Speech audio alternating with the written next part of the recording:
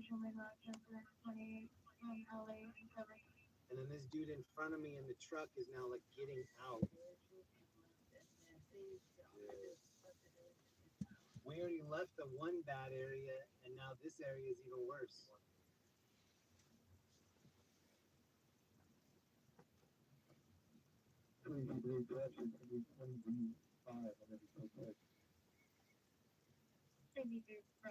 Yeah, whatever this is on the right, I think is getting looted.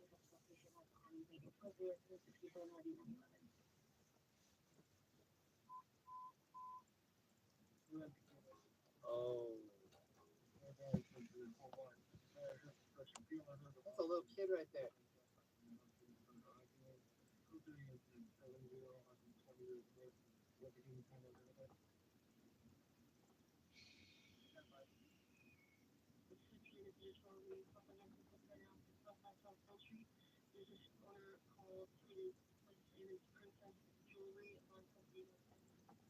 Yeah, I'm seeing people like walking with the stuff that they looted.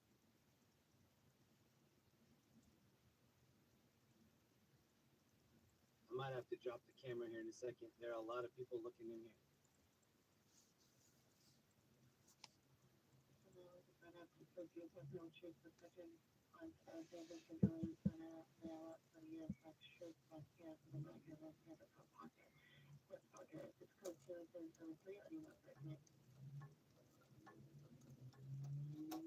And this truck in front of me, that's the one with the without the plates.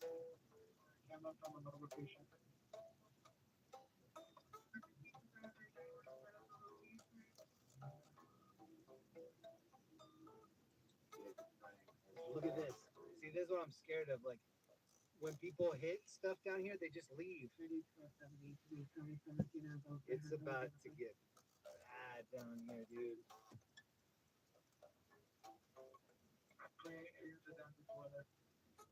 And the airships are down. Oh,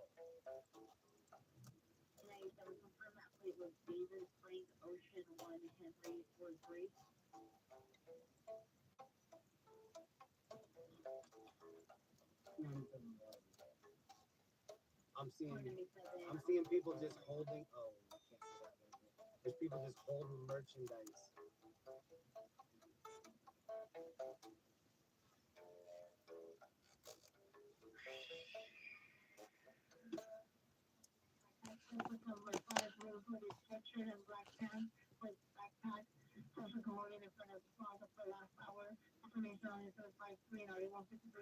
Why are the cops not coming to these spots getting looted?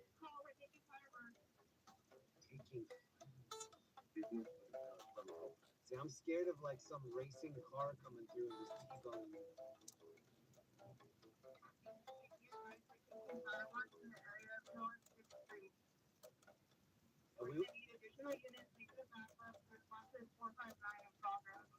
And we were hilling 7. And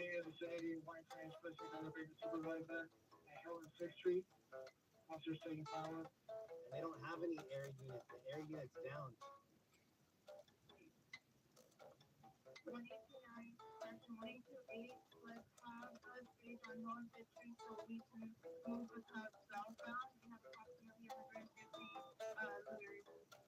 Yeah, dude.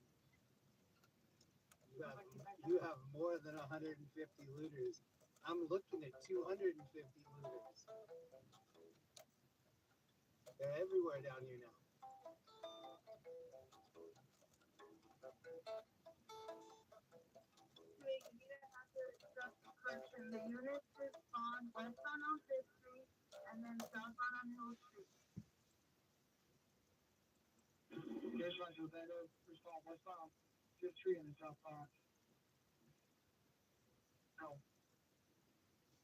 There are a lot of people just shopping right now.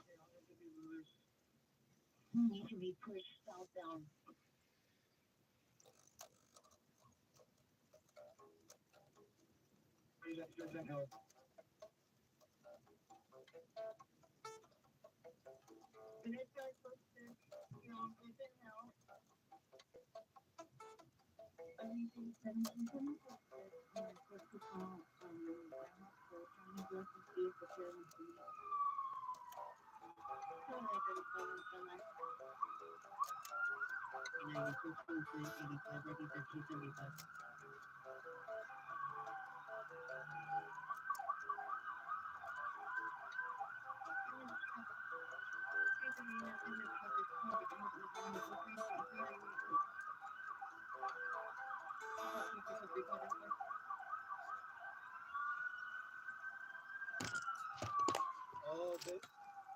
these cop cars are taking rocks and bottles. As the line goes by, they know the cops aren't stopping. They're just throwing shit at them. Yeah. See, look at this cop running. This is sketch. And there's something happening in front of us too. Oh, he's getting his riot shield. There's something happening in front of us. Oh. Oh, and they're shooting fireworks on the right. Whoa, dude. Kind of know where to go. And then this dude just got out of his car. Oh, this dude just got hit and he just got out of his car. That's the truck without the license plates that hit him, I think. Oh my god, dude. And this dude that got hit is like one of the ski mask companies. Look, this is like a looter dude in front of us. Look at his mask. Look at his mask.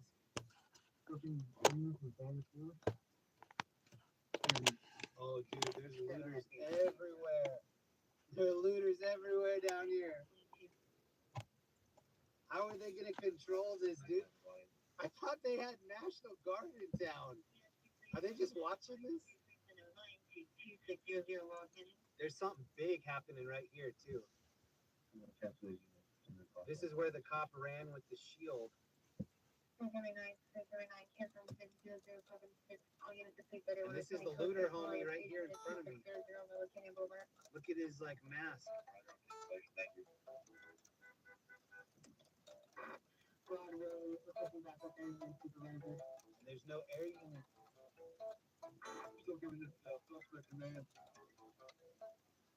Oh, they have somebody in here, dude. Oh, they have this looter. Look, they have the looter down on the ground right here. Oh, they have the looter down. Whoa, dude.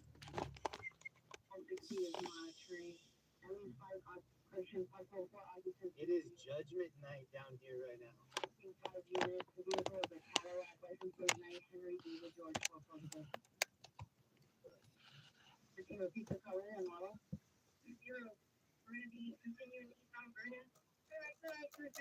This is what happened in 2020. It just got so out of control. And then they lost the city. Oh, you can't even go down here. They lost this street. I don't even know what they're going to do now. They're overrun.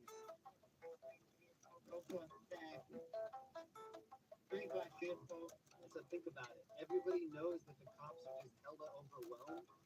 And this is what happened in 2020. The rest of the city started getting looted because they know that there aren't cops to handle it. Oh, shoot.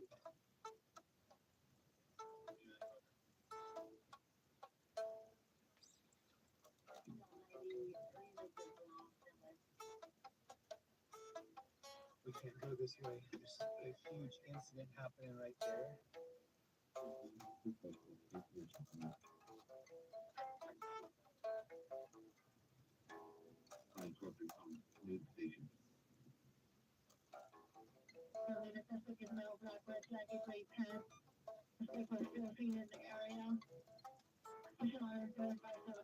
I'm looking right now. I don't even know which one of these to respond to because there's looting just happening everywhere down there.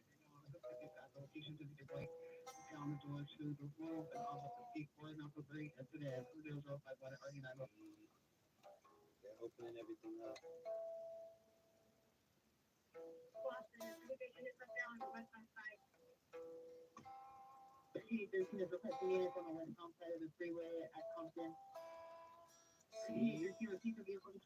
See what I say? Now the rest of the city is going to go up.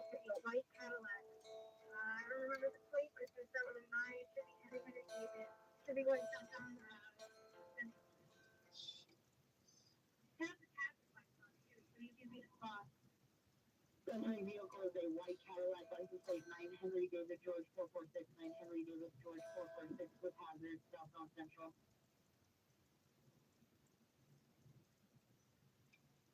Okay, we're unable to locate. Does PR have any further? Okay, tonight. If you're feature off the Tyrone, Delano.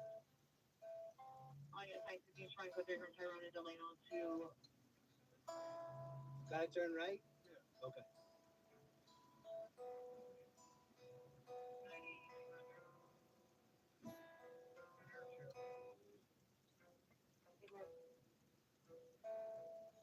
What a time for the airship to go down. Yeah, 50 feet. 28 feet. 381, ambulance traffic, Olympic and Hope. Code 3 incident 0083 182. Any person is open and position and between and trace criteria to 100. And it's 28 canceling the first two. Seen westbound from San Pedro. 31 feet. With these cleared opening.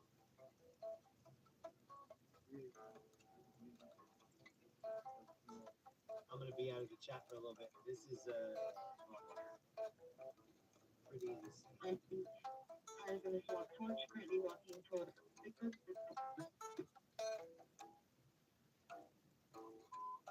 Watch, they don't know where that flamethrower homie is. street of it and I need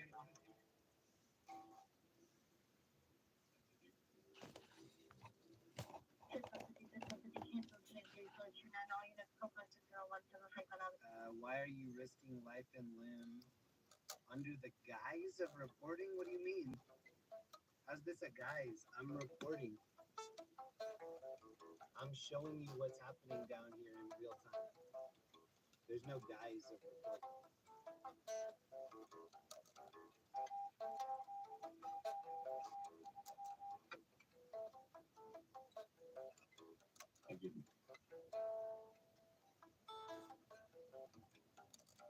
The thing is, like, we could leave, we could go to the outskirts of town and just sit and listen to it. I'm trying to show you what's happening so that you don't have to come down here and see for yourself. And then tomorrow morning, when the look at the bubbles, look at the bubbles going up. Tomorrow morning, when you start hearing the news reports, you can look at this video and be like, okay, some of that happened, some of that didn't happen. We were watching it real time. So you don't even have to wait for the news reports. You're watching the news right now.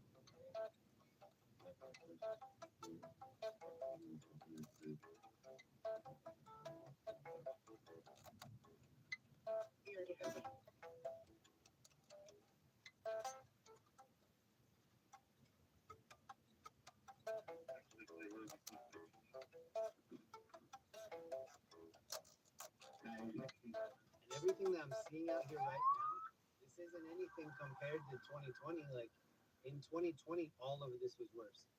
Santa Monica was getting looted. All of Hollywood was getting looted. Like, this is bad, but the whole city was getting looted before.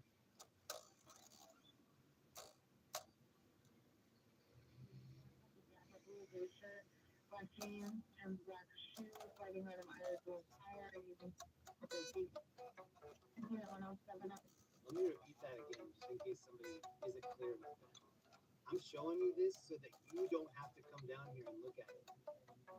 And then when you watch the news tomorrow and you go, oh, there was mild looting or whatever. No, you're seeing it right now.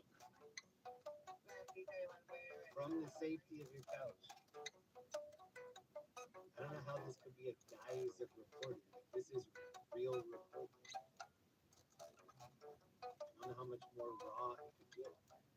Traffic is in 4949, ambulance traffic, Olympic and Hope, code 3 003 182. Entered for their vehicles. Oh, that car back there with the crashed front end was trying to leave.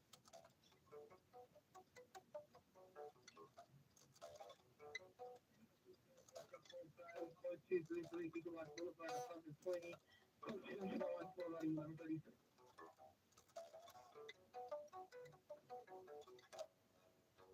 15 come in.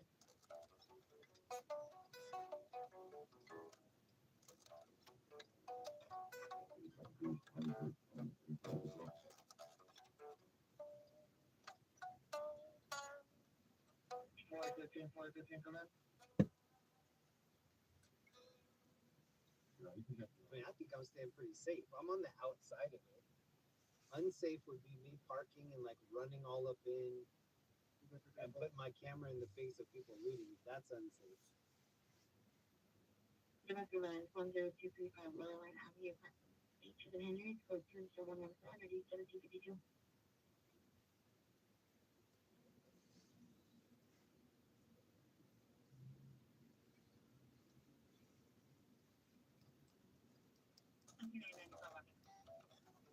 I'm definitely turning the air conditioning on. It's getting hot out here. You have another one coming in, and then head to the Dover district.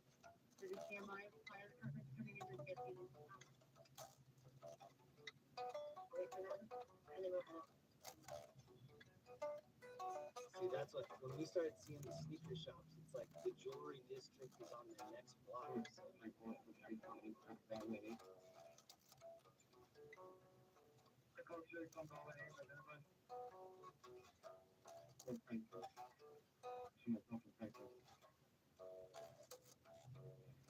factors. One factor, code 3 5.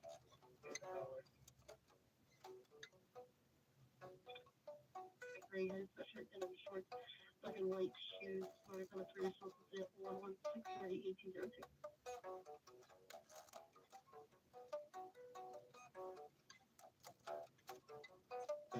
So here are the most current calls. Any trucks or something like them parked right here behind you guys. They have a porta potty. They're coming up behind you guys.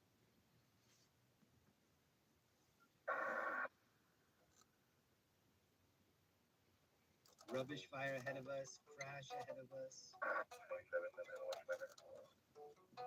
427, 11,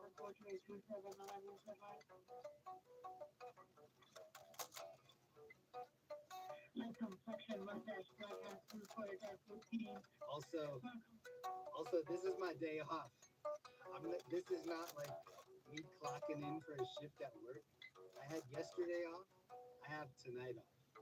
Tonight I was supposed to be like playing an acoustic guitar, chilling out. Like, yeah, I'm doing work right now so that people can see what's happening. And fine. It's not fun. I'm telling you, I'm not having fun. I'm like taking one for the team right now. This is not fun for me. Ever since 2020, this stuff has not been fun for me. I've had people be like, oh, that must be so thrilling. It was at first, 5+ years ago. It's not fun anymore.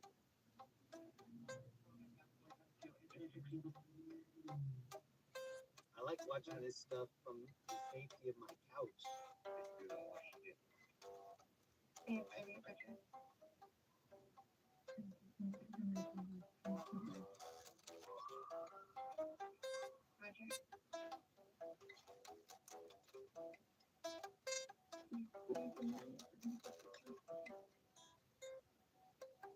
Alright, this is, well, pretty much all of these are like the high-end jewelry stores. Look.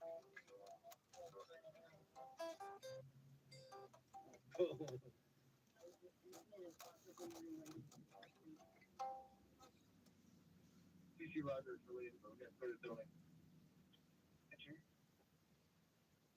Still a ton of ski mask homies down here.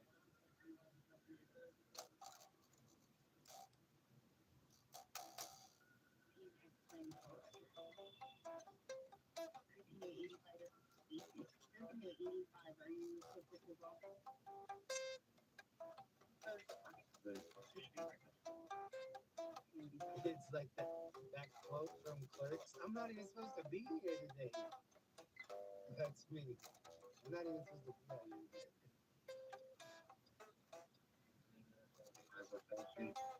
Oh, Attention at you 125. got it. You got it.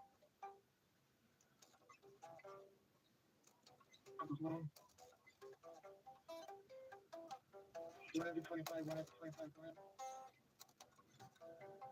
The next block, ton of cops. So this is where the Apple Store stuff was going down. And then when we saw that jewelry store getting looted, that's the next block up on the right.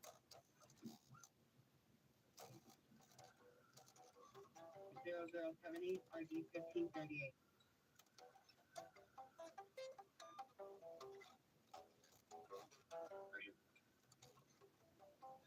Code to incident 29, 30.62. 5863 Roger 13A85 and X94 now. X94 is cooked 85 now. 13A63 requesting one more additional unit to 231 with Vernon for building to clear the building.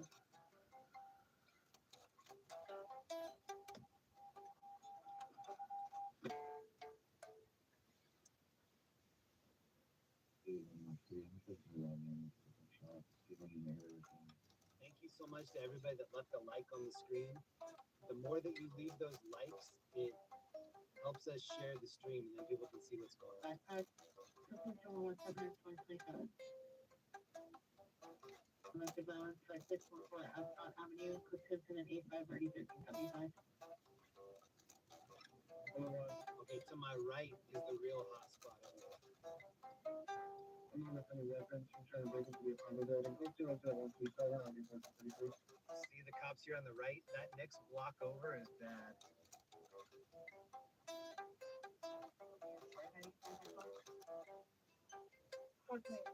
Oh, that might be the horse trailer right here. Oh, 177 limit first night to go by. I think that's actually going to do my way further. Number 230, no witness. So for the location, go to 00129 RE632.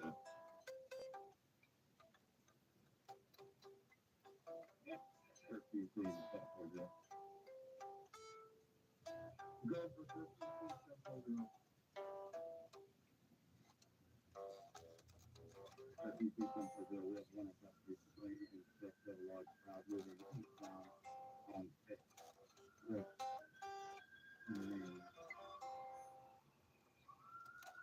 Guardian.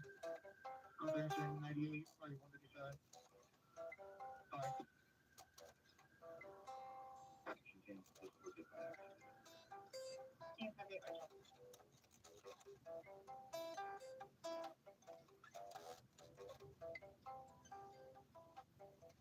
Training that we call empty staging. Is it clear in there?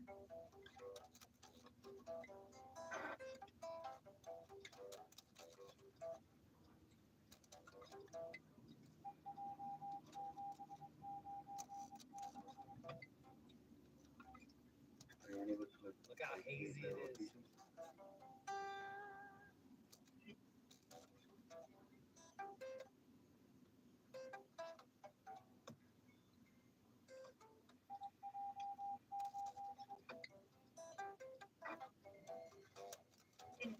Clear.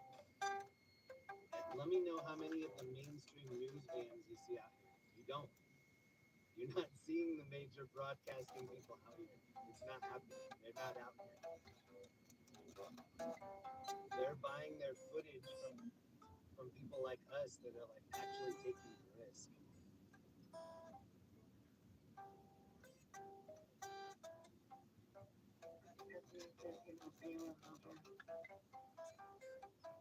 Bring a deep baseball hat, black cat, take right hand, armed with machete, 230-131 at 8749. Okay. You sent me the wrong car. I'm looking for the call about man woman get killed on Washington. Responding code 3 from Wilshire Station to 709 Crenshaw Boulevard.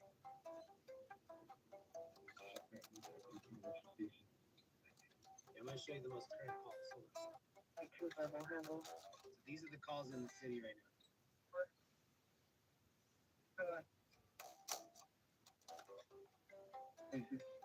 So that one in custody. Yeah. 63 repeat. 63 bad. Somebody is right. 63 Roger. 3827 and 2 to the rear.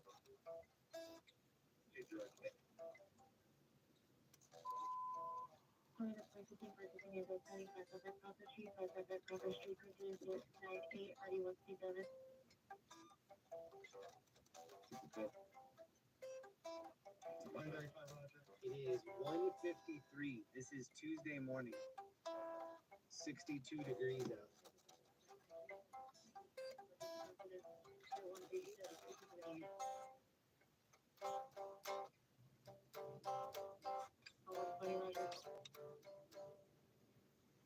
Sure, thank you. 53 for your station.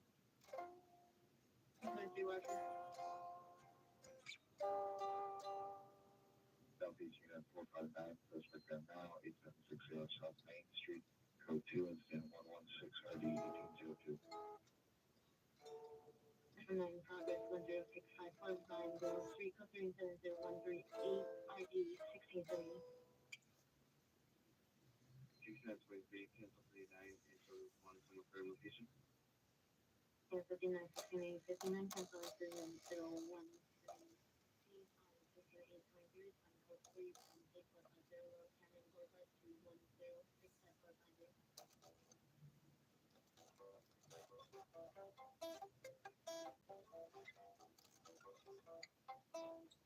I have 68 59 back to cancel hill. Find out street. You can make 3 additional just open in a progress of 106 by hill. 3 PI currently hiding in the guest house represent on the property. PI believes all no possibly Armenian is additional incident 138 RD 1678. The scariest part right now for me are the groups of people walking. Because I mean, think about it. The cops are not doing little spot, like, oh, regular dude needs assistance over here. They're not doing any of that.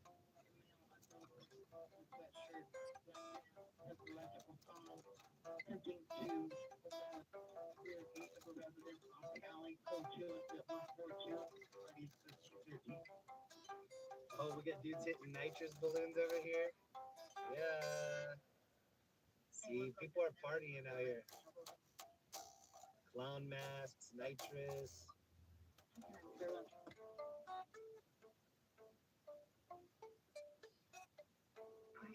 That's Squidward?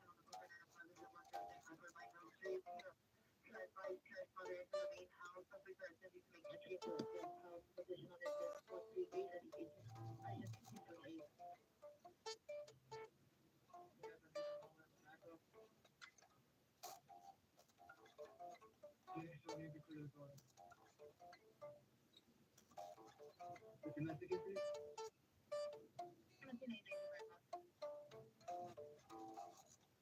86 GOP. Thank you so much, bro. I saw that. Thank you, David C.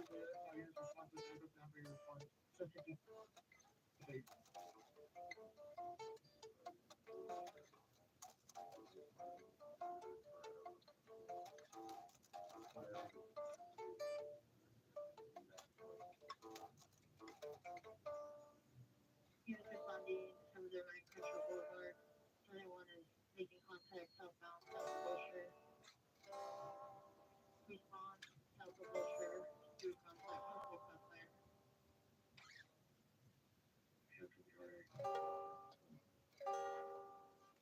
Oh, shoot. Progress, PRT,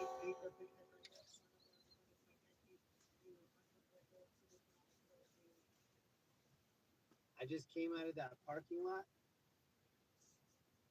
And then all these cops are like over here on the left. And then all the cops are over here on the right.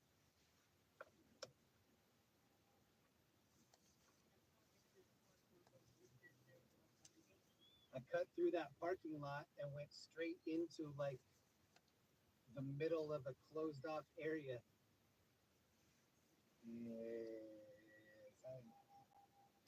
They were just looking at me like, what the hell? Because it's closed off on both sides. I dipped this parking lot.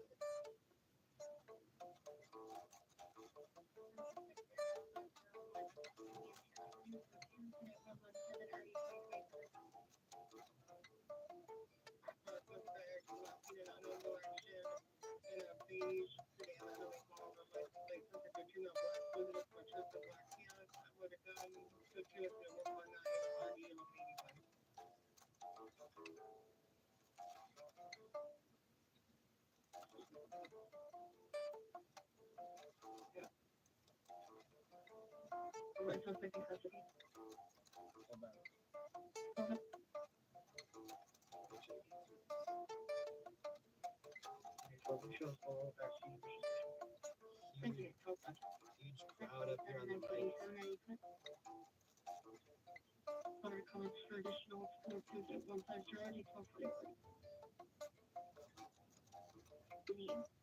Supervisor recall.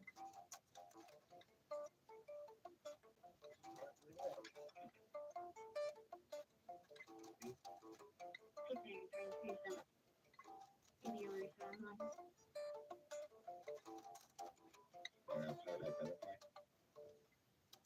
I'm just kind of trying to stay in the areas where we're not going to get blocked in. There's such a big risk of getting blocked in, and we're already like, there's a bus up here that can't get through. Respond to group 2311 West Spring Avenue. See how this says diamonds, wholesale diamonds? This is the diamond district right here.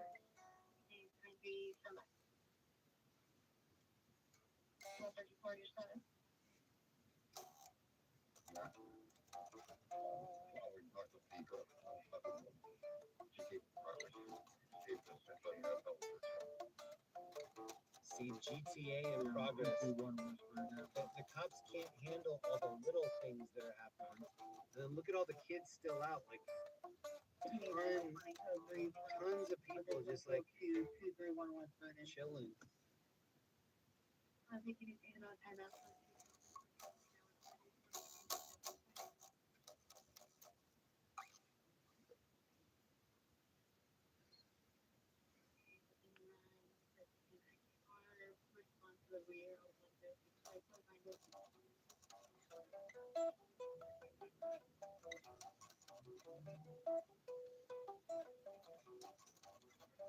See that SUV next to me, that black one was looking in here.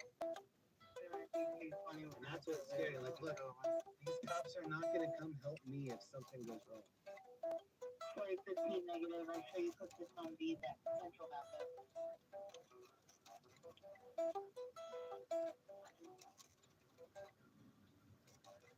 They're guarding the diamonds.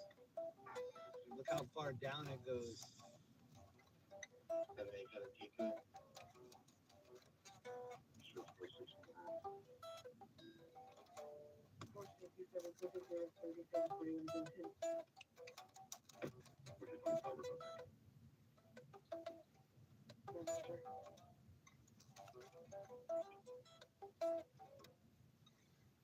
These were all getting looted 2020.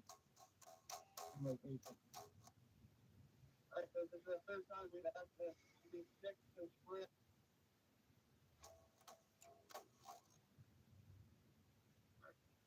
with the PR that the suspect is actually in the complex or out of the complex.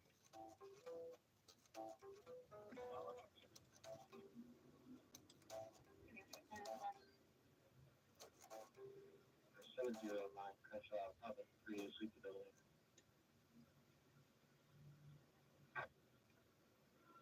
Thank you, Roger. Thank you. 861 seconds and 3511. Guys, this is Gun at PR. I'm welcoming items from store. Corporation 153 and 9251. That's why you're going to stop identifying. 45 remember. Time now, code 2 radio calling RD 2027 identify. Maintenance running code 3 from Florida Hill Collection Mission Station to incident 3 zip by 6.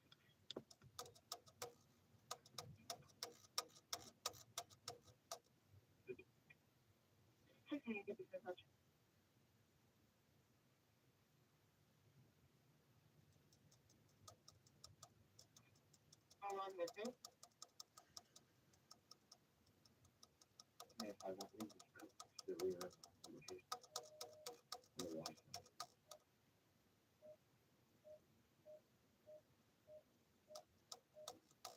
120 Roger. 20 to 30 people vandalized into unknown store at the location. Incident code 2 answer 157 3163. Related to the backup on Asian Broadway. 120 Rochester. And now street for security. And spring is 840 South Spring Street, distance at 157.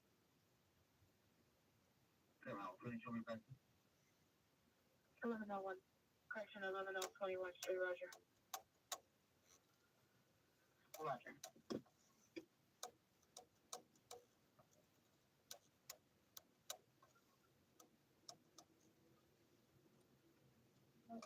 RTI file for 631 South Broadway. So what's crazy is we were out Friday, Saturday, Sunday, and now Monday. Each day got a little bit crazier. So Friday, we had 500,000 people watch the stream on Friday.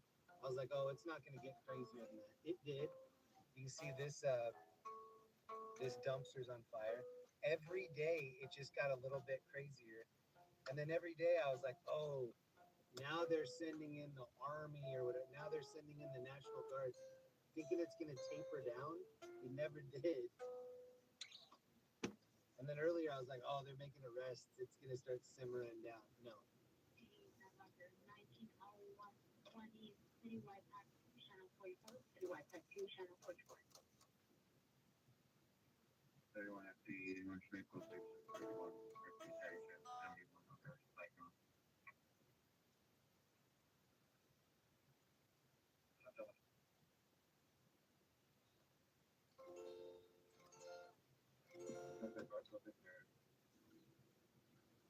Thank you to everybody that hung out all 4 days. We've been covering this for 4 days. All 4 of the days were super stressful. Yeah, that wasn't a dumpster. Sorry, that was just a trash can. 780, we're going to be responding to 6 and spring with Slammer Day. Schlammer The Van. driver's not even remote. There.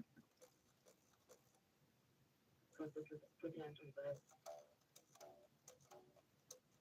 63, clear.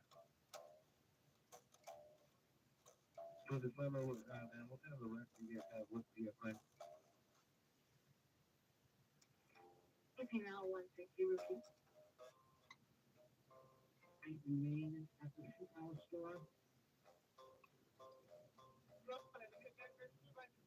Uh-oh. 360 Roger. Clients, 2025, Denver pursuit. The 211 suspect are now west on Worcester from Canada. Requesting back up area unit supervisor. Yeah, because look at the sky. There's no air unit.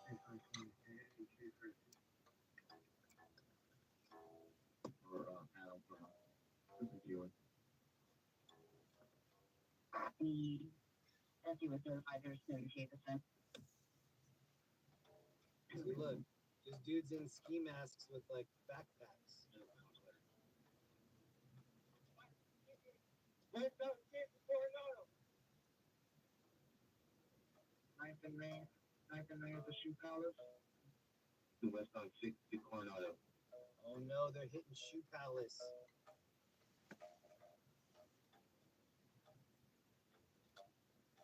Representative of Good now being at the proposed mill and female branch against multiple business location for 2 to 166 Supervisor responding to the full pursuit identified. 4 steps on the corner of the street. Stand by for 15 people today.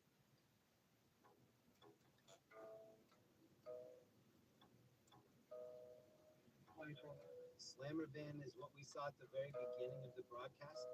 It's like a big bus, kind of like the bus we're seeing on the right, but it's for law enforcement to put people that have been arrested. So we saw 2 different police buses earlier. They were like white. Actually, 2. That's not what's different. Can't do that. Did they go right here? Extra 26. Sí, es más. Suspect property, people are article. Coronado. Of the northeast corner. Have you verify the application, please?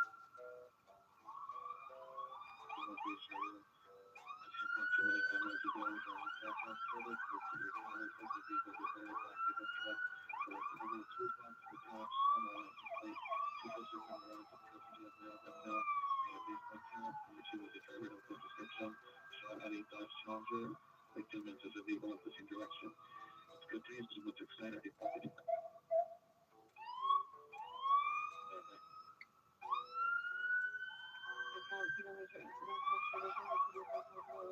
Who's counting these?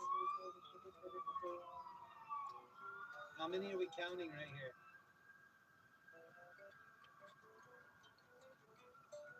I'll tell you, Roger. Repeat message. Guess how many we just saw right there. 2313 Sheridan.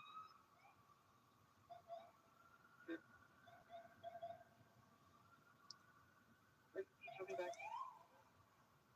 2015 Roger. And the mobilization status. All tactical frequencies are adjusted except for what's good next to the 3700.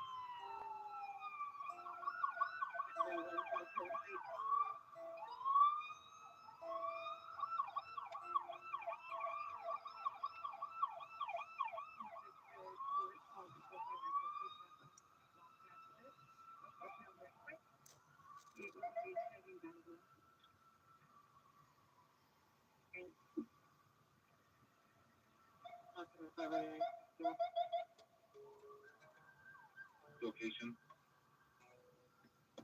The city is put on units, push your backup area, supervisor on 9th and Main. Your push your backup identified. 9th and Main is hella close. We're on 8th right now. The next street's 9th. Yeah, they got better ETA. 853 from I.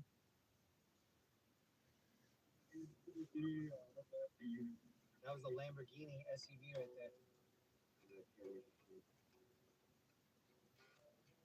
Freelancer. Backup on 9th and Main.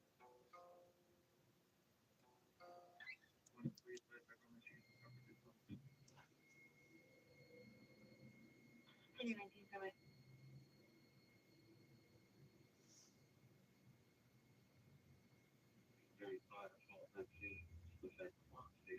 There are a lot of these cars, like this car in front of me, I've seen a couple times. There are a lot of people wondering what I'm doing out here. Like a lot of the ski mask people are wondering what I'm doing out here. Units go to 6 Charles, 77 jail on something. I've pulled up on this car like several times. They're doing what I'm doing, just kind of circling. 2313 Sheridan Street.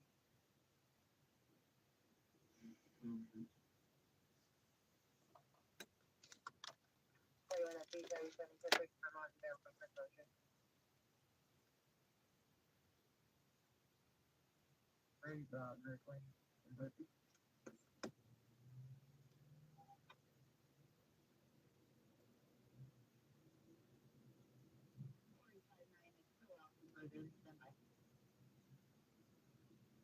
Roger.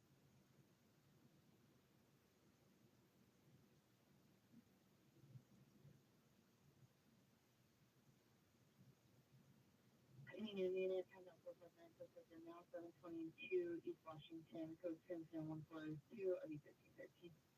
Those cars were just coming up the wrong way. and then this dude's turning in front of us. Okay, Roger. Car 442.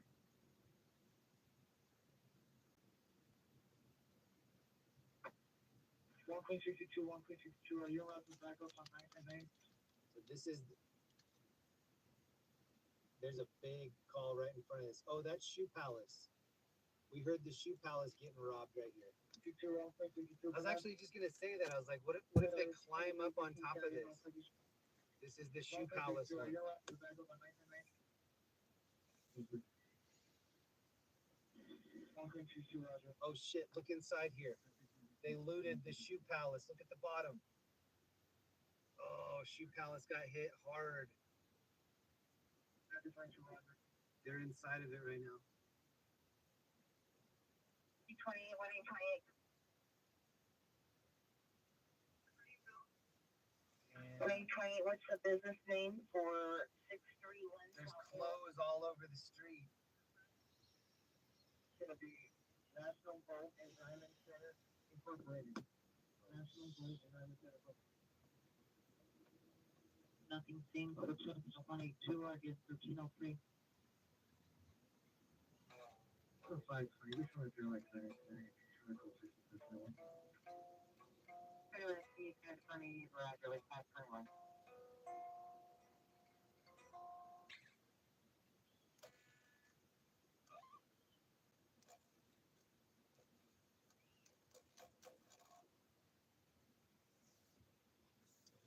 I'm checking out a couple things. I'm getting a few updates from other people that are driving around.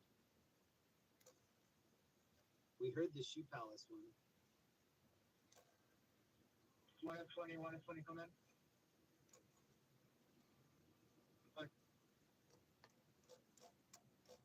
89, 98, 89, watch 3, come in. Oh, those dudes on my left had a bunch of stuff with them. Oh yeah, whatever crowd was just at Shoe Palace, they're up here on the left.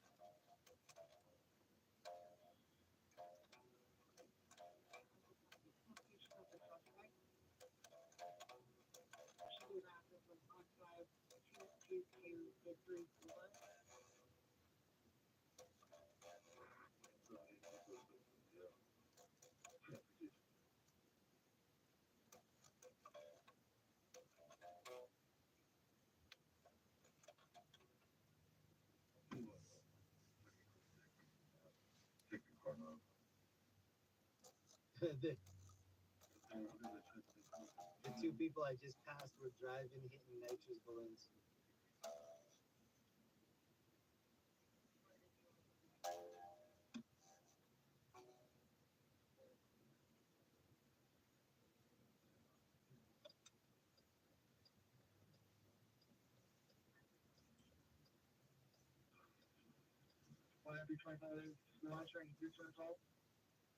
Oh, this car is just abandoned right here on the left. 18A, 25, and 757. Miami 23, 979 on Northeast Corner.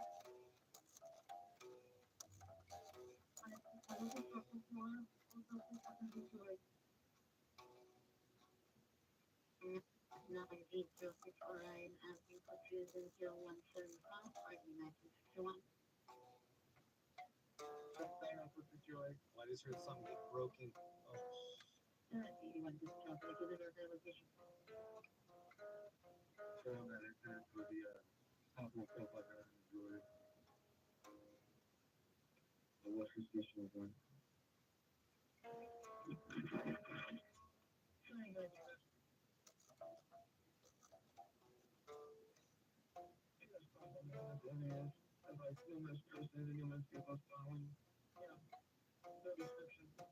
what's crazy, see the cops parked ahead of me to the left?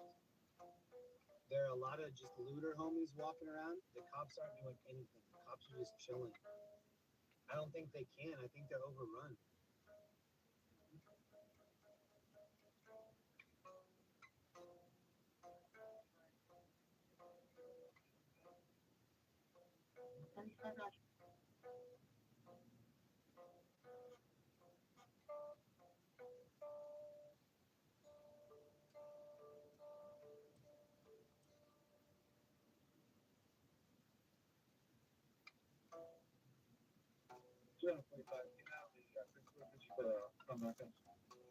Like these dudes just have a big old box of like stolen stuff. Dude, it's crazy down here. I'm pushing my 245, go ahead. Like they're walking with all that box of stuff right past the cops.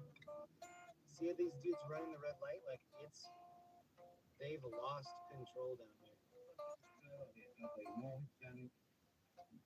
He's 140 pounds, maybe 30 years old. He's wearing a black hat, black shirt, black pants, red backpack. Weapon used was a black steel handgun. Packing taken was 2 tubs of ice cream. Lab beans westbound, 6th Street from Rampart. CMA. They're stealing ice cream. See, it's out of control now. I was hoping it wouldn't come to the ice cream, but now we're calling in the army. That's 5 stars GTA. $45 mil. Let's go to detail. We cannot, the PR of the pop to cancel has to call the monitoring company. The monitoring company needs to call us to cancel it. Oh, here's the look, this is under the diamond spot. This is open.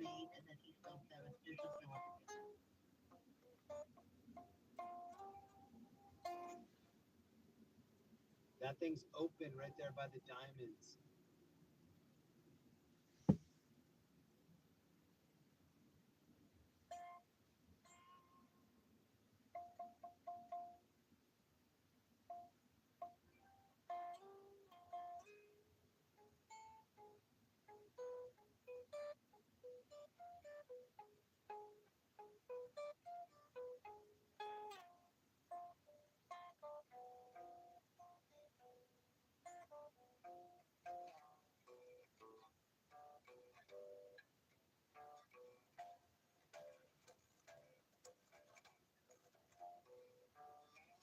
Diamonds. Whoa, did you see that?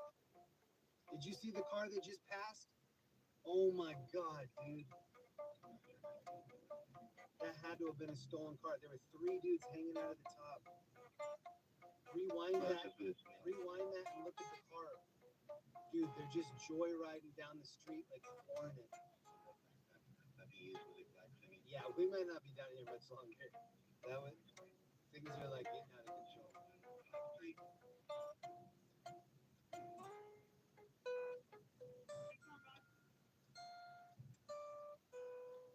Anybody just to care if someone was there with your street, from your factory, so this is a matter of black age, between sunshine, navy blue, cancer, PRS, specific customers, 192, 93, 28.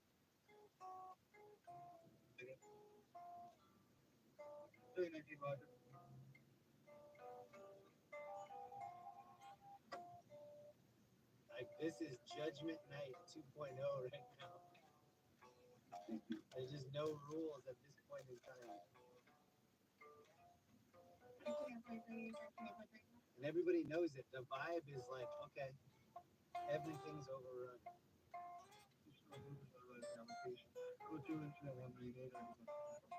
Looters are coming in from all over the city. They know it's all open.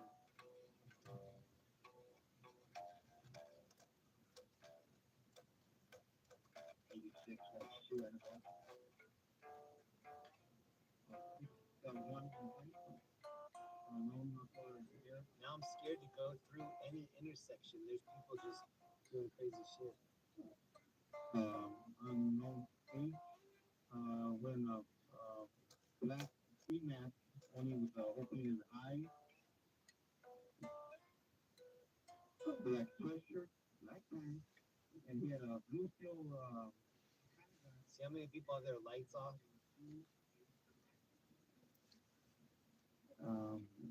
Oh, look at these people on my right just filling their car. Look at the dudes on the right with all the shoes.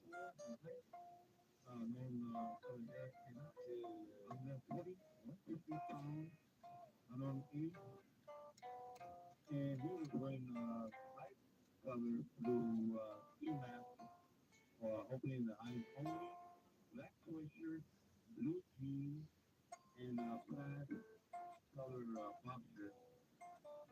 Suspects were seen last seen in Farm, Montana from Alvarado. White trash reported a 400 cars on 7th Wilson Hill on the north coast. Pushing into switch box, money box, with about $800 worth of U.S. currency.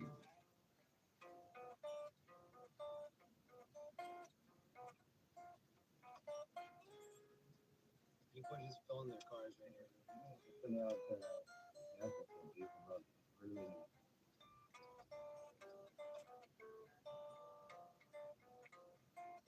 Now 20, repeat from the suspect last seen eastbound from Montana, you were stepped on. Correction, eastbound Montana from Alvarado. Join the CP. 740, 140, 140,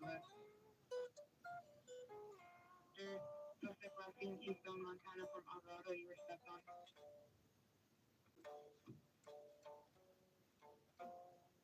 Suspect fled in a possible beige colored vehicle, no further info.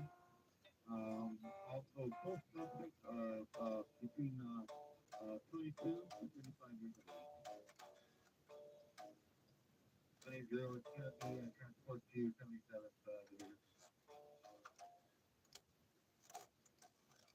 Those black. That dude got a bodyboard. When they got to $800 for this Yeah, I think we might be done. Everybody's looking in here. Yeah, we're pretty close to being done.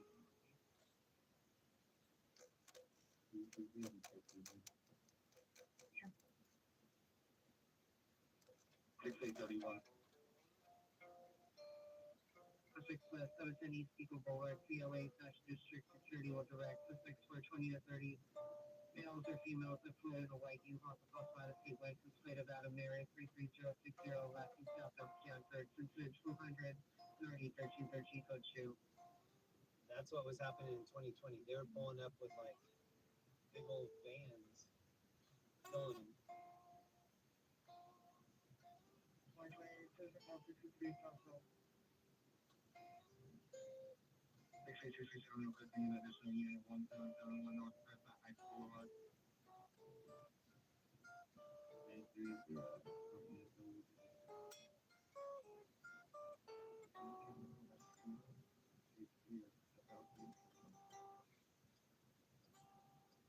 Semi.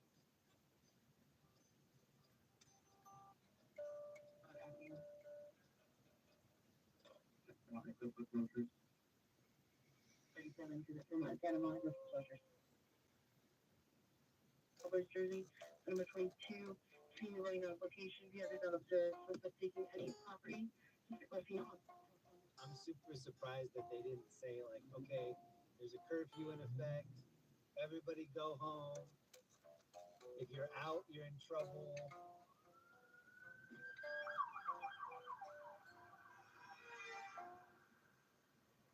That Tesla was tailing the cop.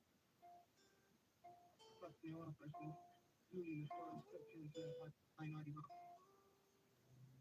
yeah, dude, it's over now. Everything's getting ready. Look at this dude on the right. Dude, it's over. Oh, the cop on the right just caught this dude.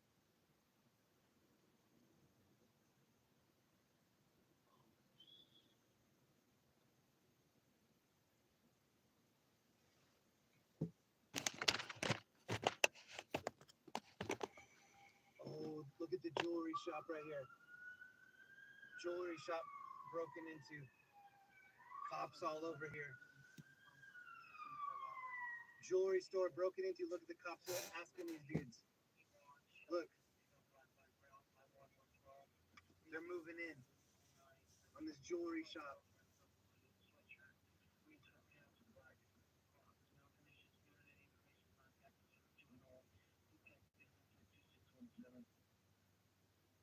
like, what are you guys doing in here? The jewelry store's been closed. Oh, for real? It's closed? All right, I'll come back tomorrow. Thinking about proposing to my girl. I can handle it tomorrow. K93, they were requesting that you landline the NEZ to ask for the question. Rear of 1771 North Carolina Boulevard. Almost every block in this like 5-block radius is done.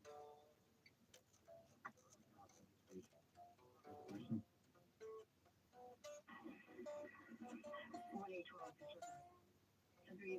And it's just packs of like 7 to 9 dudes all walking around together with their hoodies up, and then it like pulled all the way in. 4590, I'll show you up to the call, you just have it. I mean, it's an arm to 11 occurred, 0057 hours from Alvarado, Montana, suspect was unique from Montana from Alvarado, suspect vehicle beige color, no further, suspect number 1 is a male, black, 6'1", unknown color hair, and height approximately 22 to 25 years, 120 and 130 pounds, wearing black schema, clothing opening and eyes, black sweatshirt, black pants, suspect number 2 is a male, black, 6 foot, unknown hair and eyes, approximately 22 to 25 years, 140 to 150 pounds, wearing light color blue ski mask, opening in the eyes, black sweatshirt, blue jeans, black colored boxers, no further, weapon used, blue steel handgun with blue laser light, property taken, black metal, money box with U.S. currency. 45 night, correction, 4053, 4053, Smith.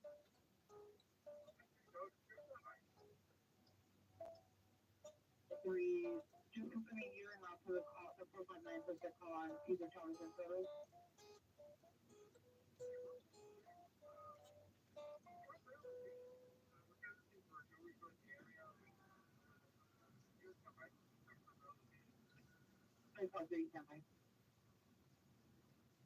Still surprised that there are no big fires, which is good. Like, I thought for sure we would see some structure fires. Back on my traffic call over here. I'm not here. On the northeast corner, it's just a big of a white sedan with a large box of flowers on the hood. Information on the additional ongoing question and assaulting a woman. Realized that 2 suspects were male. 1 suspect was a male, black colored vehicle, the vehicle. Still heard female screaming. 3 incidents, 214. Ministry of the Third, 2109 Estrella Avenue, 2109 Estrella Avenue, suspect in the Hotel wearing white shirt, black pants with slippery to the P20 RE319.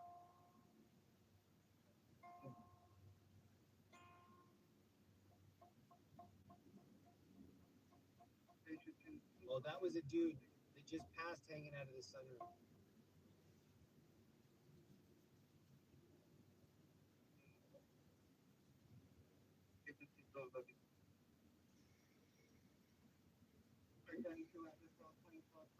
Everybody's spray painting. It's like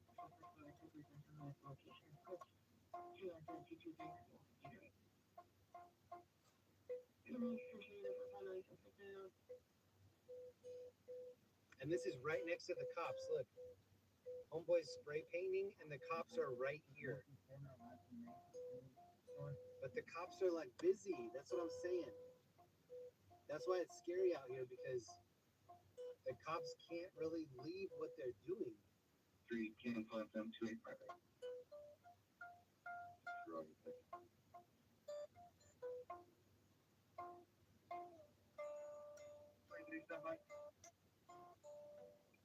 To my right is the Apple store that got looted.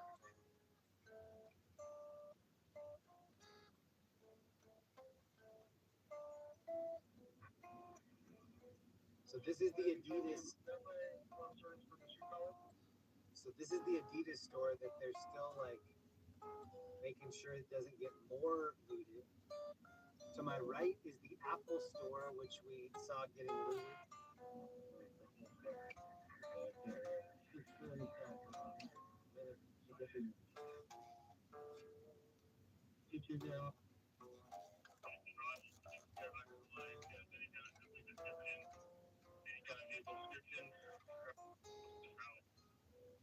Roger. Why didn't they, oh no, dude, I don't want to get caught in this up here. Why didn't they say unlawful assembly, everybody out of downtown? Why did that not happen?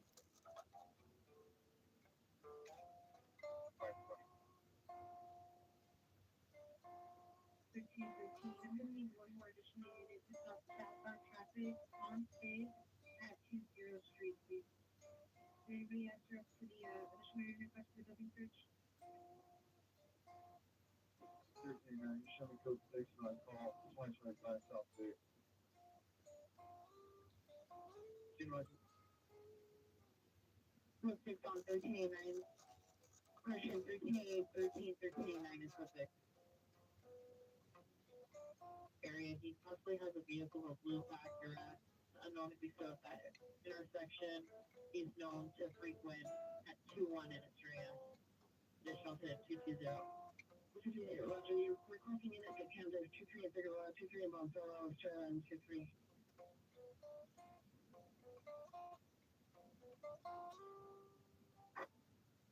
Any touch for unit 134238 from Broadway for Walker?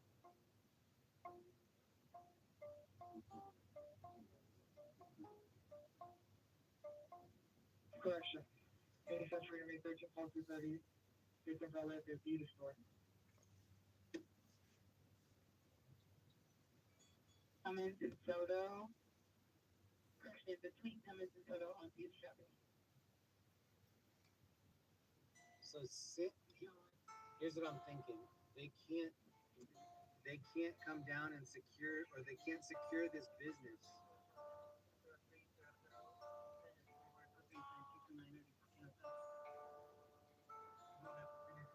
And because they can't secure the business, these cops can't leave.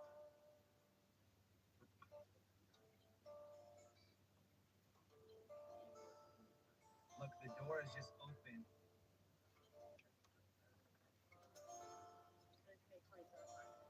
The people down here are just taunting the cops. The cops are like completely overrun.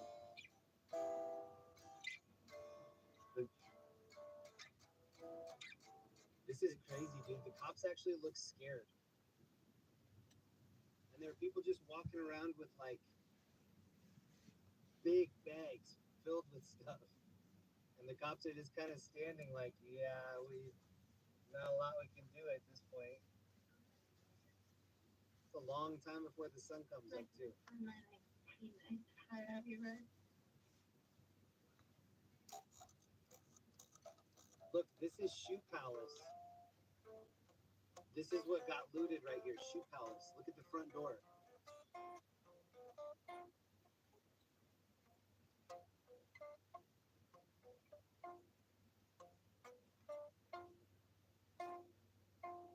One P23, one P23.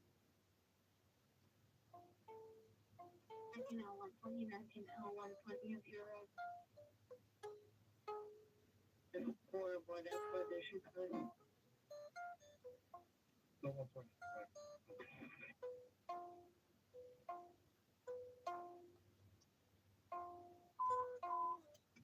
Notation screening, everybody 0, having 38 possibly near the car wash. Line call traditional participant 254, 1158, possibly stand identified. 3, 2, about me.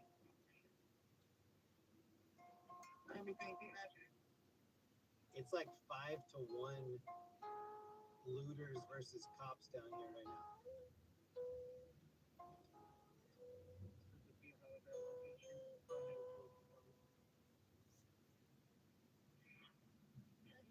Several people behind me driving with their lights off. Call from Colorado, very good 3 location. Figure out. Maintenance 11825 is running code 3 from Colorado, figure Y. 1311 cancel incident 254, 1125 Arnold. Look at all the people on the right. Roger. Red down reversal, dealer. Dude, it's just big groups of looters all walking together. You're ready for this one. Sheesh. 3 hours, 40 years, 398 to the Salt PR, total location. It's code 2, it's in 256 and RD 639. Well, every time you answer.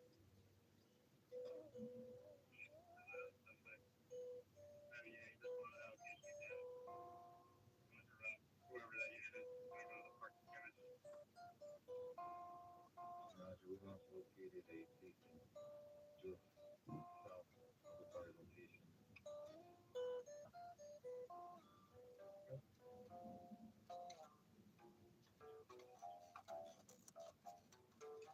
Brand 3 and 15 has a casing south of that location. This is Skid Row. We're in Skid Row right now.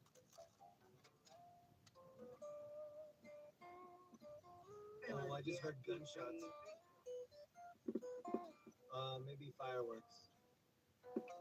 Hopefully fireworks.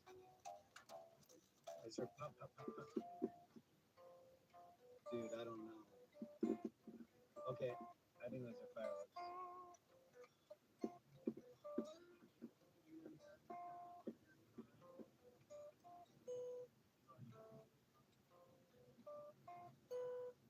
It's code 2, it's in 259 RD 133.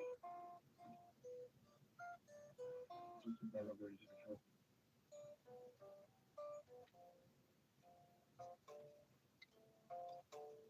Person on the defendant, seems to be walking around on page Robert Lincoln Robert, 146.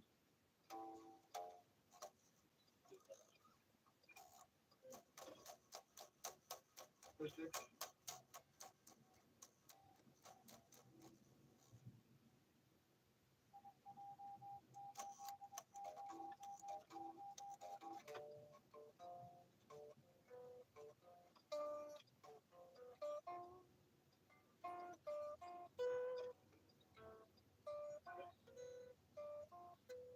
There's a car following me now.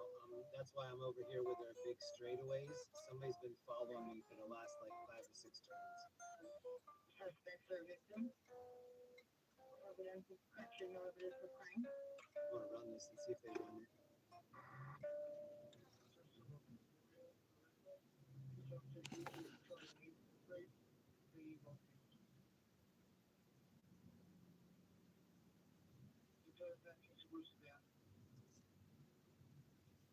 What do you want me to do?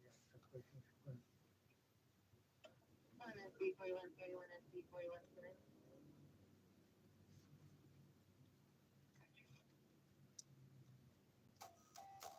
Back in service, what agency are you guys with? Santa Barbara County.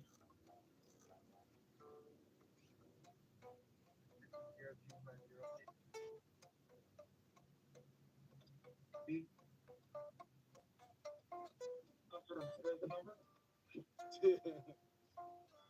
It's a 16 now, one place and one West Street. So it's straight up the short there. It's another side. Yeah, I think I'm done for the night. It's a little too spicy. Nobody's behind us now. Somebody was behind us for like 9 turns. I think I'm gonna tap out on that one. Because I've done too many laps in that area and I'm by myself. And then I don't have any tinted windows. So when you look into my car, you can see all of the devices.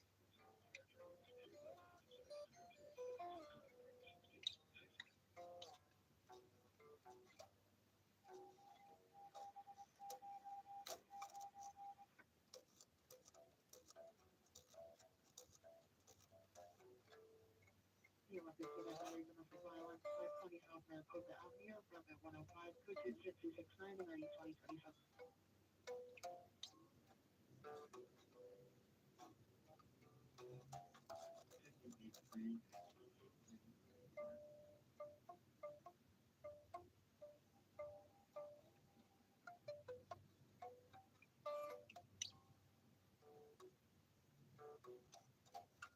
Dude, it's 1:42. There's another 5 hours before the sun comes up. That would be like the longest shift as a cop ever. Every perfect wonder breaker I've ever been.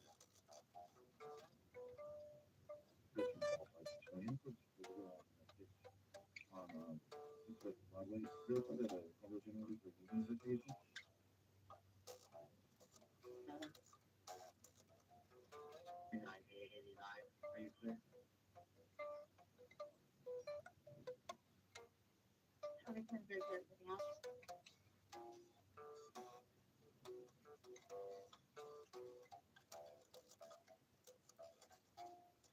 Judge of all for 27. Essentially, this was for the least. This is a teacher on the teacher towards 6 and central PR for the 30 central focus now with 6 teacher 141 47. Pushing for 20, there's an LSDP called a unit for the CP at 3rd and Broadway. And it's called requesting a central unit, RA's officer route, and central supervisor. The location for the DB is 3rd and Broadway. Because it's 0259. I mean, that's so far as the negative zero, no, big screen there.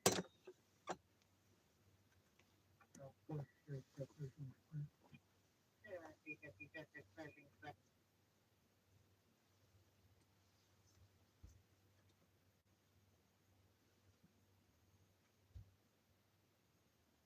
Sonic was too like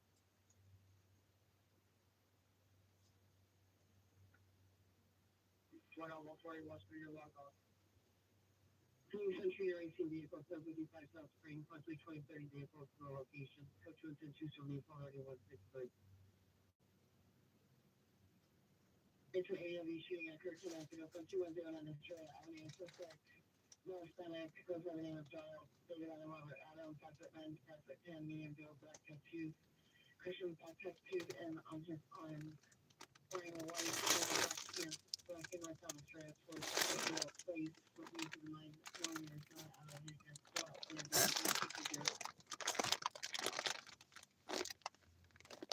what I think how you do is right up in the line, 1 hour, he qualifies at 20. We meet everybody on the 80 at 30 Broadway. Okay, here's what's happening. This is why I'm being quiet. There's a lot going on up here. There are a lot of people looking at me. I'm trying to keep it safe so that we can be out here just a little bit longer. However, running through Doing a good job. we've already seen a little bit too much tonight.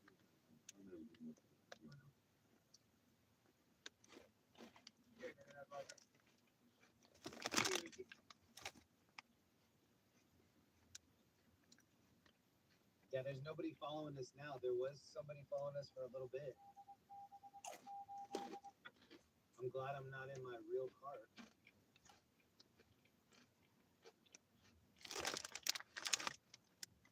Open clear.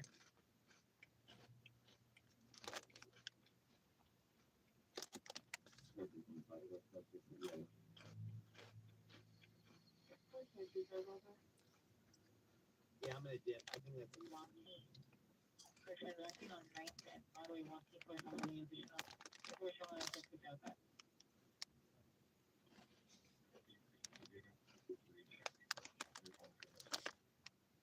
Kind of figure agree to going to do it, please check your phone for a message.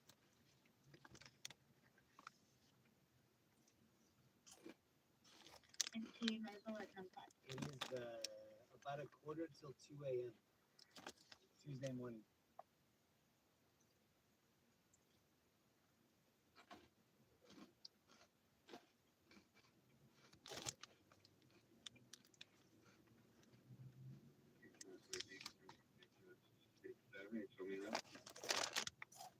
Continue, how you doing?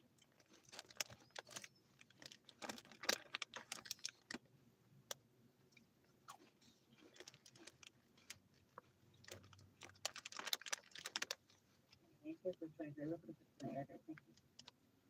680, 23, 16, 8, 23, tap on 0267. everybody's paid, and then just go to different areas. You're Roger, PK.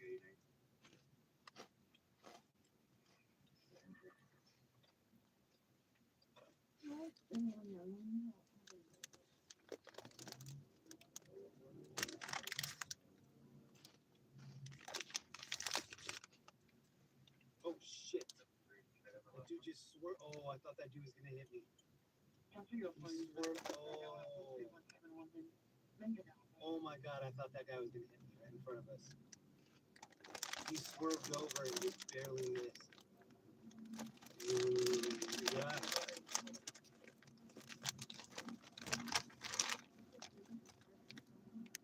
LA, you made me smoke the whole pack tonight. Good God, dude. Too much. It's too much.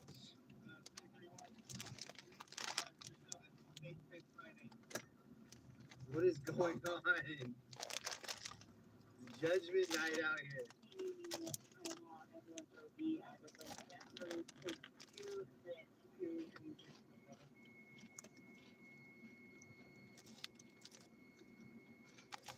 That is not where I saw the Knights going earlier.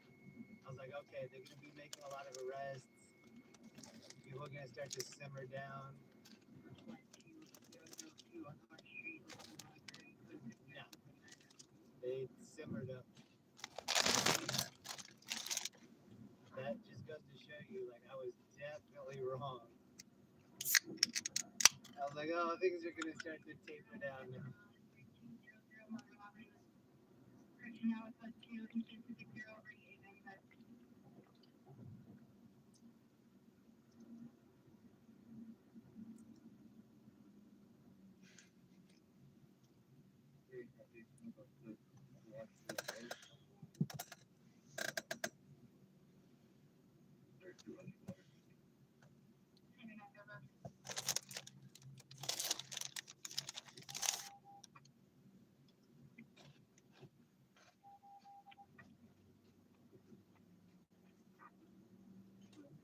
I was gonna say they need to reboot Judgment Night with Emilio Estevez and Cuba Gooding Jr. Or maybe not. Maybe we just rebooted it ourselves.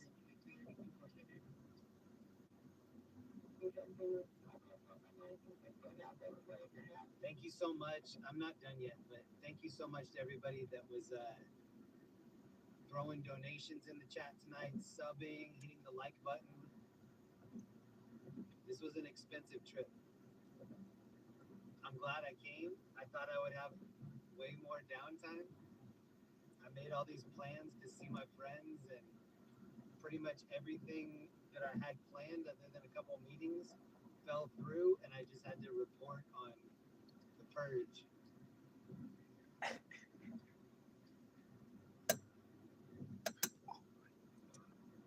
I think it's gonna take me a while just to like wrap my head around all that.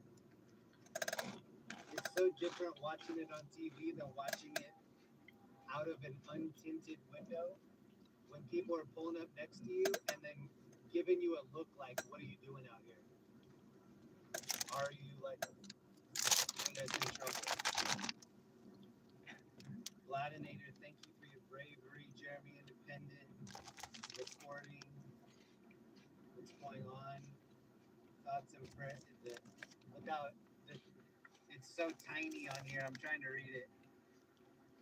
Thank you so much, Vladinator. Thank you so much, everybody that threw me good vibes, kept me safe this whole weekend. Thank you so much. I will go back and read all of these. I'm thankful for all of it. Thank you very much. It's just a lot for me to process right now. I'm looking back at the city and it's just so like gloomy, I guess.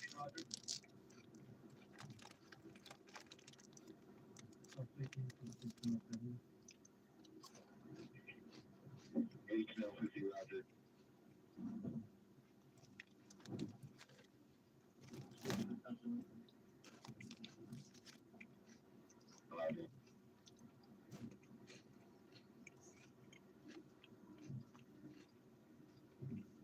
Yeah, I'm sorry that that my vibe changed there in the last like hour and a half. That was actually way, way, way more than I bargained for. Not that I would have been more comfortable in my own vehicle, but at least my own vehicle has the front two windows tinted. The amount of people that were looking into the car, and then me thinking like, okay, if something happens, I'm on my own. I'm on my own. The cops are not gonna come take a report, have my back, like none of the above. You're completely on your own.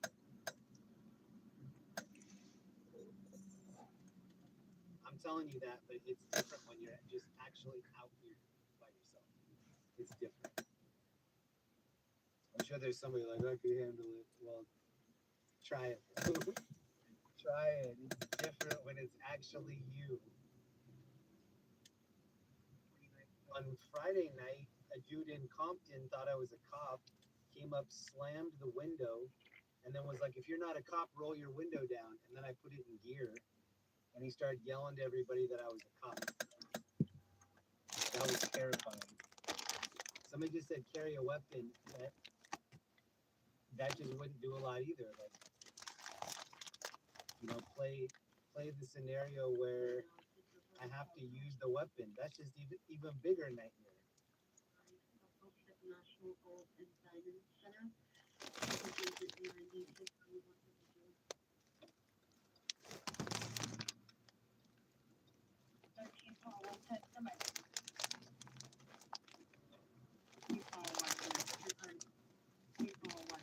Regarding CBS. Not last weekend, but the weekend before last, we were in Seattle. It was scary, but it wasn't.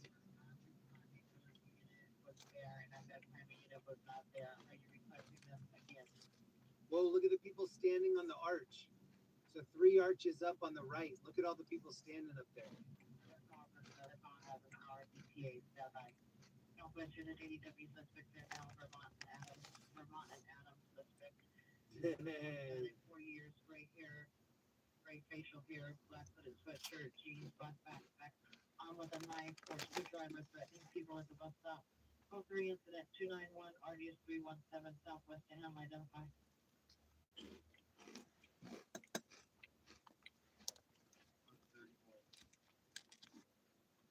It's steep up there, but it's not too steep. It's doable. Also requesting flamer van 639 South Street.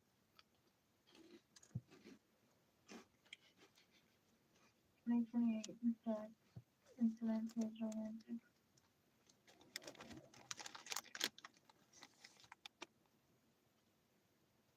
Anyone coming? No, I'm Barry.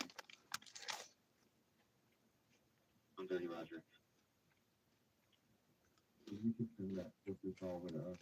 Self responding from Australia and 2-1.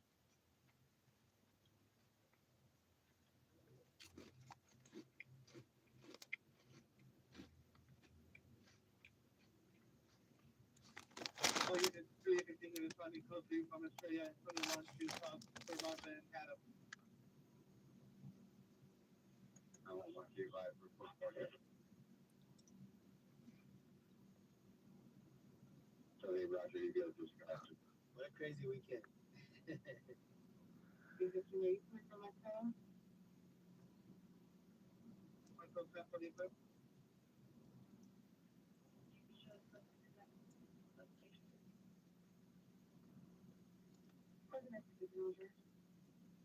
So you don't have to stay with me if you don't want to.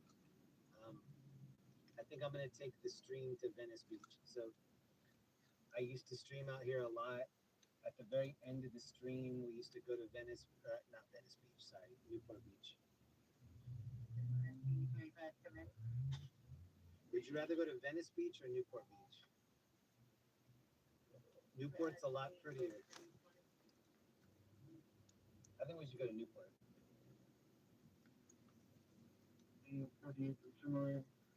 I'm still gonna keep the scanner on, so you can hear. We can we can listen together what's happening for the next like hour or whatever. But I did promise some people that we would go to the beach at the end of this.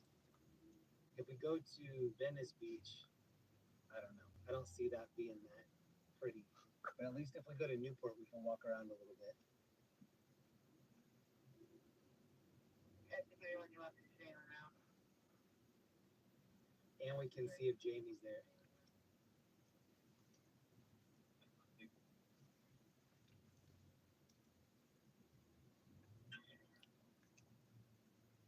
Copy 825 South Street.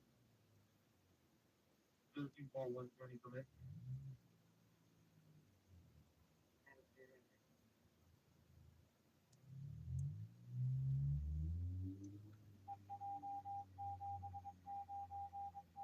I'm seeing a lot of Newports in the chat. Terry Sparks, Newport. Which way? Alright, we're gonna go to Newport. If this is the end of the line for you, thank you so much for hanging out tonight and every other night for the last 4 days. It was insane. It's gonna take me a week to process what just happened. We're gonna go cleanse ourselves in the water of Minnetonka. But instead of Minnetonka, it's gonna be Newport.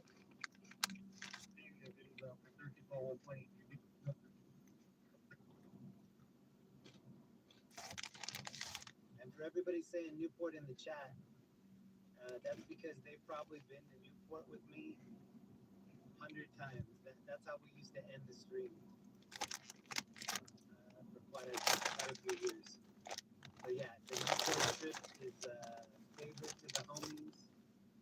I know it's not gonna be for everybody, but you're welcome to stick around. You're still gonna listen to this Canada the whole way. I don't know if you guys have Sunset Villa.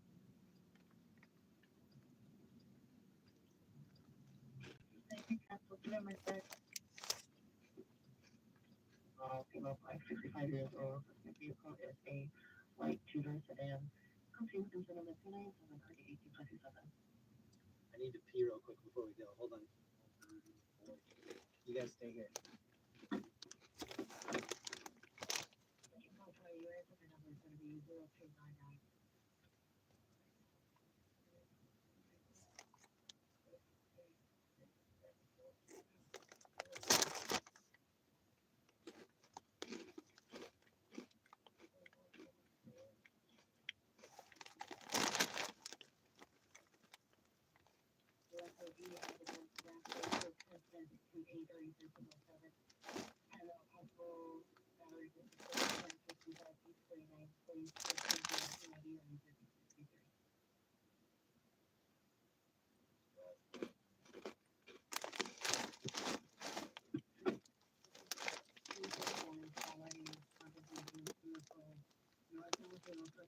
Oh my god, I feel so much better. That was like, I've had to pee for like the last 2 hours. I was just scared to pull over down there. I need some sanitizer in my eyes after that. Good lord, dude.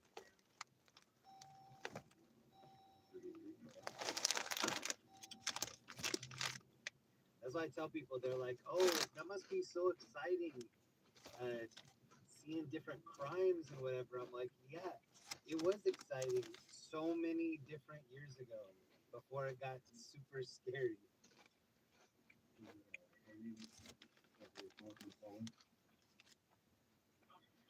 2:30 now. We are in Oh, I feel so much better now.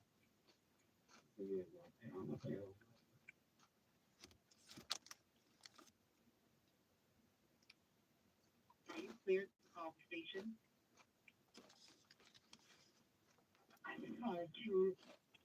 Special pushing 234 is considering northbound hill. Yeah, we're gonna go. So we're in LA right now. We're gonna go to Orange County. There are 2 different spots that I like to look at the ocean. When we get there, we'll do a little bit of bird watching. There are like night herons that are out there that are pretty cool. I think we'll have it all to ourselves unless Jimmy's back there. But we're gonna listen to the scanner the whole way. It's probably gonna take 30 minutes, 32 minutes. I know a lot of people will probably peel off and go to bed. If this is where you are leaving us for the weekend, thank you so much for hanging out with us. And please leave comments after the video if you are going to leave. I like to read the comments. I missed so much tonight. Like I was out of the comments for 5 hours. This was the 6-hour stream. We're just about to hit the 6-hour mark on the stream.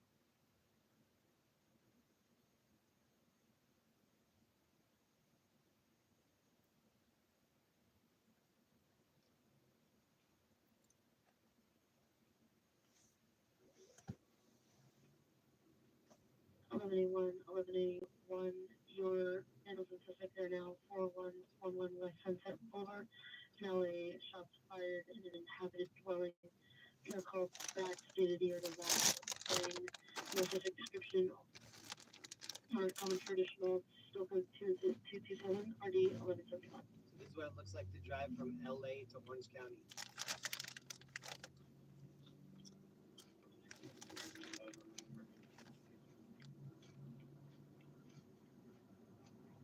And anybody that's leaving, have a great night, have a great week.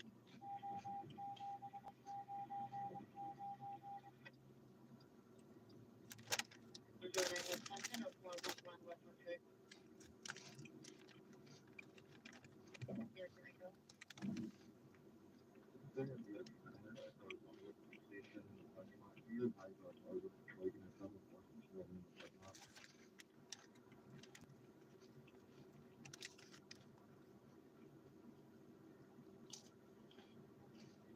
Yes, that's something I wanted to do this in the highway station for 15 moments.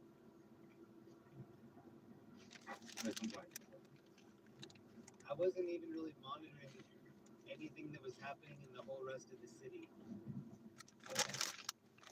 Completely locked in.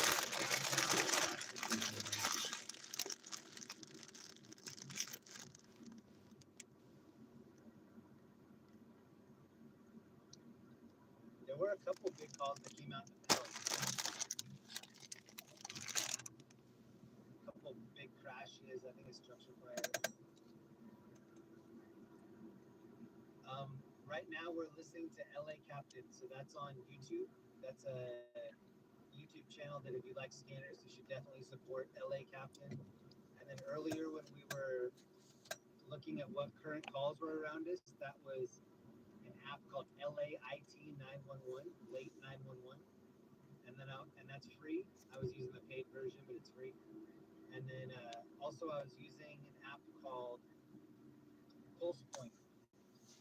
And Pulse Point is free as well, but it's kind of restricted to like what the fire department dispatches. Director in a highway TV station. Parking lot for 51 minutes at 307.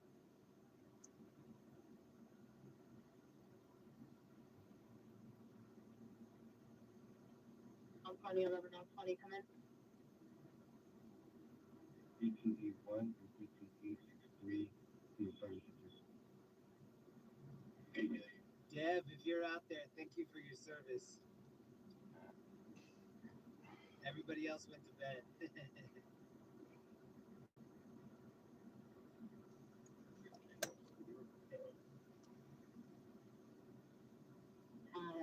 In Bell. What's your lasher?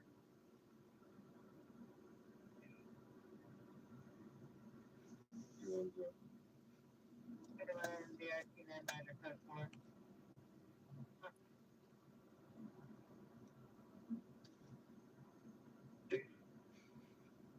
63, man, I'm also trying to help it.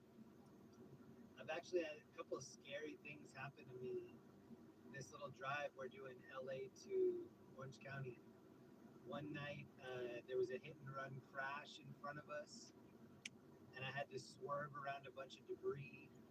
The guy that caused the crash decided to leave, and then we followed him. And then everybody in in the chat started freaking out. Don't follow him. Yes, do follow him. Call 911. So we ended up calling it in. That was crazy. One night I was driving back like this, and there was a huge accident in front of us. It was 4 Marines that were driving back from Camp Pendleton. They were in a Dodge Challenger SRT.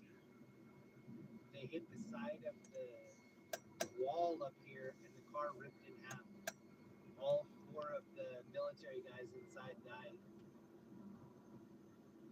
A different night, there was a car that just stopped dead on the highway, and the car in front of me did like a 90-degree turn to get out of the way, and then it just revealed that there was a stopped car. Like as fast as we're going right now, I just did like a 90-degree turn, barely got out of the way. Yeah, we've had some interesting nights on this little stretch of road from LA to Orange County.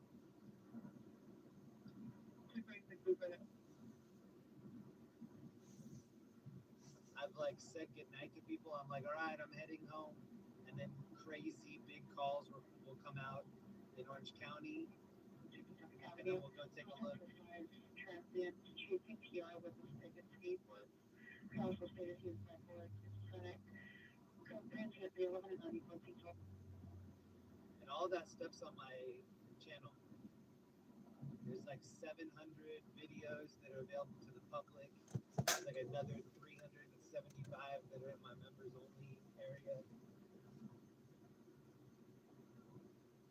Yeah, if you want to check out any of those things I just mentioned, they're all on my channel.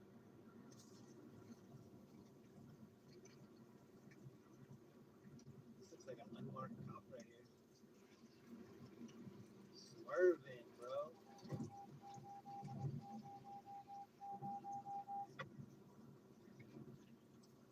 14 to Metro 14, buddy, also code 6 on East Correction, Westlake and Good.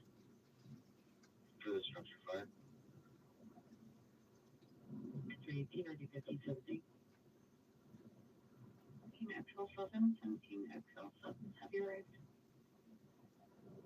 The 31633 was 6 from the location for 2 males belligerent, code 3 and 316, ready, 2027. Hans Pose, thank you. DJ Moody's, thank you. I'm seeing a couple of donos coming in. Thank you so much.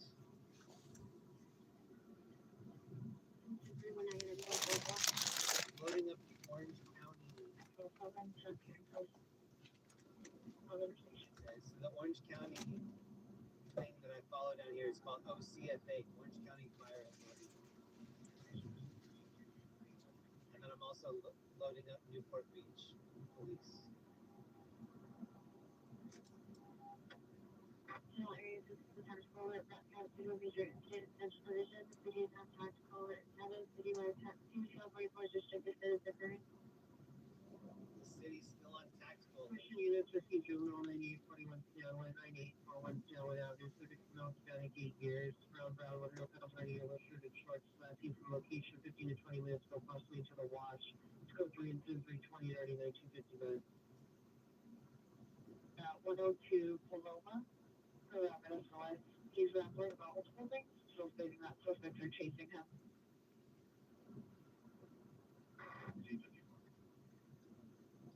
If you're wondering where we're going to Newport Beach. Update calling next time. 409 now, 818 North Broadway. That's the jewelry store. Jeremy, how are the kidney stones? A lot better. It hasn't been bad the last month or two. I take this supplement called Stonebreaker. I guess it's helping. It hasn't really been too bad the last few months. 8417 now. The citywide constitution of 44 district is occurring. Also, you have additional meeting with the 2-1-2-2-2 Osborne Street. It was a wild night. That's why we're gonna go cleanse ourselves at the beach. I want to end it with some waves crashing against the beach, not end it with like me getting into a car chase leaving the city. I'm driving super far away from where I'm going to bed tonight too. After I drop you guys off in Newport Beach, I have like hour plus drive to get back to where I'm staying.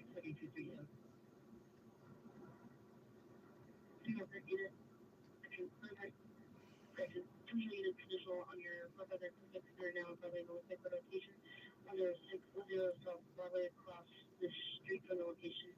So the visit is 3185.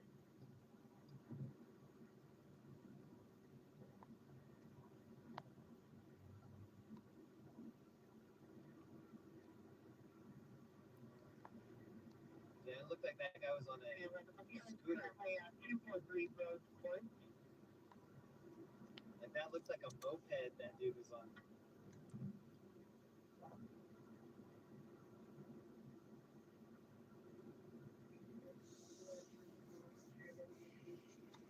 Hey, thank you for all the love in the chat. Zach Soulful, thank you.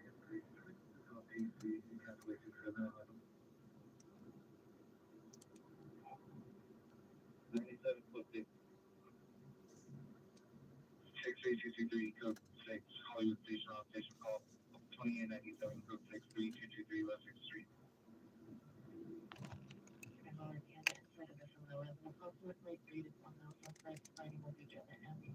When you see the green hearts in the chat, I'm out of the car a lot. And so whenever something happens that I miss, my OGs put the green hearts in the chat just so that it like draws my attention to it. So I know to check. Tonight I still haven't been able to check. There's just too much going on.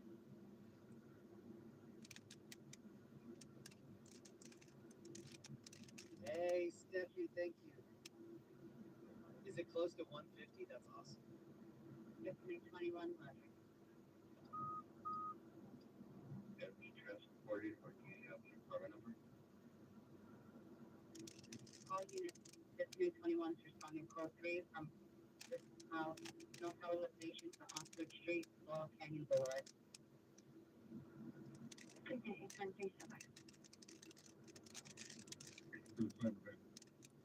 Schleimer van.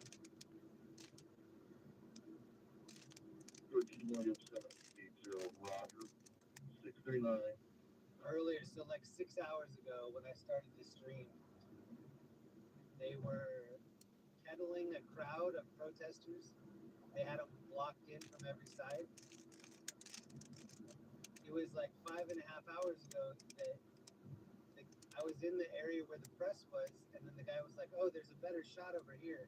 He moved us to a different area and left, and then the cops were acting like they were just gonna push us in with the protesters.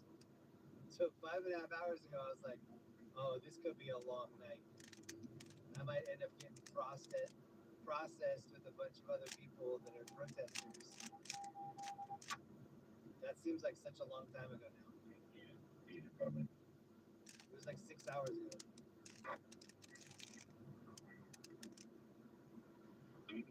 What's the name, Deputy?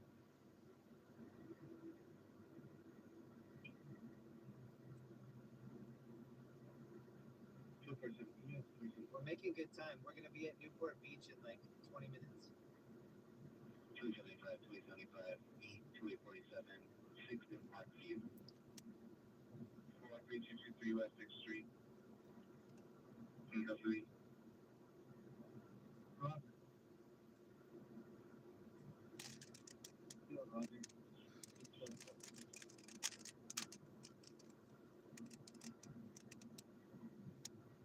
Maybe one longer.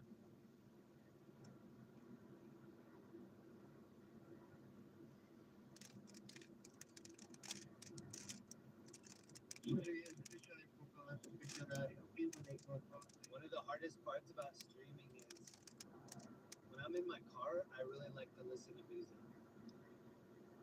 And I think that's tough. Instead of listening to no music and I have to just ramble on about whatever. Because more it's quiet, the more people are like, what is actually going on right now? On the way home, I'm definitely gonna listen to some loud music.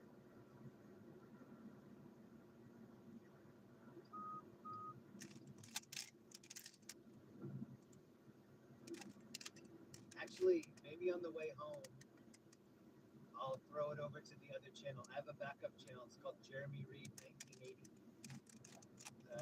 Maybe I'll let you guys listen to some music with me on the way back. So I have an hour drive to get back. It'll be on the backup channel though, because it'll immediately start getting copyright strikes. I don't want them on this channel. But the other channel is Jeremy Reed 1980. Jeremy Reed 1980. And then this channel will go to Waves of the World after we're looking at waves in the world.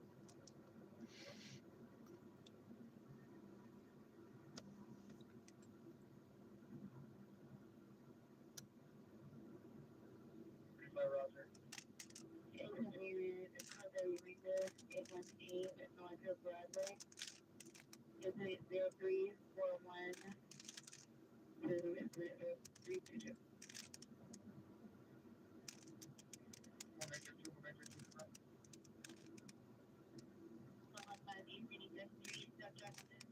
What's happening in Newport Beach?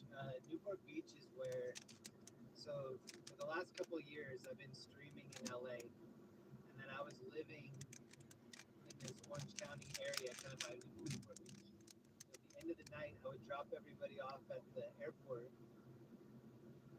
and then sometimes instead of dropping everybody off at the airport, we would just continue on to the beach, just to listen to the waves crash, look at birds, see what's happening. Especially after a night like we had tonight, it's kind of just a better way to end it. There was just a lot of madness tonight.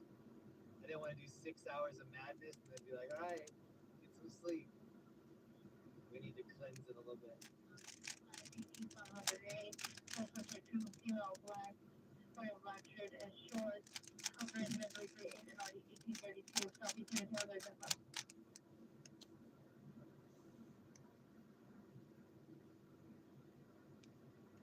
BJ 41 Patrick. BJ 41 code 6, 145 West 108th Street, Southeast Division. BJ 75, 1975, have you arrived?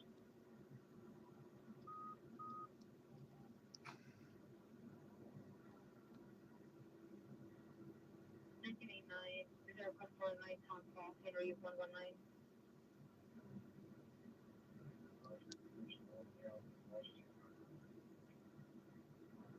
You gotta sage your rental car before you try to get back in. I'm gonna leave the windows down at Newport Beach. Hopefully that cleanses it. We'll get that Newport salt water in here. We're passing by Disneyland right now.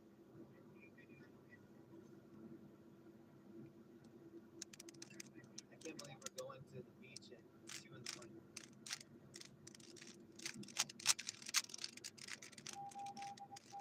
Thank you to everybody that's still hanging out with me. It's super late. Or early, depending on where you are.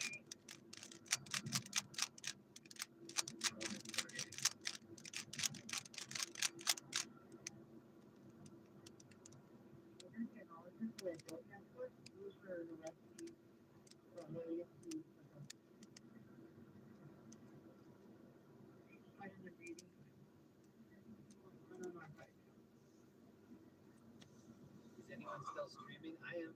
I'm still streaming.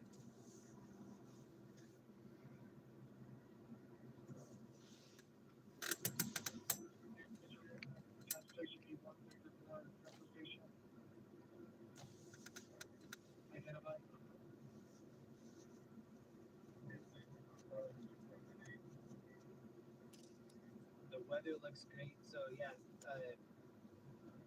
my wife and I moved to Colorado, and one of the things that she's always commenting on is she's like, I can't get over looking up in the sky at night and seeing stars. Where we live, you look up and not only do you see stars, but you see layer upon layer upon layer of looks like you're looking out into infinity. I lived here for over 20 years. When you look up into the sky, you just see this. You either see like cream color or pink. You really have to go to like, well, there, obviously if you go to Palm Springs or something like that, Joshua Tree. When you live in Southern California in these populated areas, it's rare that you see stars. You don't see a lot of stars. I like that about Colorado. You look up and you just see infinity, row after row after row of stars. And then it's summertime right now.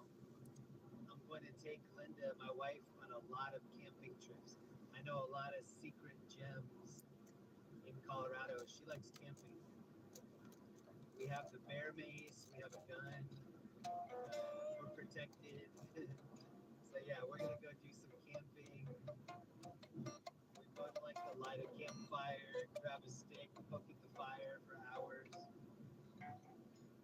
So yeah, I see a lot of camping and hiking in my future.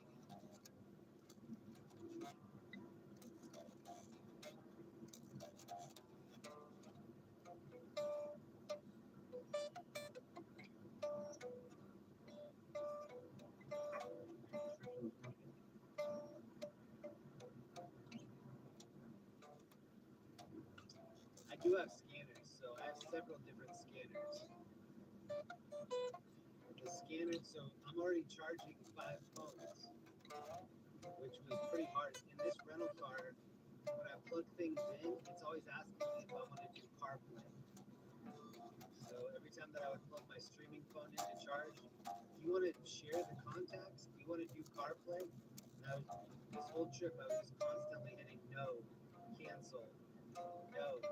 And then sometimes it would throw it over to CarPlay anyway. The scanner setup, it was okay, but there was a lot of squelching that was happening. It wasn't super fun to listen to. If you listen to some of these other streamers that have the scanner setup, it's not as much fun to listen to it. What we're listening to is the highest priority stuff. And then I'm also getting we're getting the information of what's going on through the apps. So between hearing the highest priority calls and then seeing it come up on the incident report, we can get to 95% of the things without having to hear just the horrible, all of that kind of like scanner squelch. I like listening to scanners. I don't like listening to that sound.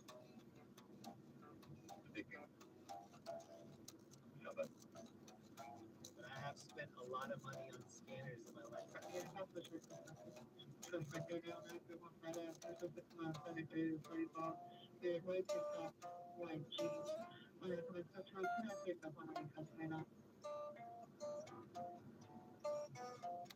only about 12-ish minutes away from the beach. Maybe a little less.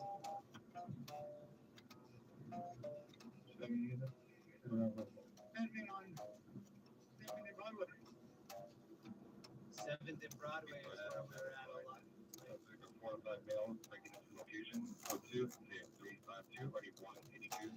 The looters are still out. Should be able to information only upon alert suspect. The area of Broadway is nice. Suspect vehicles in overall Lexus, tinted windows, modified exhaust, double headlight, verified vehicles been used in previous 211, last seen approximately 4 minutes ago. Information incident 353. See, I'm glad we got out of there. I'm sure a lot of people were disappointed in me leaving, but the only people that were out there were people that had already seen me pass so many different times. I was not looting. They knew that I wasn't like with them. The cops weren't going to help me. Like, the cops were barely able to help themselves. AEW domestic violence at this point, East Highway of the suspect is a female Asian, not question, but just this is Reported by EBOs that needs to kill the killer. So 2 is at 3 by 6 on the 1853.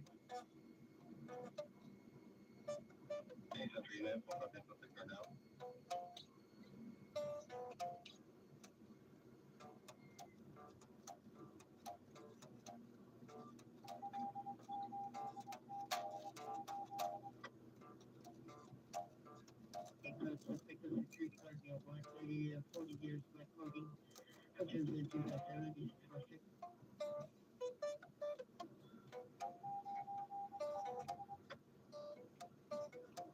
Other patients, something buying Chili for TC into a South location. Hutchins in 35830. Oh no, Sunset and Vine. The fountain is the Chase Bank that's right there on the corner. Dang, I bet that looks crazy.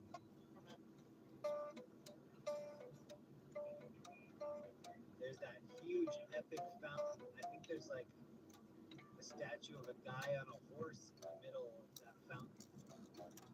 Wow, I bet that's nuts. Sunset and Vine. Also, if you go to my YouTube page, the video that pulls up on there, it's got 4.7 million views. I shot that video on Sunset and Vine. That was 5 years ago when the National Guard came in to stop the looting in Hollywood. So yeah, 5 calendar years ago, there was crazy looting because of the George Floyd stuff. They sent in the National Guard, and then I filmed that video. I filmed it in 4K 60, so 60 frames a second, 4K. 5 years ago, people were not filming that stuff in 4K. When I would send it into the news stations, they're like, "Why? Why are you filming this in such high quality?" I was like, "This is like I'm filming it for history, not for like segments on the news." So yeah, if you go check out the main video on my page, and you want to see where that fountain is, you'll see a bunch of people in the National Guard get up. It was 5 years ago.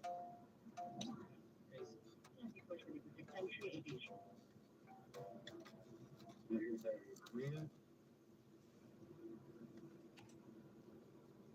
Unit 9841 Stanley Avenue to search for the missing juvenile. None of those other news reporters will take you to the beach at the end. No way they're ending at the beach.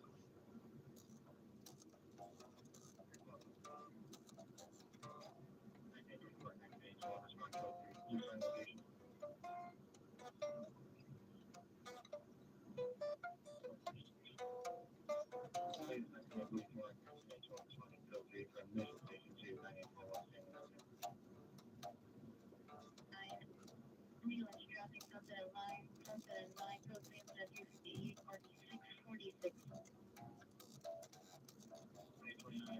I wonder what kind of car crashed on Sunset Vine.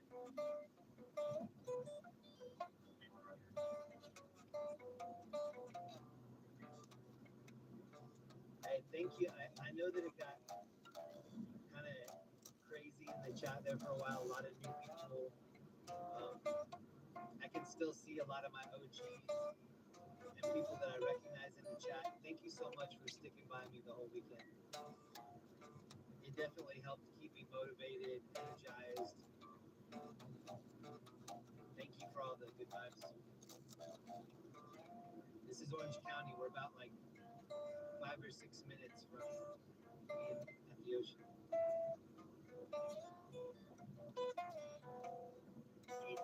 Responding code 3, to Sunset and Vine. Hey, Lindsay, thank you.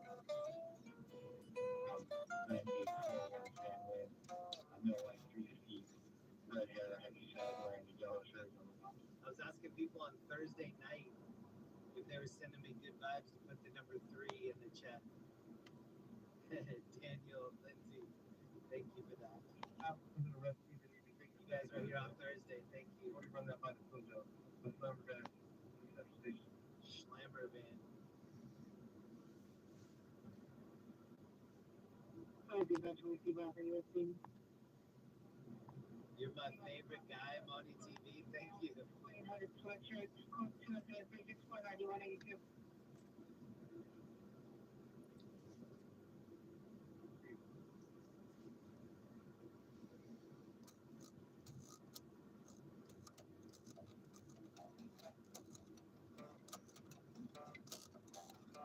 Tony defense, Tony defense, come in.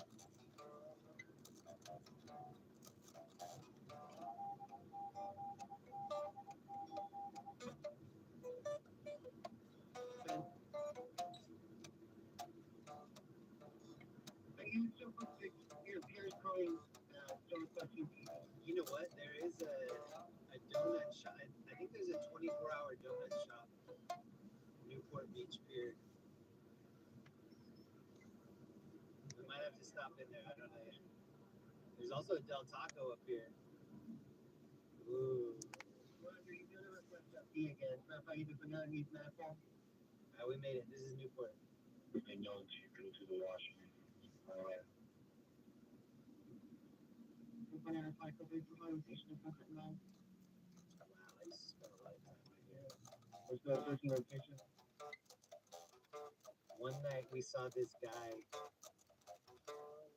He was carrying a girl, but he was carrying her from the front. And he picked her up and he started running with her. It was this next stoplight. He tripped and he body slammed her. It was on the live stream.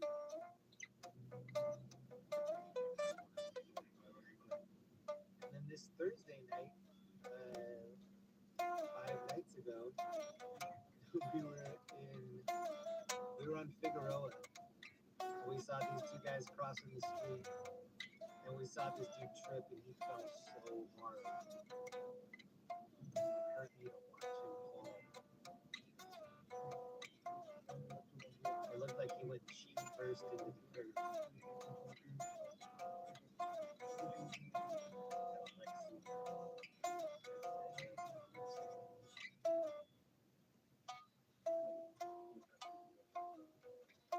This is a beautiful area. Here's the Del Taco that has a lot of my money right here.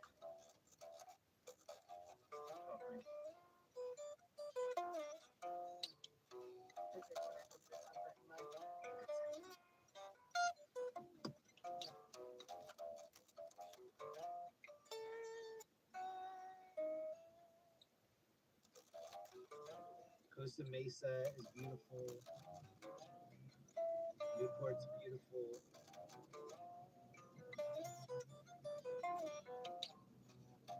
I like Laguna. I think a lot of people do.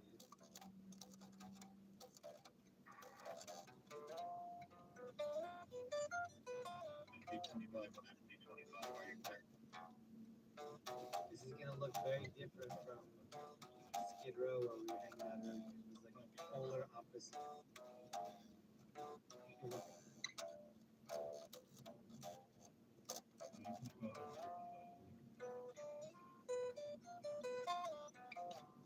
I can touch 20 watch that. You look at Central Station.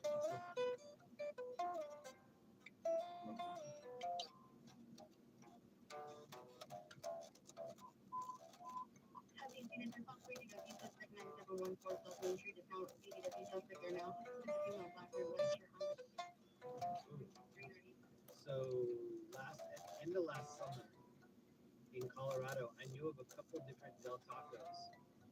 And then one morning I woke up and my wife sent me this article that said Del Taco to close all Colorado locations except for one. And they closed the one that was very close to me. That was a sad day. I like Del Taco.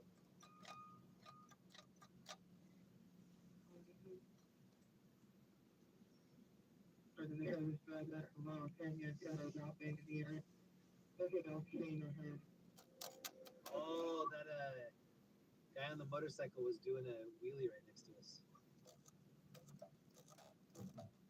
Or he was on the opposite side. He passed us.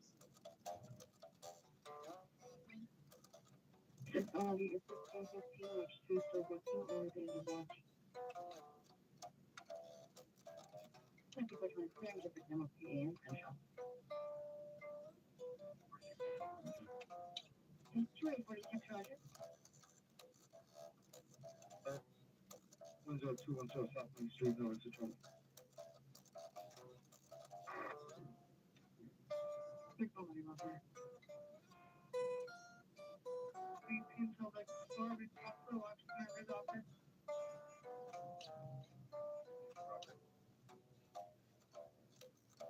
So we're here. This is Newport Beach Pier. Still a lot of cars out here. It's 2:38 in the morning.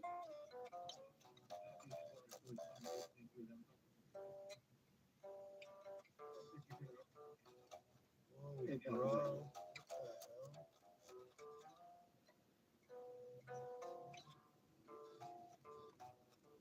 What Battery 646, so I checked her with them. 602 3 646. And then with the green GTA, so 326 South Melody. I think that's the same. There are actually a lot of people. Oh, look at this dude's torch. There are a lot of people out on the pier.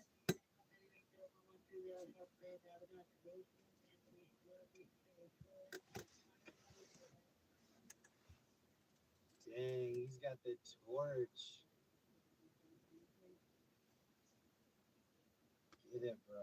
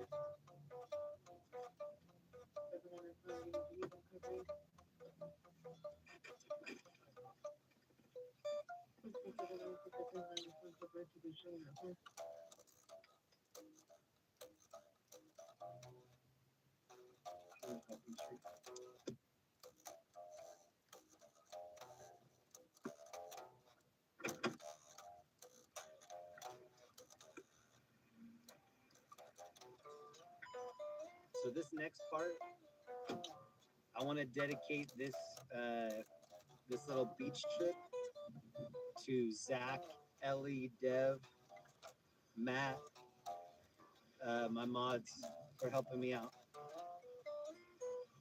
It's a lot to do the streaming stuff. It's a whole lot to be there for all the modding too.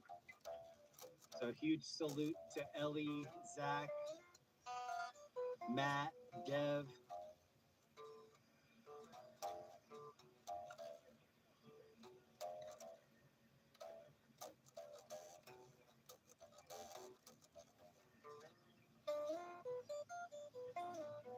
Sometimes our friend Jamie is right around here. What's crazy is sometimes I get scared being out here. After what we just saw tonight, not scared. Not scared. I don't see Jamie so far.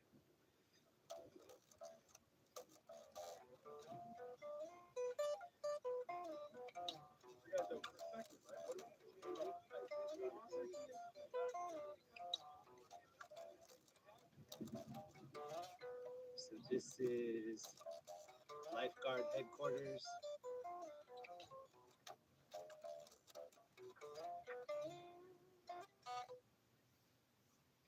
It's gonna be us if the tsunami comes.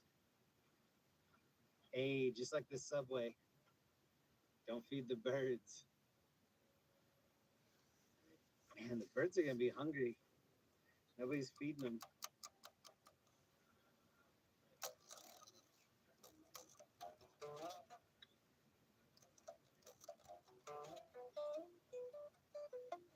Yellow croaker.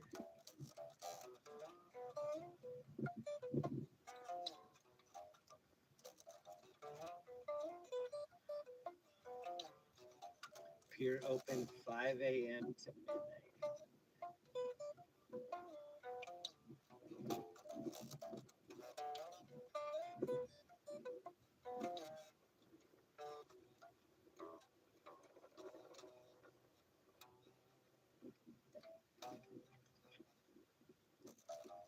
Sometimes they close this gate. Not tonight.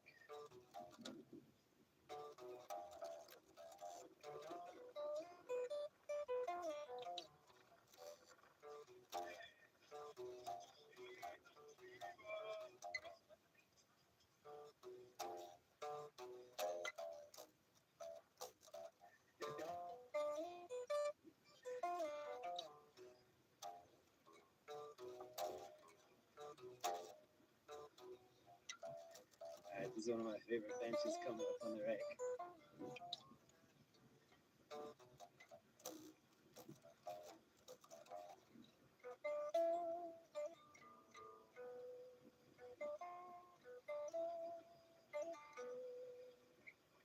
Alright, in the distance back there, that's Long Beach. COMBTON, and the city they call Long Beach.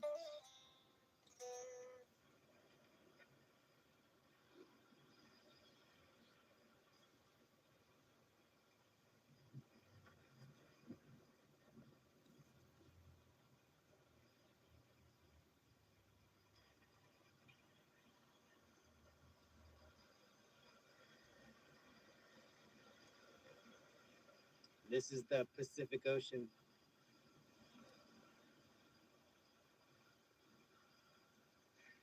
Trying to see if any grunion are running. What is this out here? What's this right here? Is that somebody sitting there? I think somebody's sitting right here. They are. What the heck? They're waiting for the grunion to run.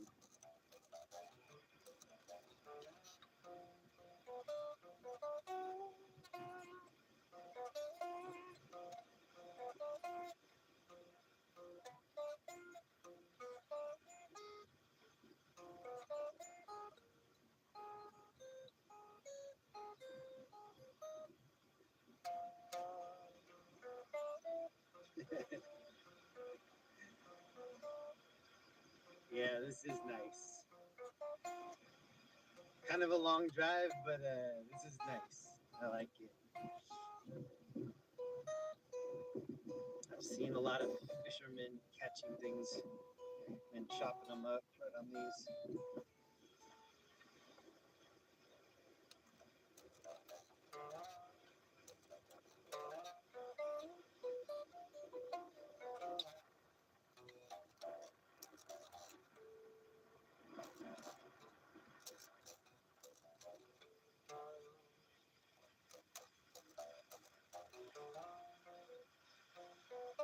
It's about 2:45 a.m. Newport Beach. Let's go down to the end and see if there are any herons before we leave. Actually, a lot of people are still fishing down here. Let's see if they're catching or if they're just fishing.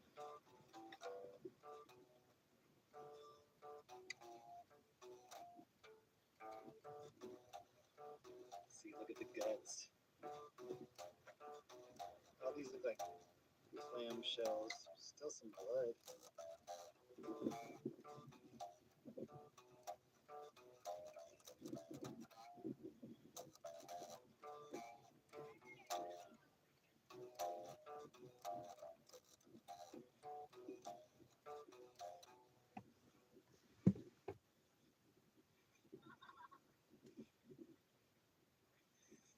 Do you want me to take a picture for you?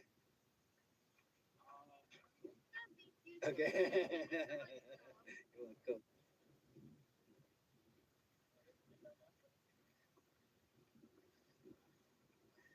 I look too sketchy. They're like, no.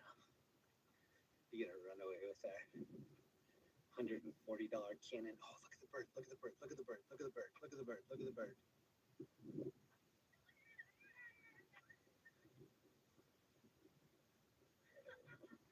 Yes.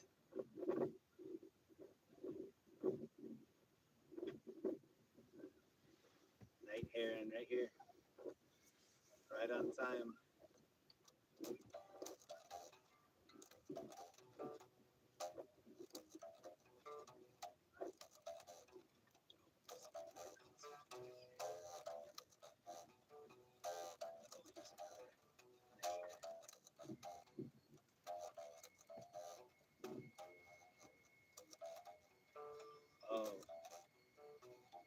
He's fighting this dude for his fish, I think.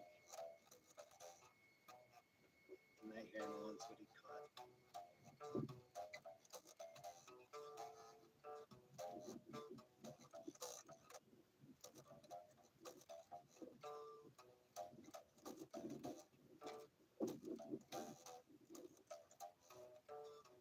I look so old to this kid. We don't need your help. Old timer.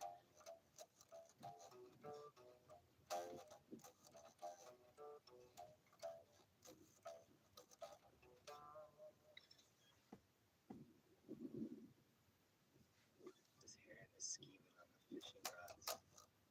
He wants some of the bait.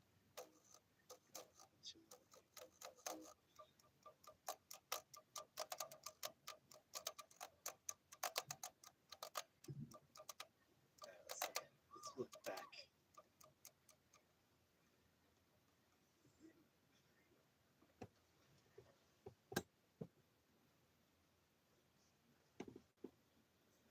These kids are staying up late, 3 in the morning.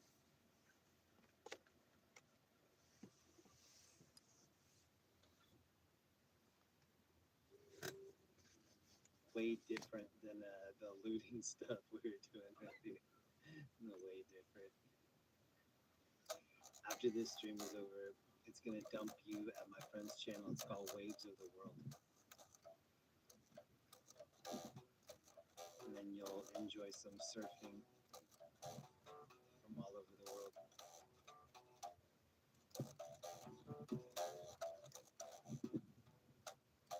14,000 likes. Thank you guys so much. Here's the person chilling on that little like sandbar by themselves. What if that's Jamie?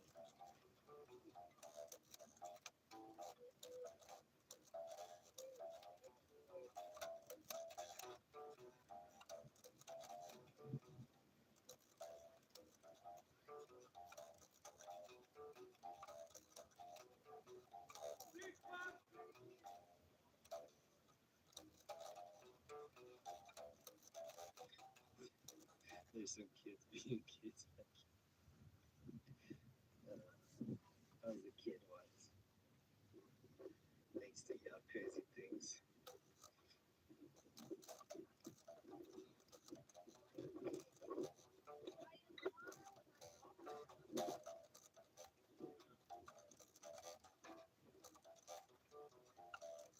I get so nervous walking close over here. I'm always afraid that my phone's gonna unclip. I have it on the gimbal right now. Does anybody else have that fear that you're gonna be like walking into elevator and your phone falls down into the little hole by the elevator?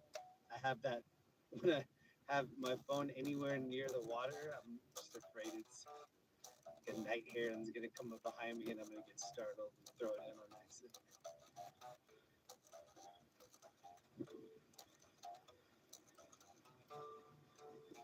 I've almost lost my hat over here a couple times.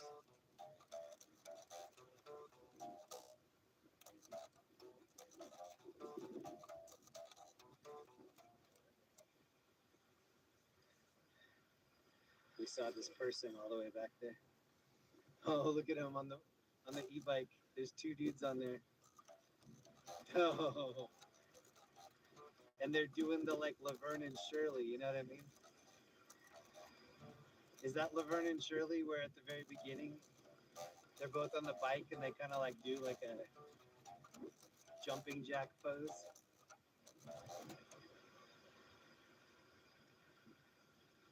Give us any chance, we'll take it. Give us any rule, we'll break it.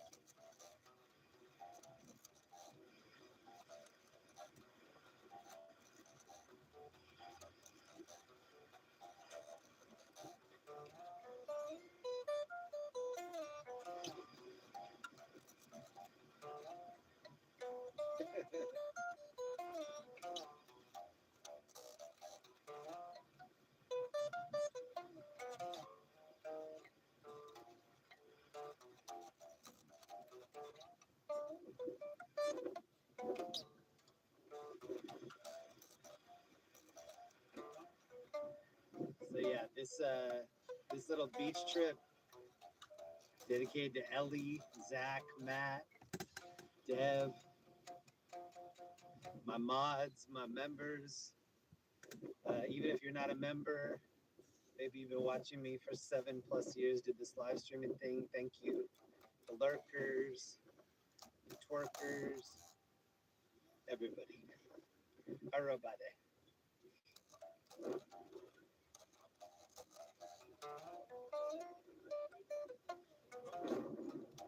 So when I was younger, my parents didn't really keep tabs on me. See how these kids are all walking around? I was one of those kids. My parents just kind of. I have an older sister. My sister's 4 years older, and she put my parents through hell. So by the time I got older, my parents were like, "You let us know if you need anything. We're gonna go to bed." I did have a curfew, but you know, I could sneak out a lot too. And there were only a couple other kids that had that leash that was very loose like that. And one of the things we used to do, we used to go jump the fence and get into hot tubs at apartment complexes. I used to think, well, I still think that's fun. Now there's like a trespassing element involved, but it's fun. Hot tubbing, 3 in the morning.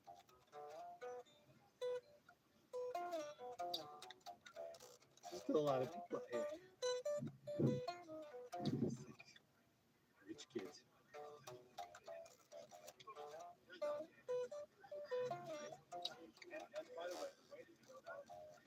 And I don't see Jamie. I'm gonna do one more lap over here, but I'm not seeing him. If he's not over here by corn dogs, then he's not out here.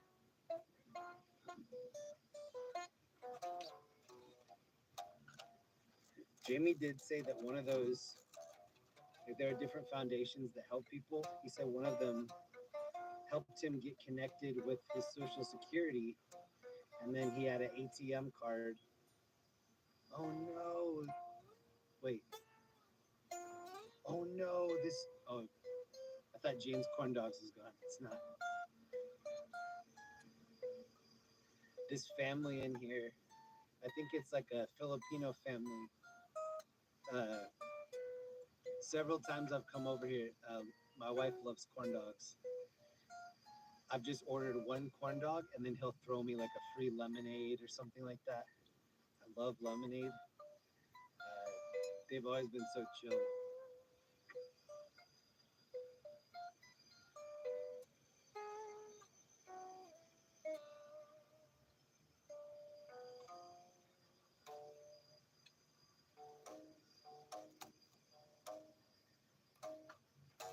I was scared that maybe it was not there anymore.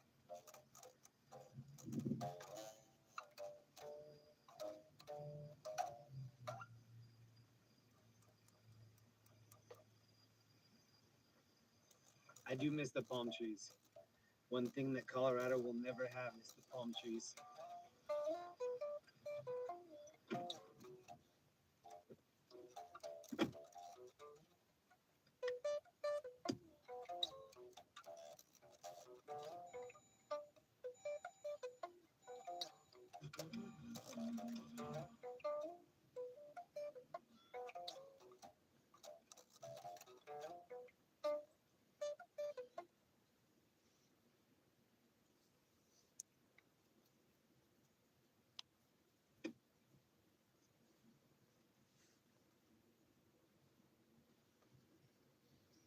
Still 10,000 people that might already be asleep, but they left the tab open.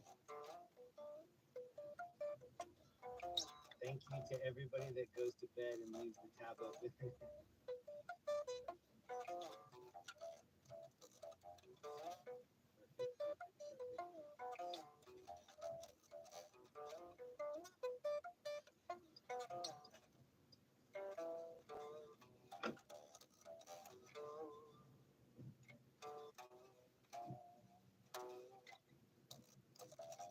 This is the city of Newport Beach.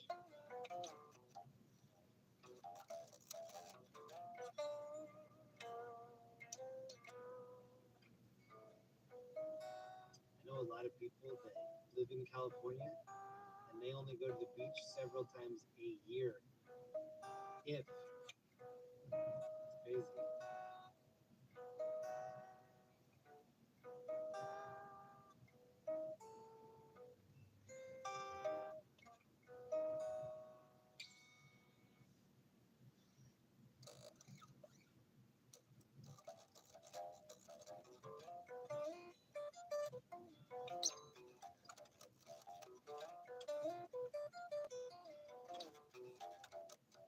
All I need is some tasty waves and cool buzz. I'll be fine.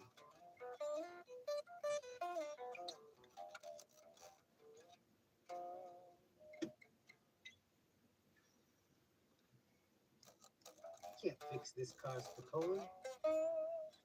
My old man's a TV repairman. He's got the ultimate set of tools. I can fix it.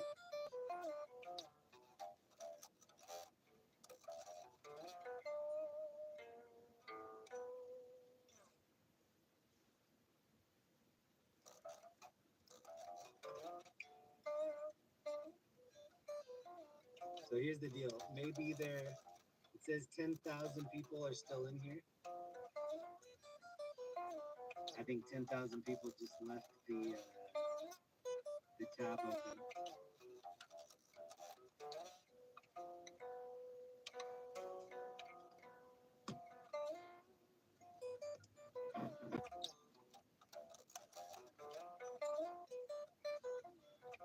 What should we do?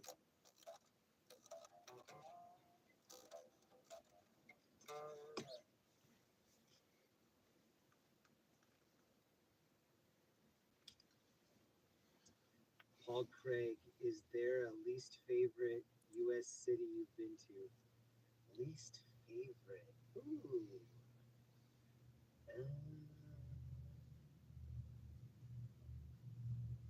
No. I like cities. I've always liked cities. I grew up in a small town in Iowa, so I was always starved for like, there's got to be something cooler than this. And pretty much everything was cooler than small town Iowa to me. So yeah, I'm not gonna shit on anybody else's city. There's always something cool to find everywhere. People are always like, you show us, like I can show you the best parts of the city or the worst parts of the city, and the truth is probably like somewhere in the middle. JE070, thank you. Thomas C, thank you. Watching from the UK, 11 a.m. Terry Sparks, what up? Lisa, Anthony, ZX7, Ricky, what up? Alright, I think I am gonna end this stream and then I'm gonna start a very quick music stream for anybody that wants to ride back with me. So when I do the stream on the other channel is called Jeremy Reed 1980. It's just gonna be for the people that are up right now that want to listen to it, because it will get all copyright strikes and I'll just immediately have to make it private or delete it. So I am gonna end this stream. It's gonna send you over to Waves of the World. Please have a good night checking out Waves of the World. Hopefully you'll wake up and there'll be some tasty waves flowing in for you. And if you are going to stay up for a little bit longer, go over to my backup channel. It's called Jeremy Reed 1980. Jeremy Reed 1980. Hold on. Oh, I just realized I didn't have the links in the chat all night tonight. Wow. I didn't post any of my links. It's okay. Just search Jeremy Reed 1980 if you want to listen to some music with us. If not, I understand it's been a long night. Thank you so much to everybody that hung out with me this whole trip. This has been a wild one. This stream was a wild one. About 7 hours, just shy of 7 hours. Crazy. It's gonna take me a while to really like digest everything that we saw tonight. But from the bottom of my heart, thank you so much. I have a lot of people that look after me, throw me good vibes. This last part was for them.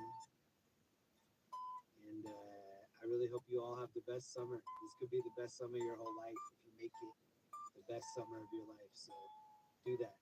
Make this summer the best summer of your whole life.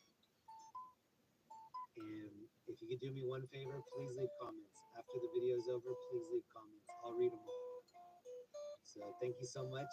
I will see you soon. Good night.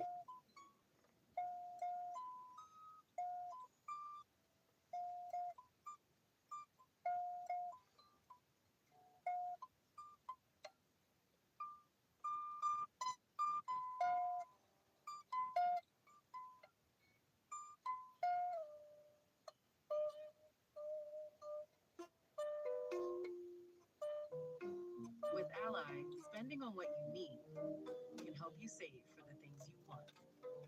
We automatically scan your spending to find you savings. That's why we're the bank that's your ally.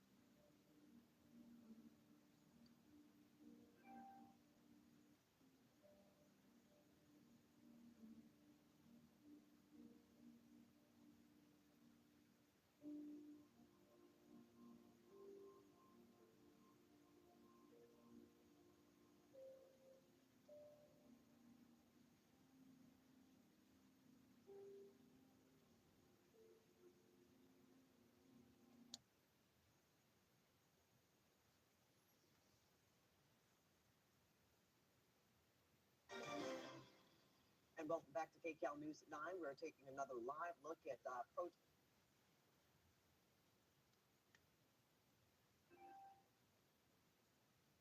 To know I'm gonna forego my monologue for now because of this breaking news. As you can see, chaos about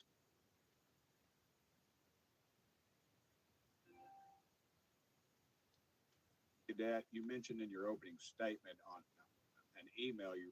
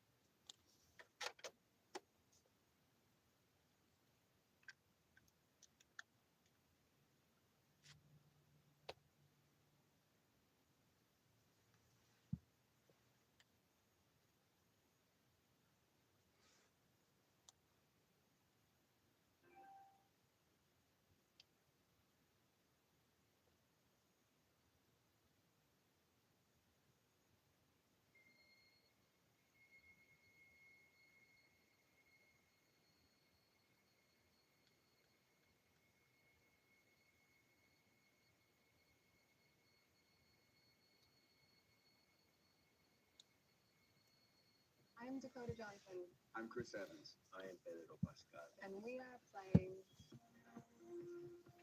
Pedro goes first. I wrote you the notebook. And welcome back to KCAL News at 9. We're taking another live look at protests against ICE raids over downtown Los Angeles. And this is a shot, as you can see, where a number of protesters are still on the streets, waving flags, carrying signs, and a show of force behind them. As you mentioned, Ruta Bay, LAPD, and a number of municipalities. Ventura County, we saw in that line of at least 3 blocks, it looks like, of law enforcement there to provide support. And they made some arrests. We have reporters on the ground talking about that. They made some arrests. They appeared to be peaceful as far as we could see there on the ground tonight. And it appears to be calm right now, at least in this area that we're seeing. And a far, far different picture from last night. This is now day 4 of these protests. And it does appear calm at this hour, at least from this vantage point. Yeah, certainly not the chaotic scene that we had last night with 5 Waymo vehicles on fire, trying to set a CHP vehicle on fire, and sporadic fires all over the place in downtown Los Angeles, spread out in different areas, which was, very difficult. Okay, did somebody just look like a smoke bomb or something like that?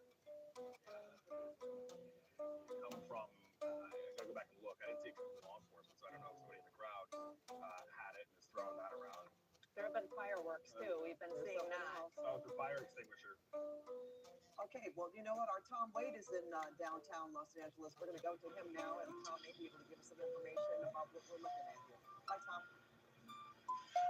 Hi there, Pat. Yeah, we just walked up on the scene right now.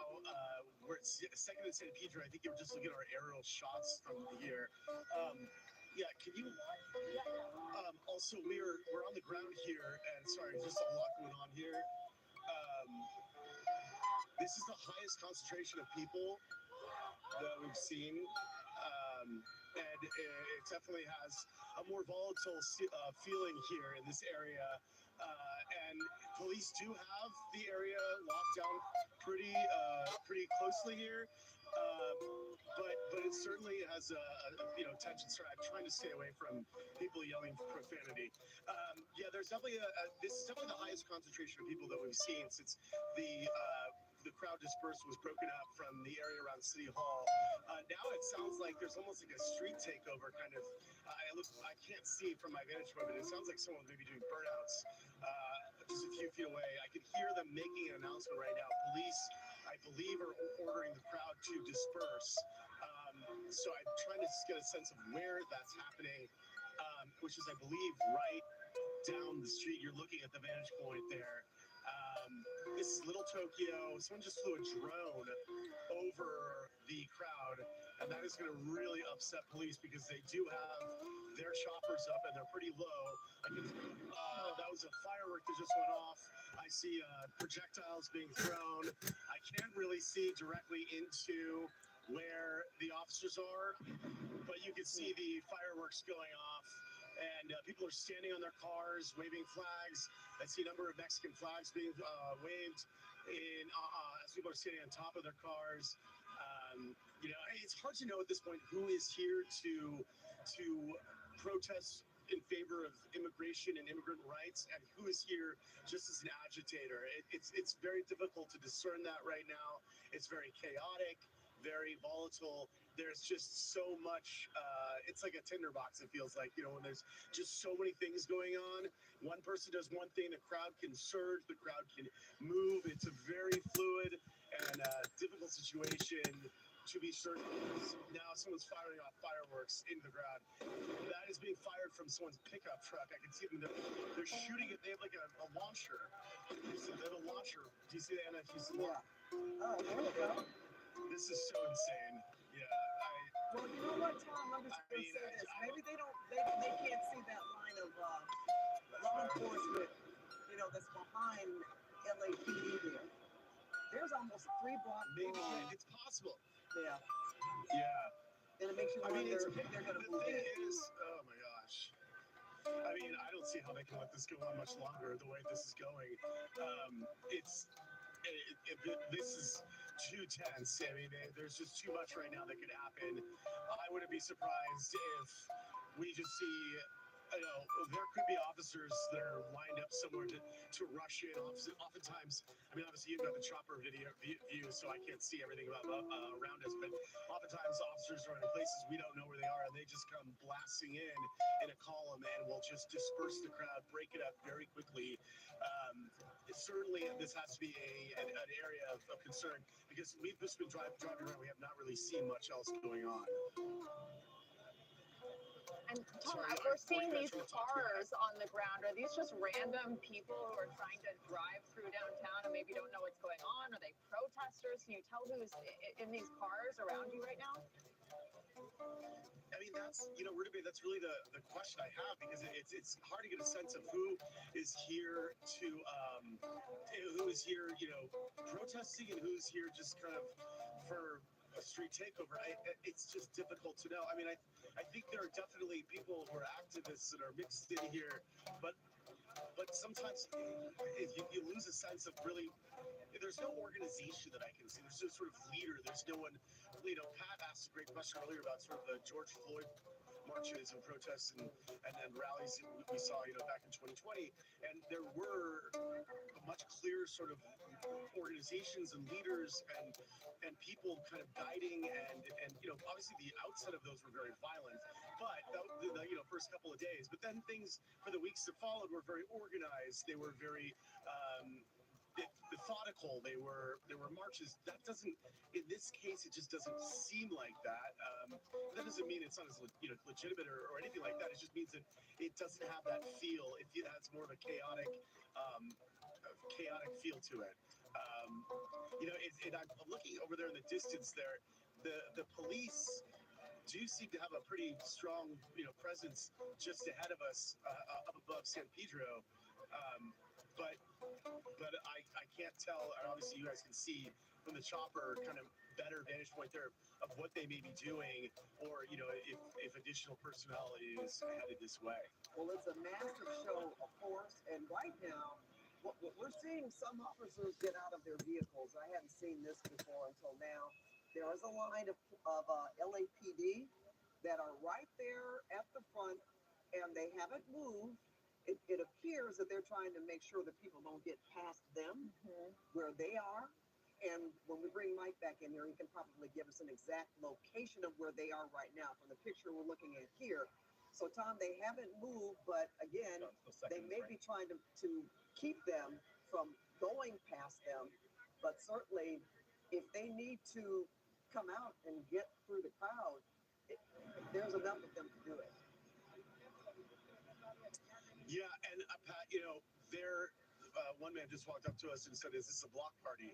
So that sort of to the point that we were making before, which is that it's kind of hard to know who's here to protest and who's just kind of here. Yeah, I mean, we're just in that holding pattern right now where it just feels like something's going to happen. Whether that means the police are going to move in, or whether we've seen some fireworks being shot off. We've seen people who are just kind of waiting to kind of see what happens next. So we're just trying to get a sense of, where that goes. All right, so you're at San Pedro and 2 seconds. That's what you're looking at. That's where officers are.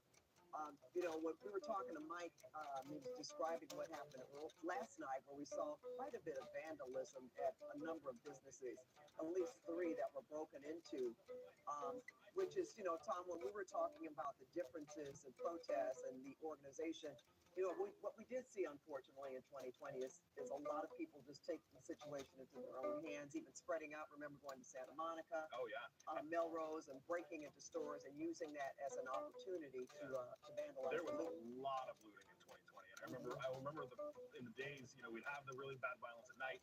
The next morning, the business owners would gather. They'd be upset, understandably.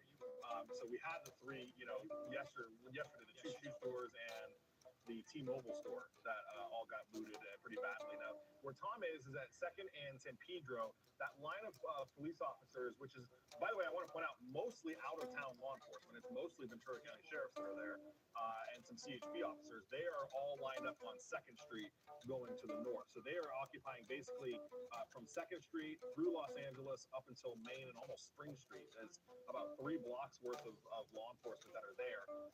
And they're, like I said, as you see somebody climbing a traffic signal here with the San Pedro marker on it to hang that flag.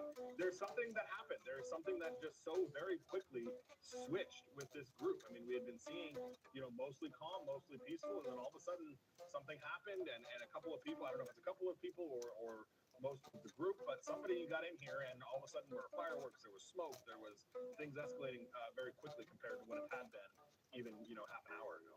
I will say that the law enforcement is holding the line. They did appear, those in the front appeared very calm. Looks like now they're moving in a little bit, and the crowd is dispersing, and they're taking projectiles from the crowd. They have their shields up, some of them, and taking some of that. Is there any idea why specifically they staged on this street, Mike? I can't tell if it's just because tactically that was the smartest thing for them to do. There's nobody that can come into them from the sides. And I think, Tom's seeing that as well. As you can see there, they are in formation. Go ahead, Tom. Oh, I was sorry. I thought Mike was asking me. The crowd just surged forward. Oh, you're fine. The crowd just surged forward, and obviously you guys probably have a better vantage point. I'm up a little bit higher now on a stair, kind of at this. It's a bank on the corner, and I kind of see a little bit better now. But I can see now it's going to get worse. They're firing things into the police line. Yeah, they're the fireworks. Yeah, I mean now this is just going to get ugly. The police are not going to allow that to continue. At this point, they might be starting to spread pepper bombs. I think, guys, I'm going to have to move. I don't know what's going to happen next year, and they may be beginning to spray pepper bombs or I don't want to get hit. So we're going to have to duck away. Okay, go ahead, Tom. Yeah, we could see. No wonder they were moving closer. Small business owners are do-it-yourselfers. When my business was new, I couldn't afford an attorney, but I needed a contract written. So I wrote my own 5th-grade version of a contract. I wouldn't recommend doing this because, yes, you guessed it, my contract actually got tested in court. Federal court. Surprisingly.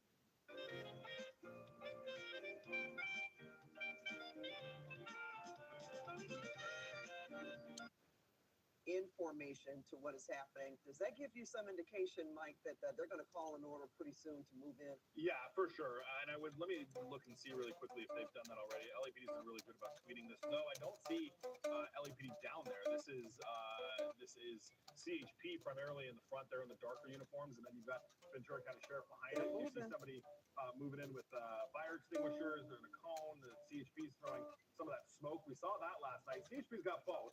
We've seen them throw just smoke, and we've also seen them throw tear gas. There was a moment there while Tom was talking, I don't know if you guys saw it, but those CHP officers and the sheriff's deputies all reached down and put on their gas masks. So they are equipped with gas masks. We see this really large canister. They got smoke that they've thrown out there. This is what CHP kind of threw yesterday. There's a drone right there as well, which I'm sure is not from law enforcement. And so they'll have to deal with this. Obviously, it's difficult for them to see through the smoke, but this is why they came with 3 city blocks of cops to be able to facilitate what they need to do here. They've kind of stopped that smoke. I don't know if it was smoke or tear gas, but it definitely helped create distance between the officers and the deputies and the crowd there. And then, they'll have to, once they get out of this, little corridor here on 2nd Street, if they push further, the law enforcement's going to have to get wider to be able to cover, some of the ground as they come into the intersection. So they'll make some sort of tactical plan, I'm sure, and try to figure out how to do this and see what these guys are doing. You see the officers, I can't tell what they just...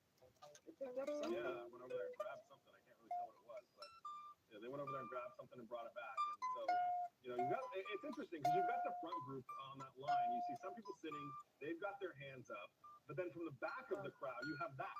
You have people throwing fireworks. There's a bottle right there. So it's a really interesting picture when you see the people in the front trying to say, no, our hands are up, we're not doing anything. And then in the back of the crowd, they're throwing water bottles and fireworks. Yeah, wow, look at that. From directly.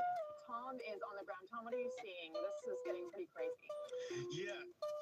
Yeah, it was getting pretty crazy. We just moved back because at this point, there's no way that police are not going to respond to these fireworks and other projectiles that are being thrown. So it's only a matter of time before this escalates even further. And you know that police will move in at some point. We were just concerned that if they did something sudden and the crowd, surged back toward us, we would get trampled. Obviously, it's been so chaotic here. And I'm sure you can probably see from the chopper shot that there's just a lot of stuff being thrown, and as that escalates, it's just going to make this even more dangerous. It's just this simmering thing right now that will ultimately come to a boil. There's no question about it, and it's kind of, I don't even know if you can tell when you hear those booms. Like that boom it's very loud. I mean, it is like an explosion. It sounds like. I mean, it's like a firecracker that's like going off in your ear. It's so loud. And it's really surreal, honestly, looking at the way this is playing out. And I'm sure, that the police can't let this go on much longer, right? Well, it's interesting. We noticed and which we saw happen last night too, when they would throw the the canisters, and officers would try to kick it back at them like a soccer play. Say bad game of soccer, yeah. Yeah. So now it's pretty incredible. I ask you this question, Mike. We know these are primarily Ventura County police or police from other jurisdictions. So LAPD, they observing all of this, and maybe they'll make something. They surround create a perimeter. Yeah, and I'm trying to look. CHP's got a fixed wing aircraft above, so they're at least got to have eyes on it that way. Certainly, we're in a mutual aid situation. Ventura County Sheriff, CHP, absolutely could call an unlawful assembly. Now, they just don't, LAPD is kind enough to tweet it for us, so we can keep an eye on when that happens. But these officers certainly could be able to do that. Everybody you see in the black is CHP. That's primarily their special response team, mixed in with other officers as well. And then behind them, and it looks like those guys are a little bit further back now, but behind them, that's where we saw the Ventura County, right there, that second line, is the Ventura County Sheriff's deputies. So you've got that front line, and the reason that CHP is probably in front is because they appear to be a little bit more prepared for the situation. They're in a bit more tactical gear there, as you see. And then we'll have this situation here where now you've got this big gap between the protesters and the officers, and then eventually the protesters will start. See, that I think was CHP throwing something. It looked like one of the protesters picked something up, had his or her hands in the air, and then was hit by something coming from the other direction. So just now. Yeah, there should be an officer, I think, on the right side of the screen that's got a launcher that they were launching. This is what we saw them do last night too. That is launching tear gas canisters over into the crowd, and they have some good distance on those things too. They were able to shoot them pretty far to get them into the crowd, and you saw it right there. So that guy, see him moving around with the black? Mm-hmm. Yeah, so that's one of those tear gas launchers, and it was very effective on the crowd. And John, if you can go back over to the crowd, I want to see how far back they went, because that's what we saw yesterday too on the freeway. It doesn't feel good, and so this will really weed out the people who are like, okay, it's time to go home, and the other people who are here to cause problems. And as we see the crowd start to move, I believe that is down Alameda, John. I'm sorry, I keep saying Alameda, San Pedro. So they're now moving kind of in a southwesterly direction down south of San Pedro. There is no way. I'm asking the question. Are they concerned about the exits? Do they have them blocked off, or do they feel they don't need to do that? I think at this point we're pretty far, and they're moving in the opposite direction of the freeway. Okay. So I don't think that we're in a situation, unless they were to, circle back and go back to the north. We're moving away from the freeway, pretty significantly away. So I think we're okay on the freeway right now. And they also have to think about the buildings above them. There are a lot of tall buildings, rooftops all around them that they also have to, keep an eye on from all directions. And they were really holding their line, exercising a lot of restraint. And then you saw from the crowd projectiles, fireworks. At one point, there were little fires started in that police line. And that's when they really started responding. It really is. And, we was even having a conversation with our executive producer about the temperature of this crowd. And when we had talked, it was like, yes, the protesters are there, the cops are there, but it didn't seem to be okay. And then all of a sudden it wasn't. Okay, let's go back to our Tom Wade, who's back online with us. Tom, are you still hearing loud bangs and? Yeah, you are. Oh yeah, I mean it's nonstop, right, Pat? It's going nonstop, and I can tell you that it looks like now they're like firing into the walls. It looks like. I mean, I don't even know where they're aiming these things, but it looks like a lot of the people in the crowd have dropped back, and it looks like some were hit by tear gas because they're trying to clear the lines. Yeah, they're still firing these fireworks into.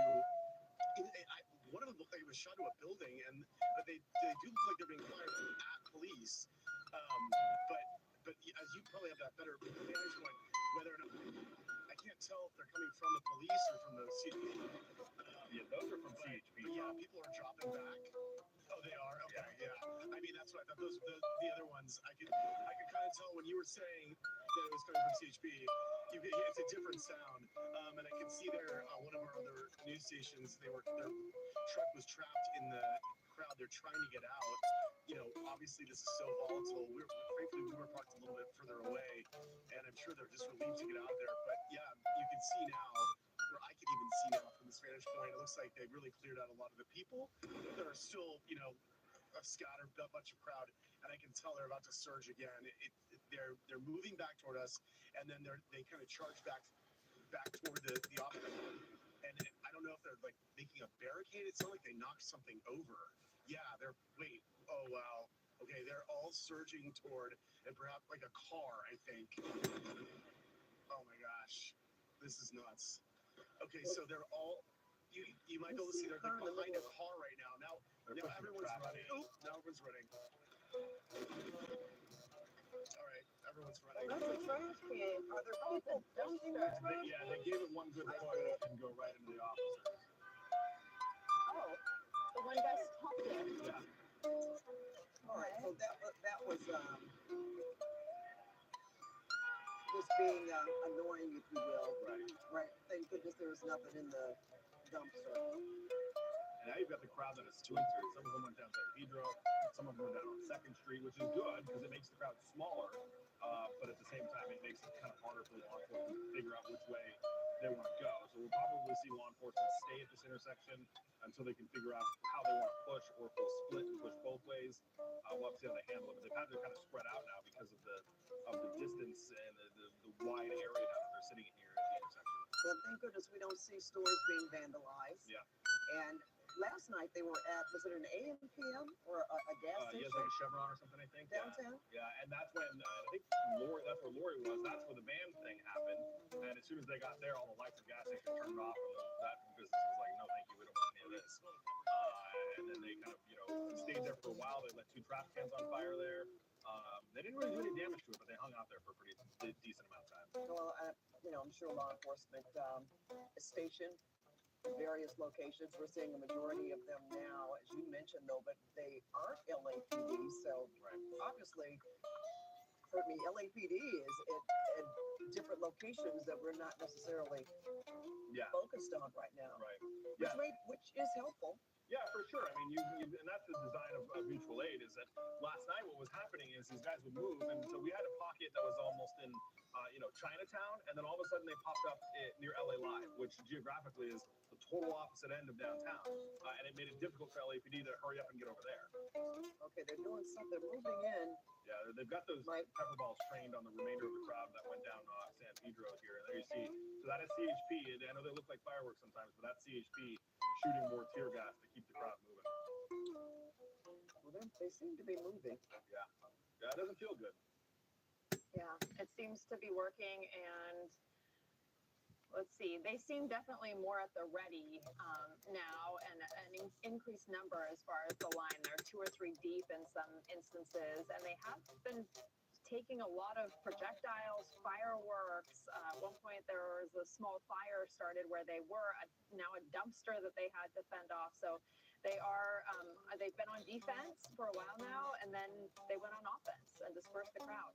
You don't haven't heard about any more arrests. You wonder if they're still doing that, if they're still taking people into custody. I know that was a rather different location where they have those buses. Yeah, I actually think, John, can you show that to us? John's in a spot, Sky Cow is who I'm referring to when I talk about John.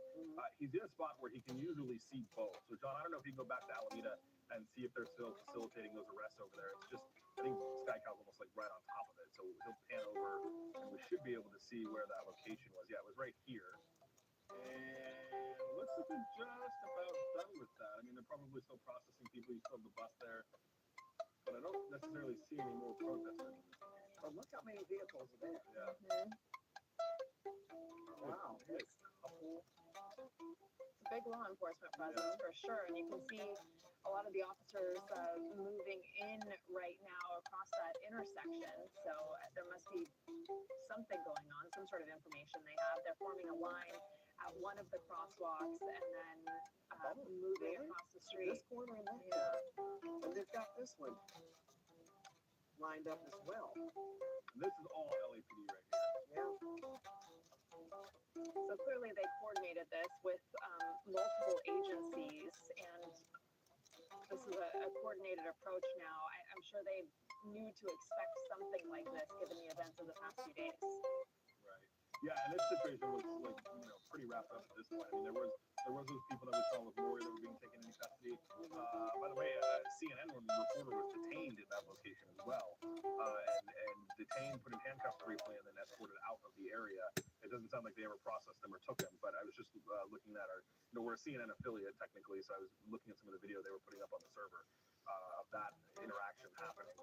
CNN crew it says they were removed by police from a protest zone in downtown, but this reporter was, had his hands behind his back, and the security guards that they were with, and they were escorted out with their hands behind their back from that location. I wonder if that's because they didn't disperse when they asked them. Yeah, we're not exempt from that. We work with our local law enforcement about where we're supposed to be, where it's safe for us. Certainly, we have a constitutional right to do what we're doing, but to an extent, and then we go to training with law enforcement to be able to know where we're okay to be in certain situations. And if they say move, you move. Yeah. Okay, let's go back to Tom Wade. Tom, have you changed your position?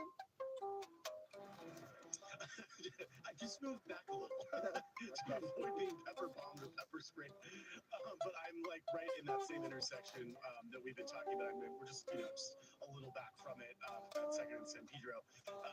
So the crowd is dispersed, as I'm sure you can probably see a bit, but there's still a lot of people that are still here. It's just more scattered. And we're still hearing these huge booms. And I don't know where those are coming from. If those are from the CHP or the officers or from the people here in the street. But yeah, there's people lingering. There's a number of people kind of watching on the sideline. That has to be for the CHP. Those two boom sounds. Yeah, I don't. What is that, Mike? Is that a flash bomb or is it's a mix of tear. Sometimes they're using tear gas. Most of the time they're using tear gas, but they're shooting it out of a launcher. So it shoots and then it delay kind of, I don't want to say explodes, but ignites, and so it looks like a firework. You see it flash like a firework, but it's actually a canister of tear gas. I wonder where they're shooting it because we're directly in front of them and I don't see them landing. I did see one. Oh wait, I think I see where one of them hit, but we're like directly in front of them. I mean, obviously down the street. So I'm wondering which direction are they firing it toward like on to San Pedro? Yeah, they're standing in the intersection. Are they landing on Second towards San Pedro? So there's a couple of officers right there. Okay, I got it. Yeah. Intersection and shooting it down San Pedro. Okay. Yeah, and it looks like some of the folks that are here still are kind of moving back toward the intersection now. It definitely feels like, like they're not ready to give up this confrontation. But, I would say officers and CHP will have them outnumbered pretty shortly if they don't already. Well, we're looking at a number of people in your shot where they just look like they're looky-loos, or they're there just to see what they can see. Some of them are holding flags. Others we can see and running. And a lot of people they're live streaming. They're using this as a social media event. You can tell. Yeah, exactly, Pat. Yeah, that's so true. Now everyone's running again, so that must mean they fired some sort of pepper spray or some sort of pepper bomb this direction because everybody's surging back. And you can hear the rapid fire boom, boom, boom. They are being more aggressive, meaning the CHP or the officers, and it's in succession. And it's there's a woman I can hear just to my left. She's offering people buy washing if they've been affected by the pepper spray. I actually can't feel any of it yet or taste it.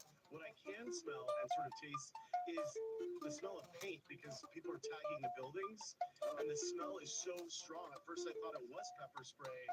And I just saw like the guy next to me. He's moved. He had a huge can of red spray paint in his back pocket, and I see.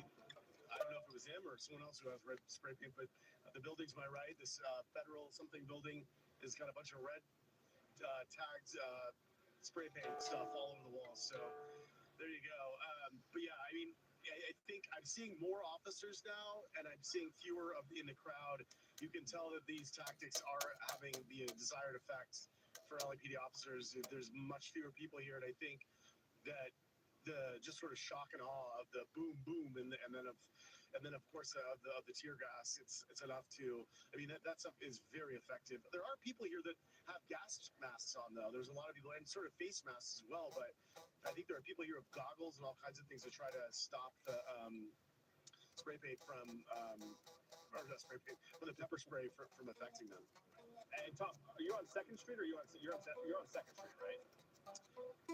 Yeah, I'm on Second Street. I'm looking at the San Pedro sign. Yeah, I'm looking at from my vantage point, so I can see the San Pedro street sign like from the traffic light from where I'm standing, and we're like a half block back. We were right on top of it, for a bit, but then it was just getting too tense and too volatile. Like our photographer here, Anna, who's doing an amazing job, was like, this is the moment, and she was absolutely right because after that, I think the CHP really started engaging and deploying their, less than lethal tactics. Well, it's I don't think you can see from our vantage point, Tom, but where those officers have apparently, CHP, a lot of them have moved from that front line position further into the crowd, and we've seen the crowd periodically move up these dumpsters, and it almost looked like they were trying to form a line full of dumpsters as if that would stop law enforcement from coming through. Now we see a vehicle going pretty fast here. Looks like they're going to try to be closer.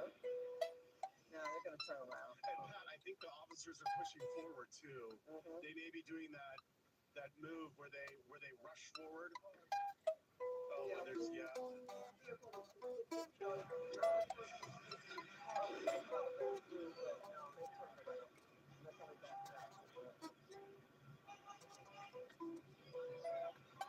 Which really is yes. Okay, so so I don't know. The crowd's responding again. They're kind of pushing back, but I can't really see. Oh, I see. Oh, look, you can see. Yeah, the officers have now formed a line, and they're moving further and further down Second Street, and they are pushing the crowd back to the point where, they've almost cleared the entire crowd. Now that a little scary there for a second. I thought there's a Toyota Corolla that accelerated very quickly toward the officers, and it was unclear what it was going to do, but the driver turned around now. So that's good. Everything just seems volatile right now, right? After several days of this, you just don't know. This is all right. and Tom, I want to just point out to our viewers really quickly, if we can, put the inset back with Tom in the helicopter, because where Tom is on Second Street, where Sky Canal is San Pedro Street. Now you have the officers at the intersection there. They have split into two lines. So you have a line of officers that are walking down Second Street to where Tom is, and then you have a second line of officers that is walking down San Pedro Street.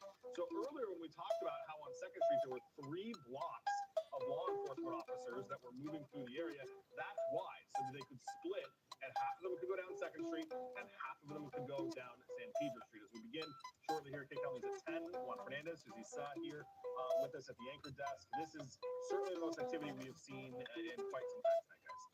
We thought it was a quieter evening when we came to you last. First of all, during the 7 o'clock hours when we saw the protests really thin out and the crowds were really thinning out, and there were no dispersal orders officially at the time, but police did have some big vans or a big bus ready to detain people if need be, but we actually didn't see that happen. By the time that we handed over the newscast to Rudabay and Pat, things seemed calm. I walked away feeling like, okay, perhaps the worst of the night is over. But of course, as the evening progressed, we did see things get a little more tense. But there from SkyCal, Mike, you're looking at a pretty clear street. So I'm guessing it's just smaller groups of protesters that are hanging back. Yeah, well, and thankfully, what happened is, and this is what happens every time law enforcement pushes forward, they've splintered. So you had a group go down Second, you had a group go down San Pedro, which made the group a lot smaller, which of course is good news because every time the group splits, that's what we want is for it to get smaller. So Tom is there on Second Street, the chopper is looking at San Pedro Street, and on San Pedro Street anyway, there seem to be a few more people, but they're very, very spread out. There's even, I think even less people on Second Street where Tom is. All right, for those of us just joining us right now, With the help of Zero accounting software, I've got the right information at my fingertips. So business is a breeze. And I've got bigger plans. Search Zero with an X. This summer software, our business brought us forward. Saturday, June 14th, Mexico versus Dominican Republic at 10 Central 7 Pacific on Univision. Oh, On the go and you need to go? Nothing offers more complete relief from diarrhea than Imodium multi-symptom relief, providing fast relief with. Get hooked up on everyday spending with Cash App offers. this is KCAL News at 10 o'clock, another night of protests against immigration raids here in Southern California. Well, within the last few minutes, things have escalated dramatically with protesters firing fireworks at police. And police are out in force in downtown LA. We counted more than 50 police cars. Look at this, from departments across Southern California, all lined up and blocking streets. Well, on night 4 of the protest, police are doing mass arrests. Our KCAL News crew there as officers are cuffing people who ignored an order to leave. And the protests also spreading south to Santa Ana. Tensions between police and protesters boiling over, with law enforcement going into the crowd to go after this guy in the yellow hoodie. Also tonight, Marines reportedly rolling toward downtown LA after the defense secretary mobilized hundreds of them. Another 2,000 National Guard troops have also been federalized and called up. But what are they all going to do once they get here? Let's go back to our Tom Waite, also in downtown Los Angeles for us tonight, giving us an idea of how things are on the ground for us right now. Tom? And you know what, Juan, right now it just feels a bit tense in the sense that I think there's a lot of anger here on the street. There's a lot of people who are very, they're frustrated. They feel like some of the tactics out here have been heavy-handed. Again, I'm not saying whether they have or have not been. I'm just saying I think that there's definitely a sense of, the volatility, the sort of like any moment, tempers could explode. It just feels like that kind of that level of kind of uncertainty, and I think it's been now days and days of people of anger and rage, and what we just saw just play out a few minutes ago was it appeared protesters or people here in the crowd firing fireworks into the line where CHP and LAPD officers were standing, over and over and over again, and CHP then responding by using their less than lethal devices, which included anything from I think it was some sort of pepper spray, pepper bomb. They were firing these canisters, doing whatever they could to kind of get the crowd to disperse. And to a certain extent, it is. And I mean, look at the contrast here. We have a food truck right here, just beyond where you have a massive police column of kind of where we have all the way down at the end of the block here. So it just gives you a sense of the two different things going on in LA tonight. You have this corner of the city where basically I think the reason why people ended up back up in this area is because they were flushed out of the main part of where they were protesting earlier, which was right by the detention center and right by City Hall. Now, of course, police kind of blocked off a lot of those areas starting earlier, and I think that the idea was to not let this go and escalate the way it has in other evenings, just the past few days. So, but I think what happened was the impact was that people moved to this area, but even though it's much further away from where they were, it still was an area with like a sort of tinderbox kind of feel to it, where I think police realized they had to move in, and they did. And there was, obviously some moments where it was pretty tense, where they were firing the fireworks and then the other countermeasures. And so now you have got a number of choppers from police and other agencies. They are in the air, and they are really sort of locking down the intersection. They have already dispersed this crowd. There's still people here standing around kind of watching what's going on, but not engaging the police like they were. They are very much sort of like hanging back and kind of watching now. And we'll see if more people end up leaving. But right now, things have calmed down quite a bit. And Tom, it just goes to show you how quickly things change, right? One moment things are very agitated, the next, suddenly, as we're looking here, as you said, the crowd is thinned out. Maybe you have some stragglers there, but it's looking pretty good right now. Tom, any idea what may have incited that escalation earlier, though? I mean, you've been there all night for hours, and then suddenly this escalation. Susie, I think it's just the continuing crescendo of emotions and anger. There are activists in the crowd, but also there are agitators. I saw a couple of guys with spray paint in their back pockets tagging buildings. That obviously has nothing to do with what's going on, the issue at hand, right? So there are people taking advantage of this. There are people who come here just to cause problems and incite. Whereas, and that, when you have a crowd of people who are already kind of on the edge, can then create an explosive environment. Now we see a lot more police officers, and they're probably going to rush down the street. And let's move back. They're probably going to charge down here, so we're going to move back a little bit. But they're there forming a line. But Susie, I think just basically what's happening is it's just a culmination and a gradual building. A simmer that comes to a boil of anger about the ICE issues, and then obviously they've a lot of these protesters were forced back by police to this area. They were forced away from where they were. So I think there's just it's just one of those things where the emotions boil over, and you get a bunch of people who are fired up into one tight space and angry and frustrated, and so then you see the volatility kind of unravel from there. All right, our Tom Waite live there in downtown LA. Thank you so much, Tom. All right, let's get to our... KCAL's Lori Perez also live in downtown LA for us tonight, just like Tom Waite was. Lori. Yeah, we're actually not that far from where Tom is, but boy, what a difference it is where we are. This is an intersection that not so long ago was filled with protesters facing off with police. Then about an hour ago, police started to cuff people after repeated announcements asking them to go home, telling them to leave this area. They started to cuff people. I know we have some video of them taking people into custody and then loading them up on these big white LAPD buses that we see that they use when they start to make mass arrests. And so we saw that about an hour ago. They took away two full buses, maybe about 40 people who had been standing off with police for hours on different intersections throughout downtown Los Angeles.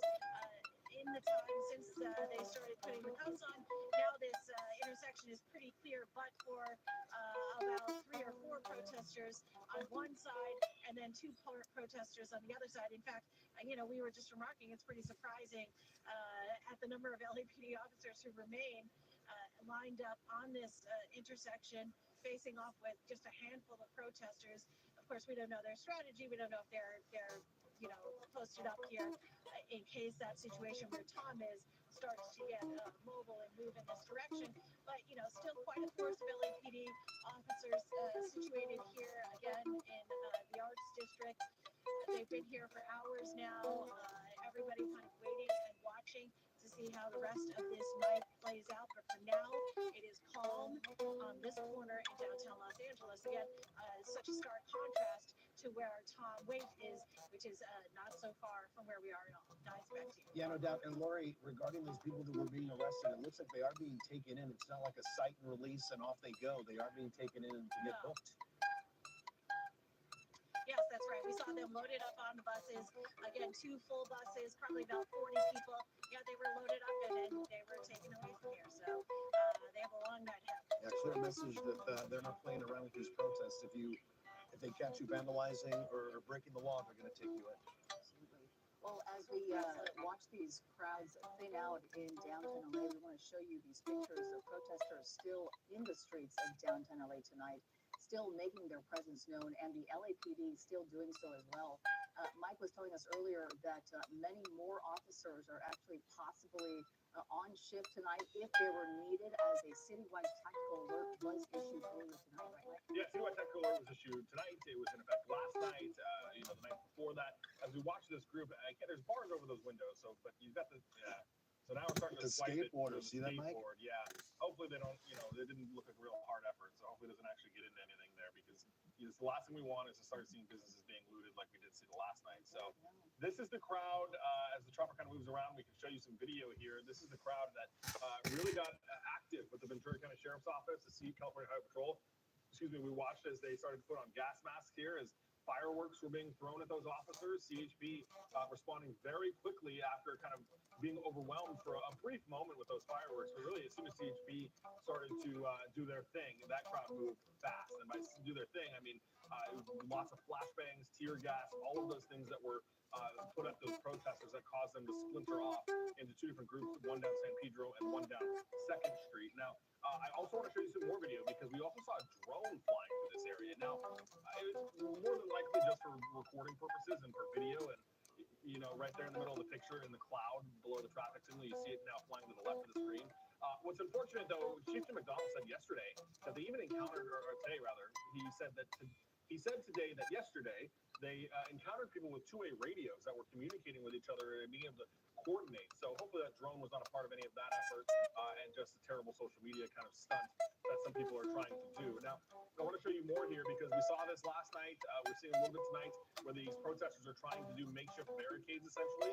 We watched as this dumpster was given one good push and pushed into the line of the CHP officers. Thankfully, didn't have that much momentum, and CHP was able to just get it to kind of stop where it was right there without it doing any more harm. We'll take you back out live now to the helicopter that is kind of monitoring the situation. You see a very large contingent of the Ventura County Sheriff's Office, CHP, all of those different agencies that are now here trying to deal with this, guys. And Mike, they're going to stay here as long as needed, right? As long as needed. Mutual aid is in effect until it's not. The sheriff is in control of that here in LA County, and he has said that we will do this as long as we need to. We've got the support, they say, of our partner agencies from the CHP, Ventura County Sheriff, all of the San Gabriel Valley cities have been there. We've seen a lot going on, guys. So even if the streets clear of protesters, law enforcement's still going to stay out there, right? Yeah. And just in case as day breaks for Tuesday here. Exactly. Downtown LA. Yep. All right, Mike, thank you so much. Let's get Open a Chime checking account in 2 minutes, and we'll buy you up to $200. Apply now. Get road trip ready with deals at Pep Boys. Right now, buy 3 Cooper Adventurer all-season tires and get the 4th tire free. Or shop our manager special. You'll receive a full synthetic oil change, tire rotation, and 2 wiper blades for $140 with coupon. Need a deal on brakes? Save up to $100 on select brake service packages with coupon. Don't wait. Make an appointment online today and trust Pep Boys to keep you moving.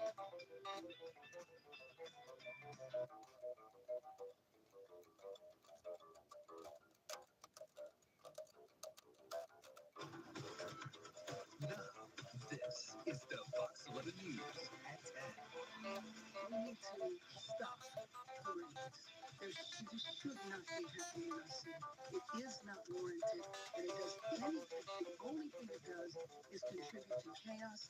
This was chaos that was started in Washington, D.C.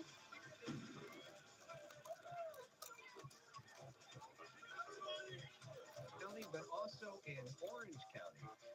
There is outrage tonight over ice raids continuing across Southern California, LA, Whittier, Orange County. People upset. People protesting tonight. The Trump administration is mobilizing the military against the wishes of city and state leaders.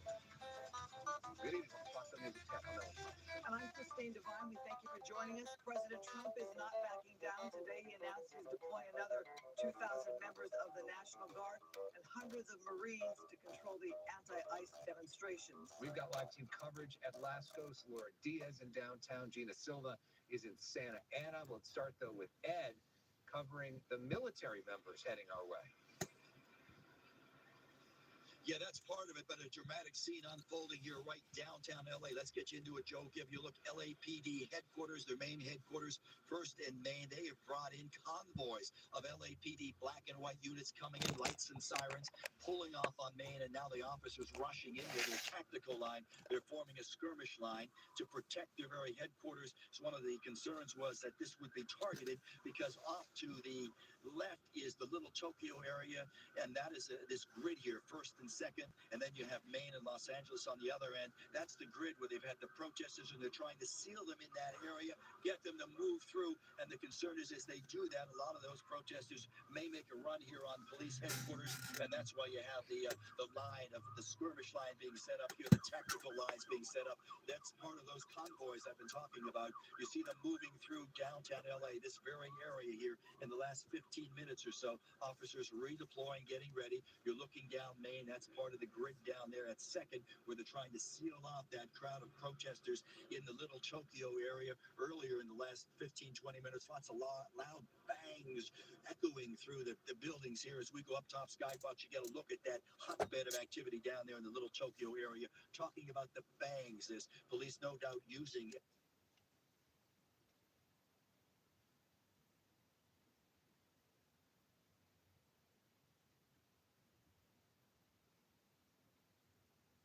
with us this afternoon. You know, I'm curious what you thought when you watched these scenes of a man on a motorcycle waving a Mexican flag going around one of these burnt out vehicles. And I should point out that some of the video we just were watching, and we'll pull it up again in a second, is the clearing of these destroyed, burnt out Waymo vehicles that are part of the Los Angeles fleet. Your reaction to that? Well, it's odd that you will have people who are in violation of our laws being in this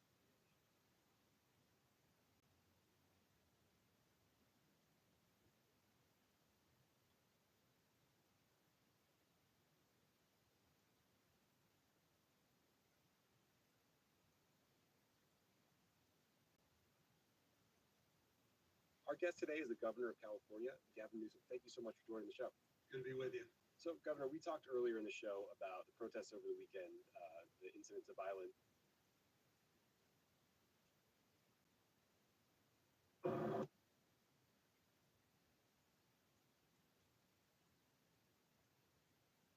And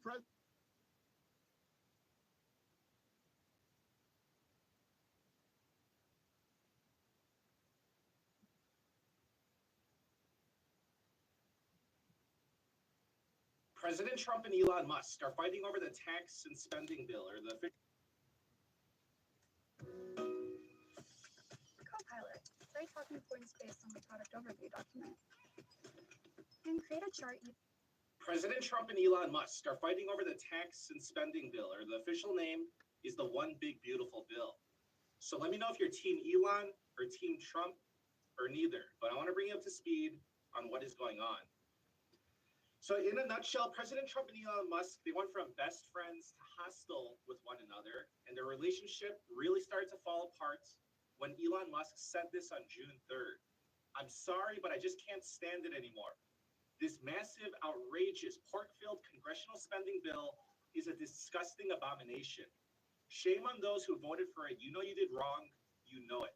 So essentially, Elon Musk is saying that he's upset with President Trump's bill because, of course, Elon Musk wants to cut government spending with Doge. And Elon is saying that Trump's spending bill is going to make the federal deficit situation even worse than it is right now. And then Musk wrote this the next day on June 4th. He said that it more than defeats all the cost savings achieved by the Doge team at great personal cost and risk. Okay, now I want to show you how President Trump responded to this, what he said on June 5th, the next day. So please take a look. I'm very disappointed because Elon knew the inner workings of this bill better than almost anybody sitting here, better than you people. He knew everything about it. He had no problem with it. All of a sudden, he had a problem And he only developed the problem when he found out that we're gonna have to cut the EV mandate, because that's billions and billions of dollars. And it really is unfair. We wanna have cars of all types. Electric, we wanna have electric, but we wanna have a gasoline, combustion. We wanna have different, we wanna have hybrids, we wanna be able to sell everything. And when that was cut, and Congress wanted to cut it, he became a little bit different, and I can understand that. But he knew every aspect of this bill. He knew it better than almost anybody. And he never had a problem until right after he left. Okay, and then Elon Musk said this as a follow-up. So he basically called President Trump a liar. So Musk wrote this. He said, false. This bill was never shown to me even once and was passed in the dead of night so fast that almost no one in Congress could even read it. And then the same day, we get a string of posts from Elon Musk saying things like this. Without me, Trump would have lost the election. Dems would control the House and the Republicans would be 51-49 in the Senate. Such ingratitude. And then Musk goes on to say this the same day to explain his reasoning. I think that we've got this enormous federal budget deficit, and it's a $2 trillion deficit. It keeps growing. Our interest payments are higher than our Defense Department budget. That's I think was the real wake-up call for me, was looking at seeing that the interest payments to national debt exceeded the Defense Department budget. And that was only growing over time, which meant if we didn't do something about this, then there won't be any money for anything. We'll just be servicing debt. And you know how to read an income statement, and you know how to read a balance sheet. You've had some business experience. I'm kidding, but yeah, you know about this stuff. Yeah, I mean, really, I just don't want America to go bankrupt. So it's a call to action. You're hearing a call to action. Yeah. Okay, so you could say that Elon Musk is basically giving a call to action to stand against President Trump's bill. And of course, that's bad time, very bad timing, and very upsetting to President Trump. And here's why. So this one big, beautiful bill by President Trump, it passed in the House of Representatives 2 weeks ago, right? But it barely passed in the House. I mean, the vote was 215 to 214. And it's going to be another very close call in the Senate. So listen, there's a real possibility that this bill's not going to get enough votes to pass in the Senate. So the situation is difficult enough, as is. And Musk giving a call to action to stand against this bill right now, that's not going to make the situation any easier in the Senate. Now, going back to the drama for a second, I got to show you this. So Elon Musk is saying that he's against President Trump's bill because it's going to increase our deficit, right? And then Trump fires back with this. So President Trump says that the easiest way to save money in our budget, billions and billions of dollars, is to terminate Elon's governmental subsidies and contracts. So yeah, President Trump took it to that level. He opened up that box. So they're not holding back. Okay, now according to the CBO, the Congressional Budget Office, President Trump's big beautiful bill is going to make the deficit worse. So the CBO is projecting that it's going to add $2.4 trillion to the deficit over the next decade. And the expectation is that it's not going to happen evenly. So in other words, more of the deficit is going to be front-loaded. So as you can see, this is the projection from the CBO. So I'll tell you this. So adding $500 billion more to the deficit each year in the next 3 years, I'll tell you, that is a lot. The expected deficit this year is going to be about $2 trillion. And then if you bump that up to $2.5 trillion, next year as a baseline, then that's going to be terrible. Now, I'll tell you this. So we're not going to cover what's inside this big, beautiful bill. I've already done that in my previous video 3 weeks ago. So the status update is that the politicians are still working on trying to pass this bill in the Senate. Their self-imposed deadline to pass this in the Senate is by July 4th. Now, the question is, how realistic is that? But according to the Senate Majority Leader, John Thune, he's saying that the Senate's going to get it done, that they're going to succeed. And I'll tell you, I mean, you can see for yourself, he seems pretty confident about it. So please take a look. Look, it's very complicated. We know that.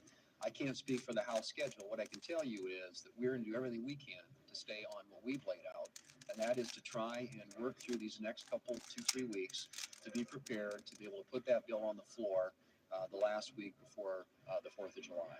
And so there's a lot of work ahead of us. We know that. None of this is easy. There are, as I've said before, a ton of moving parts. But at the end of the day, failure is not an option. We're going to succeed, and the House is going to succeed, and we're going to get a bill with the president. The timing, as I said, is what we've laid out. That is our goal.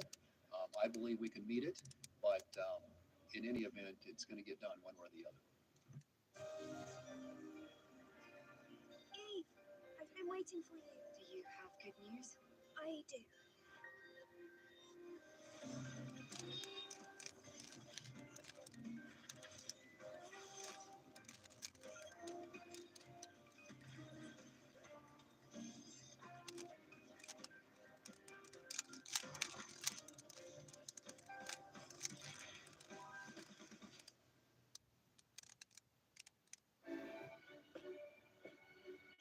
What are you doing? Living the Dolce Vita. Of course you are. What's he doing? Same. And what's that doing? Coffee. That sounds good. Enjoy the intense flavor of Lavazza Dolce Vita, also available in K-Cup pods.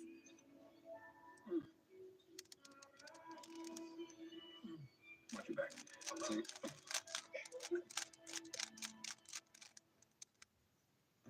Now, before I show you the last video clip, I want to answer these questions and give you my opinion. You can let me know what you think as well. So will President Trump's bill pass? So I believe, again, it's just my opinion, that at the end of the day, I believe that this bill will pass. Because the Republicans control the House and the Senate, and the few Republican senators that are threatening to vote no they're just doing more of the same thing. They're just doing political theater. So again, this is just my opinion. But I'll tell you this, if this bill fails in the Senate, then that would be a disaster for President Trump. Like, I just think about it. He would go berserk, and then I don't know how he would respond. He would just go crazy. Like, would he not? I mean, essentially, his whole presidency is riding on this thing. Now, will President Trump and Elon Musk reconcile? Okay, so you have the world's richest person and the world's most powerful political figure, and after the statements that they made, I mean, I don't think there's any chance of their relationship turning back to the way it once was. So I think that the better question is, does Elon Musk or President Trump pour more gasoline onto the fire?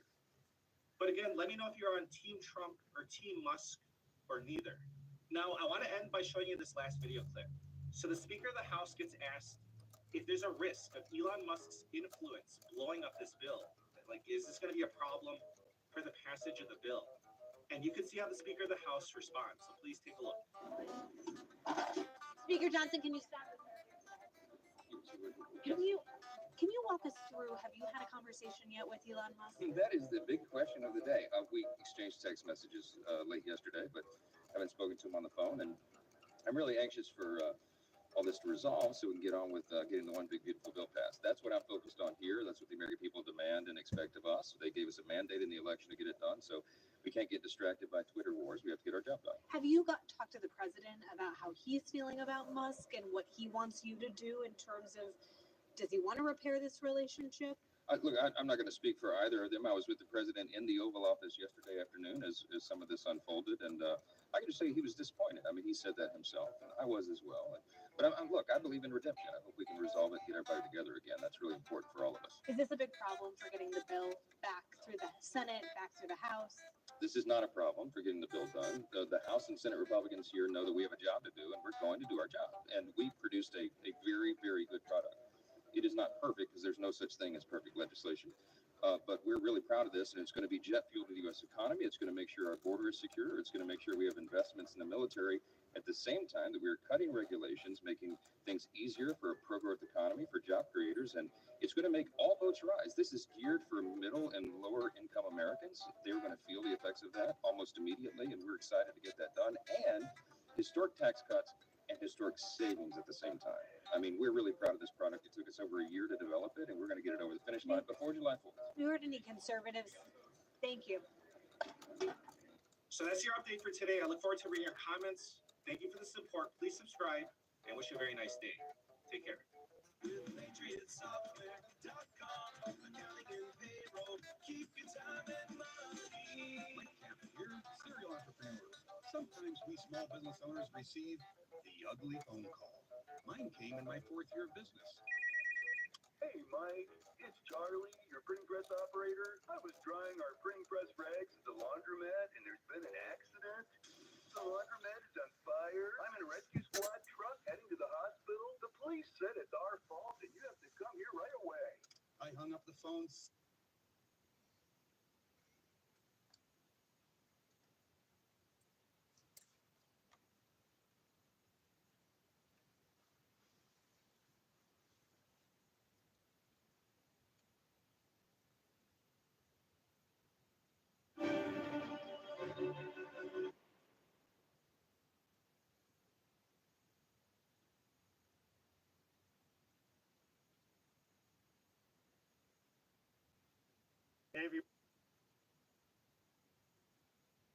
The people. This channel is supported by TrueFire. I think there's been a lot of message.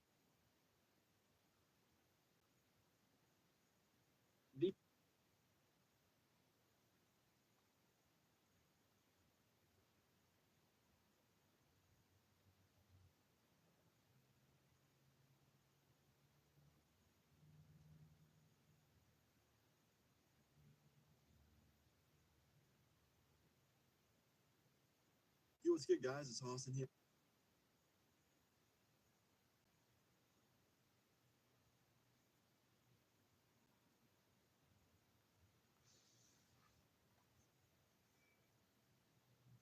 I was talking about the dangers of Google device tracking in the last video.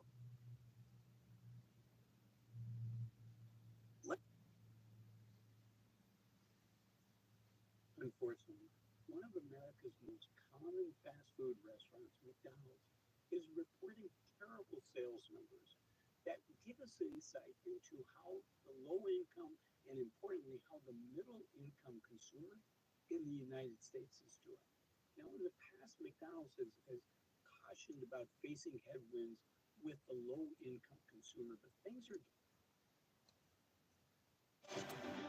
With over 200 million drivers, you've done more than make Ford America's all-time best-selling auto brand.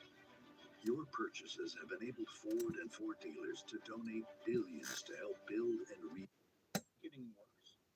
These problems have now climbed from lower income consumers into the middle class consumer. So let's jump in, see what's going on, and then I will share my thoughts on what it means to all of us. So to start off, I want to go to CNBC. They have an article called McDonald's reports the largest U.S. same-store sales decline since 2020. And they say that their sales shrank 3.6% as the chain faced bad weather and a more cautious consumer. Now, heads up that oftentimes retailers and restaurants will blame bad weather when they miss numbers. But you know what? That is seldom the main problem. Let's keep going. Their CEO says in the U.S., overall quick service restaurant industry traffic from the low-income consumer was down nearly double digits compared to the prior year quarter, so compared to the same period of time last year. Nearly double digits, that's a big deal. But there's something different in this mix, and that is this quote right here. Unlike a few months ago, QSR, so quick service restaurants, traffic fell from the middle income consumer nearly as much. So the middle income consumer is also getting squeezed. A clear indication that economic pressure on traffic has brought, and that's what's important about this, that it's beginning to spread, and it's becoming a contagion. Let's keep going. Compared with their industry peers, McDonald's has more low and middle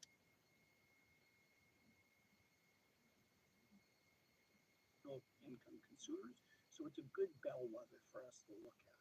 Even though the high income consumers are still dining out, their spending is not enough to offset the shrinking traffic from other income cohorts. In response to this, so McDonald's isn't just going to sit back and hope things get better. They're doing what they can to keep their value menu around it. Good news if you like McDonald's, they're keeping their $5 value menu on board. Now, let's go to the BBC and see what information information they have, and then I'll share my thoughts on what this means to all of us. The BBC reports that McDonald's McDonald's sales drop as diners face uncertainty. And I think this is an important point because it's not just people have less money in their pocket, but they're also worried that in the future they're going to have less money. So the chief executive said that customers were grappling with uncertainty and that this is the steepest decline in like-for-like sales in the U.S. since the 3 months at the end of June of 2020 when the pandemic restrictions were in place for all of us. The surprise drop in sales coincided with a contraction in the U.S. economy, which shrank at an annual rate of negative 0.3% for the first 3 months of 2025, the first quarterly decline in the U.S. economy since 2022. Okay. However, the BBC article goes on to say that Danny Houston, head of financial analysts at AJ Bell, said that Americans were nervous in cutting back on discretionary spending as a result. I think we all feel that we're nervous. Let's see what Danny feels is the reason for this. Danny goes on to say they're worried prices will rise even higher, and that household budgets already feeling the impact of previous inflation will be stretched beyond the breaking point. I think a lot of us are feeling that.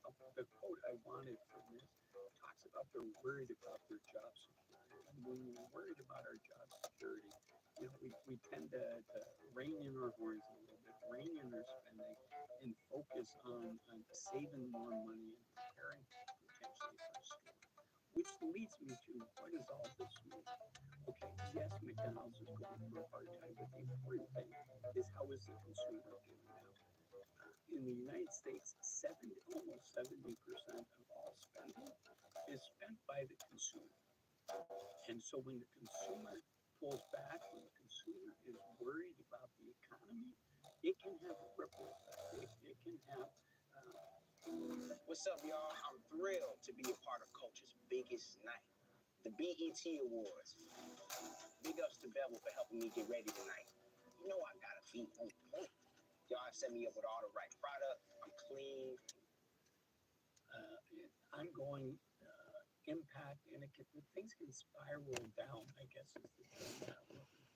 So we all get cautious. We all start spending less, which as a financial advisor is not necessarily part of what I think we should be doing. What should we be doing in response to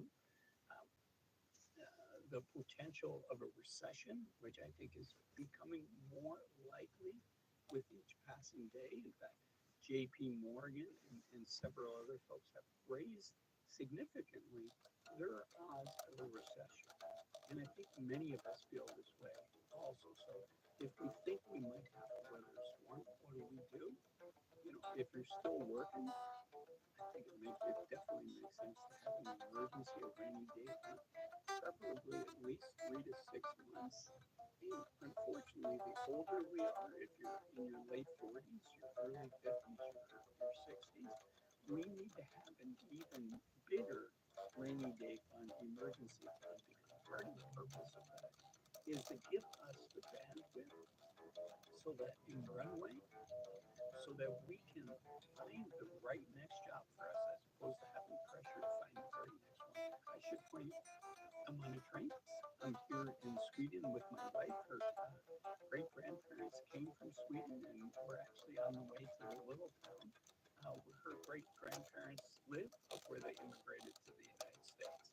So job number one is probably a good defense to save up what we can. If you don't have a emergency fund, do what you can to save as much as you can.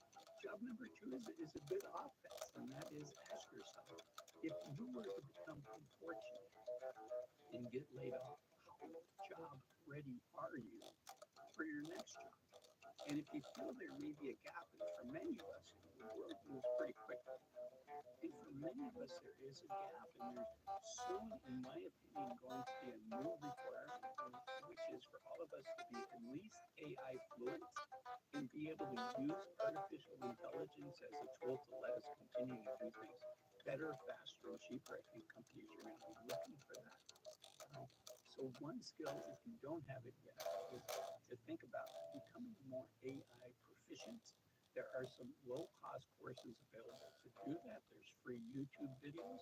One platform that I like for learning new things is a platform called Udemy. It's like an academy, but it's spelled with a U, U-D-E-M-Y, udemy.com. And think about, could you pick up some skills? Could you become more fluent in AI?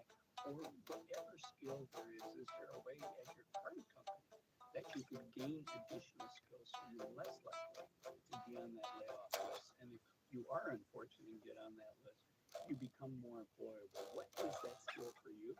That's the good offense. So I want you to have a good defense. I want you to have a good offense.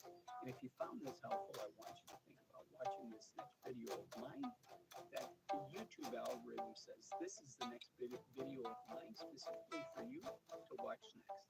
Thanks for watching this one. The 2026 CR-V Trail Sport line. Introducing the latest addition to the Honda Trail Sport line. Our most capable CR-V yet. Explore the CR-V Trail Sport Hybrid at your local Honda dealer.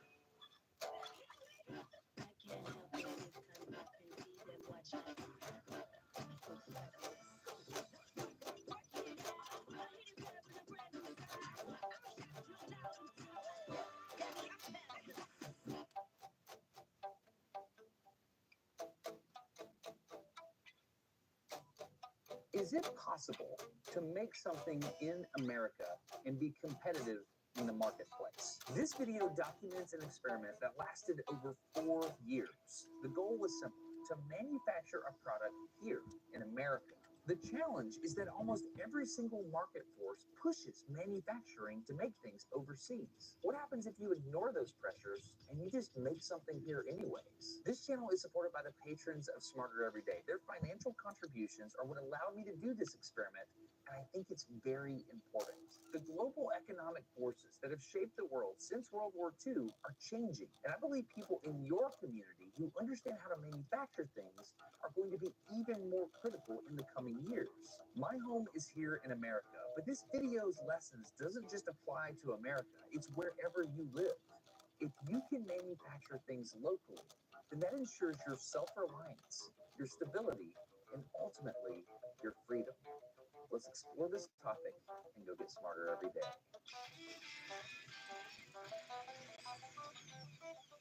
I started this process with the goal of making everything you see here in America. All of these components go together to make one thing, and that thing is a grill scrubber. This is called the Smarter Scrubber, and we'll talk more about that later, but for now, I want to tell you how we're going to lay this video out. There's 3 parts to this video. The first part is why I wanted to do it. Like, why did I want to perform this experiment? Secondly, how it happened. Every component there has a story. I want to tell you the story of each of those components. And finally, I want to pitch you on buying that product. I want you to buy it, not because you're watching some YouTube video, but is it actually competitive in the market? Is this a thing that can exist on its own in the marketplace? I'm going to give you that pitch, and we'll see. Part 1, why? Both my mom and my dad were union auto workers, United Auto Workers 2195 here locally in North Alabama. They made steering components for vehicles. My mom worked on the assembly line. My dad was in tool and gauge. When they would come home, they would smell like cutting fluid.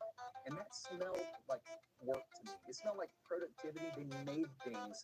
And everybody that I knew, their parents made things. Middle class America. The American dream was alive and well. And then things changed. With NAFTA and CAFTA, it wasn't one political party, it was everybody. Globally, things were changing so that it made more sense economically to move manufacturing facilities out of the United States.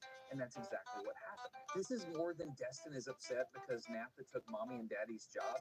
I don't even know that NAFTA did take mommy and daddy's job. I think things were changing before that. So the global economy is so complicated, I could make a whole channel on it, but what I want to do is just take 60 seconds to demonstrate that I understand this is a complex topic, and I just want to throw some ideas out there and let you think about it, and then we're going to move on with this video, but it's just a really interesting thing to think about. Okay, so a long time ago, things were better, right? That's called golden age thinking. Every civilization has done that. The idea that if we could just return to the way that things were, things will be better. That's a powerful nostalgic thing, but it's not really accurate because if you think about it, we went from this type of shipping to this type of shipping in 150 years. And that is analogous to the complexities of global trade because wars were fought when we were using wooden boats. Imagine how complex the economics are when you go to boats like this with containerized shipping. In World War II, the Bretton Woods Accords in New Hampshire, America decided they were going to guarantee the shipping lanes would be open so global trade and global prosperity could happen. We started doing that. Everybody started doing good things. And then people started exploiting cheap labor in developing nations. And then profit became king. And so now we have billionaires and we have a wage gap. And it's very complicated. And so people are pushing factories overseas. And it's good for local communities overseas. But sometimes it's not. Okay, so that was impossible. I didn't even mention unions, collective bargaining agreements, all that stuff. It's a very complicated issue. And I'm not like, America is dominant and must be. No, that's not what I care about. I care about people. I love people. And I think these issues are more than something that can be distilled down to like a one-line zinger that you can use to dunk on people who differ with you, your views politically. This is complicated, and we as people have to solve it because we're not agrarian anymore. We have industrialization that can make food, so we must produce things as people, not just in America, everywhere. I just don't want people to be exploited in the process. My answer to all of this is Jesus, the golden rule. Do unto others as you would have them do unto you, but we have to figure this out. Let's move on with the video. I remember this period of time not understanding how important these global shifts, literally, what were changing the town around me. I become an engineer. I learned how to draft and draw parts that hopefully would be manufactured sometime in America. But then when I got out of school, there were not many plants to go work at. Fast forward a lot of stuff, and then you'll get to the 2020 global pandemic. The 2020 pandemic made a lot of people mad for a lot of reasons. It made me mad. I don't get mad very often, but it did make me mad because of manufacturing capacity in America. So when everything went down, everybody wanted N95 masks and face shields, and they couldn't get it. When the president starts talking about airplane shipments from China, because that's the only place we can get these N95 masks, I realized this is a big deal. We can't make the things we need. And I'm not talking about the mask debate. Like, imagine, if we're talking about individual airplanes coming from China, do you think Alabama is on the priority list of where those things get distributed? No, we weren't. And so as a local community, we decided we're going to 3D print masks for our medical workers, the N95 masks, the face shields and stuff like that. A guy in California had developed a system to do this safely, so we did. We came together. It was a really good community moment. We 3D printed these things, but we realized very quickly, this is slow and very difficult. We need to be able to manufacture things. And so I started trying to find where I could manufacture these things, and this revealed to me how anemic our manufacturing capacity in America has become, because I was waiting on some billionaire to come save us, and it didn't happen. You know what happened? I went and found a guy here locally in Alabama. His name is Chris Robeson. He knew how to make an injection mold, and he did. We worked together, and we created an injection mold here in Alabama. This is the model number Huntsville 02 made in Alabama face shield. This is what was distributed here in Alabama to our medical workers. You put a little piece of plastic over there, and we used this in hospitals all over the state and even in adjacent states. So this whole pandemic made me realize that our manufacturing capacity in America has been gutted. If Chris had decided to retire before I needed that mold made, we would not have been able to make an injection mold in my area. And this made me mad. I realized the knowledge chain almost broke, so I made this tweet asking about how I would find local manufacturers in order to make things in America. That's what I realized had to happen, and so I started on the journey. All right, I want to pause here and introduce you to the last, probably most important person of the story that you need to know about before we get going, John Youngblood. John owns a small business named JJ George that sells grill products. There's a ton of problems with grill brushes on the market. We'll get into those later, but John had a very clever idea to solve these problems with chainmail. Now, I got excited about his idea, and I wanted to get involved as an engineer and just help him in general, so we decided to work together. I tagged along as John presented his idea at a roundtable discussion of local business owners. The problem is that every product out there that's a grill scraper is mediocre at best. I know I'm buying a disposable product, maybe one a season. John got his start by making wooden grill tables right here in the USA, but he's also worked with people overseas to make other grill accessories. John was experiencing pain because of that. Like, I don't know if you realize this, but as a small business, if you have an idea and you get it made overseas, that's cool, but they have all the tooling to make the thing that you wanted made. So at night, they can literally just crank up the machine, make more of them with less high quality products, and they can just countersell against you on Amazon, and you have no recourse. There's nothing you could do. This is one of John's best-selling products on Amazon. At least it used to be, because look at all of these knockoffs. They're everywhere. The interesting thing about this is John has a patent, and he's tried to get these other things taken down off of Amazon. But he's found it almost impossible to get Amazon to respond in a timely manner. It's like playing whack-a-mole. Look at all these letters he had to get lawyers to write. That's a lot of money. The interesting thing is Amazon almost tells these manufacturers overseas what to knock off. If you go to the product page, you can see how many were sold in the last month. And all they have to do is say, oh, look, that one sells 3,000 units a month.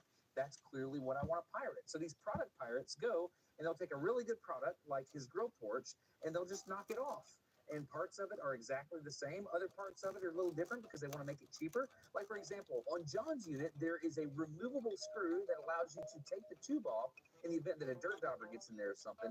Not on the other unit. There's nothing like that. It's glued in position. You just have to throw it away. It's weird because they're selling this for half the price, but at the same time, they're taking all the business and they're making lower quality products. Not only does this mean counterfeit goods for buyers, look at what sellers are saying in Amazon's own seller forum. Amazon's inability to police this, or at worst, unwillingness to prioritize it, that's destroying small businesses and manufacturers in America who depend on the very idea of intellectual property to protect them from fraud. So this is one of the main reasons why John wanted to work with me. I wanted to work with him because I wanted to make something, and he knows the business side, but he wanted to work with me so we could use the YouTube channel to tell people about the product and not have to sell it on Amazon. So again, Amazon, do unto others as you would have them do unto you. Let's get to part 2 of the video. How did we build this thing? To understand why we have all these parts, let's think about the problem we're trying to solve. We have grill grates, and we're trying to scrub it with chainmail, right?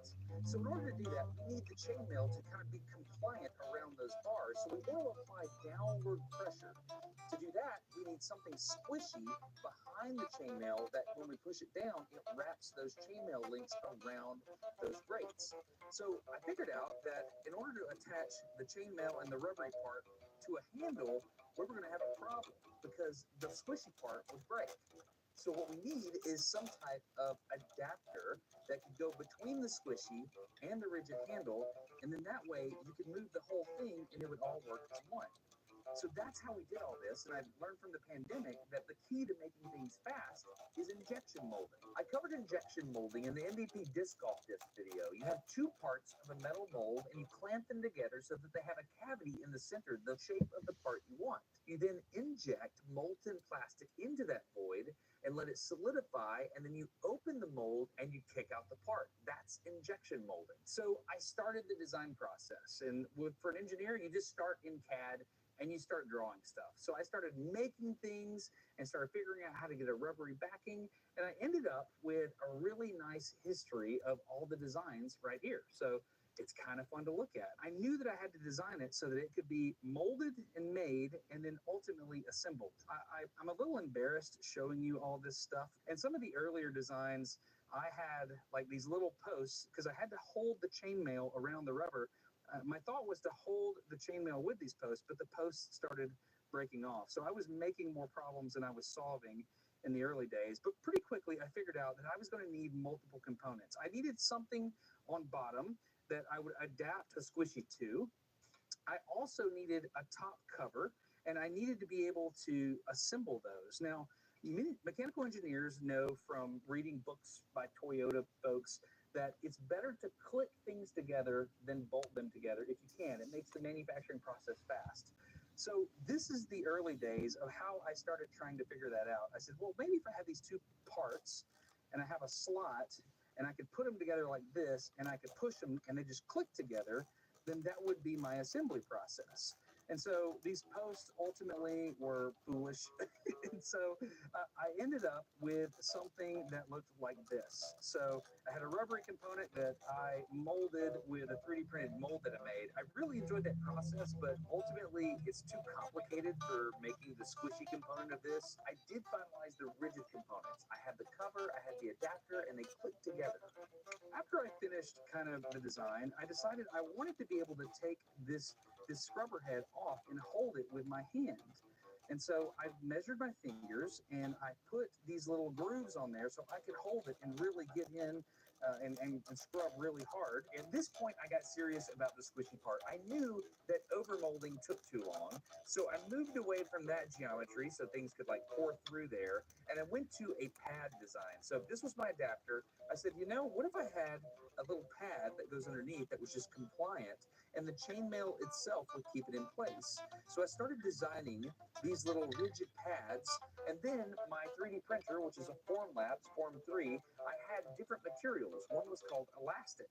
So I started printing squishy geometries in an attempt to try to figure out what would work best on the grill. So I even tried some linear designs, I tried some hex patterns, and I ended up with something roughly like this. I had all the components, and John took it all to the hardware store and put it together with a wire, and this was our very first prototype. And at this point, we could only get chainmail out of China, so John started testing the different types, and he came up with some very interesting information. When you go against the grain, it'll catch. It puts a lot of tension on the individual rings, and they're coming apart, and we're losing some.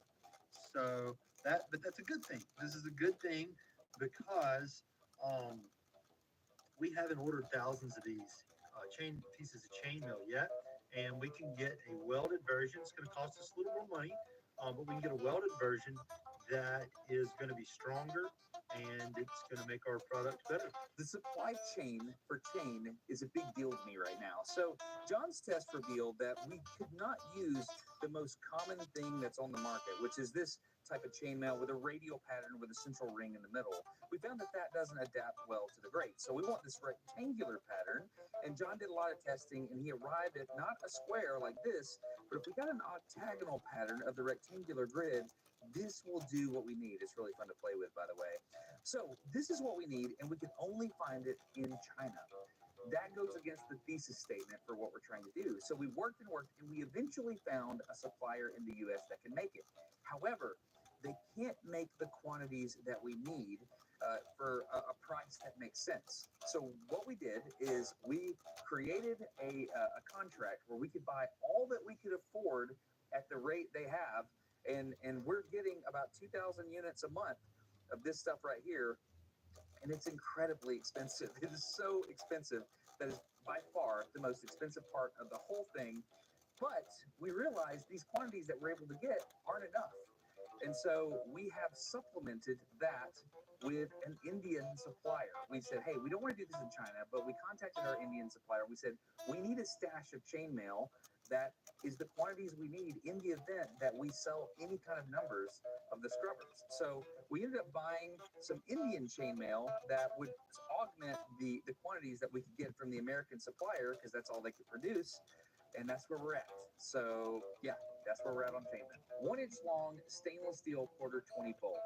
This was so difficult. I know it sounds like an industrial commodity, seems like a simple thing, but if you want to buy this made in the USA and you stipulate that, that changes everything. Foreign bolt like this, 9 cents a piece. In the US, average 38 cents a piece. Like here's a quote right here. If I buy 10,000 of these, 42 cents a piece, that's pretty standard. Most machine shops I talked to directly, they said, yeah, we can't even get the material for the price of the finished bolts that you're getting from a foreign supplier. Finding people to get quotes for you, very difficult. I emailed a lot of people. I sent out this tweet, it helped, and it's a very fascinating thing. Eventually, after literally months of emailing people back and forth, John picked a supplier that got them for 35.5 cents a piece, which we then verified were made in Massachusetts. So instead of a dime to get our bolts from a foreign supplier, we're doing roughly this, because we think it's important to have manufacturing capacity for stainless steel bolts in Massachusetts, which is weird because my uncle used to work down the road at a bolt factory that closed. But now I'm going to Massachusetts to get this bolt, which is interesting, right? Very interesting. After we bought our bolts, quote came in for 19 cents a piece. Other salesmen told me there's no way that's American. I couldn't verify it. Got sketchy. I don't know. I have no idea what to do with that. I thought it would be simpler. Like, they're on the shelf. They're made in the USA. Buy them. They're this price. Very difficult. The next part of the story is very interesting. I had my parts and it was time to injection mold. And I went to a facility that does injection molding. And I said, can you make these parts? And they said, yes, we can make the parts. And I said, that's great. I would also like to make the molds here because I want to learn more about molds. And they said, oh no, we don't make molds here. And I said, why not? They said, we don't do that. We ship the part, the CAD file to China, and they make the mold and they send it back and then we injection mold. I said, no, that's not what I want to do. I don't want my intellectual property in China. I want to make it here. And they said, good luck. And this is the moment where this whole experiment came into focus for me. I realized at that moment, we're screwed. I think we're screwed as a nation if we can't do the intelligent work of tool and die, making the tools that make the things. It used to be that America did the smart thing, and then we would send the machine that we made to another country, and the country would operate the machine in the developing world. We have flipped it. We are now to the point where the smart stuff is done somewhere else, and they send us the machines, and we push the buttons to operate the machines. I need you to understand this because I realize we have lost something very, very important. And we did it by lulling ourselves to sleep, by pushing money around and doing the intellectual property work, but not doing the manufacturing work. I think it was best put simply by the CEO of Apple, Tim Cook, while sitting in China when he was asked a question about tooling. There's a confusion about China that, and let me at least give you my opinion. The popular conception is that companies come to China because of low labor cost. I'm not sure what part of China they go to, but the truth is China stopped being the low labor cost country many years ago. And that is not the reason to come to China from a supply point of view. The reason is because of the skill and the type of skill it is. Like the products we do require really advanced tooling. And the precision that you have to have in tooling and working with the materials that we do are state of the art. And the tooling skill is very deep here. You know, in the US, you could have a meeting of tooling engineers, and I'm not sure we could fill the room.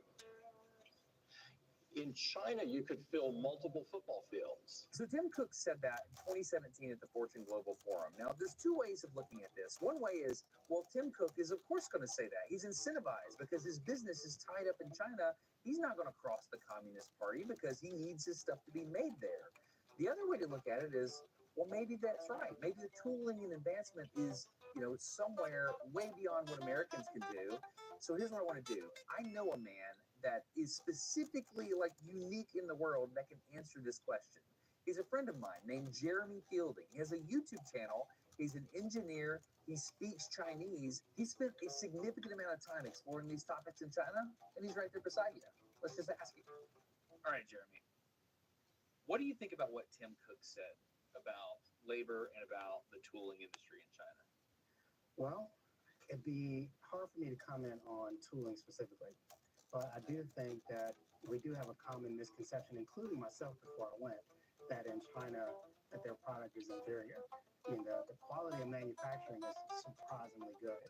And when I started comparing that mentally to all the places I've visited, because I've been to many shops here and over there, if it wasn't for the fact that they were speaking a different language, I would feel like I was in the same place. I was really impressed. And I think I would say it's at least equivalent to what we can make here. And in some cases, things that used to be available in America aren't available anymore. So you have to go to China to get it because we just don't do it anymore. Oh, that's scary. Okay, this is a tangent we could talk about for hours just on this topic.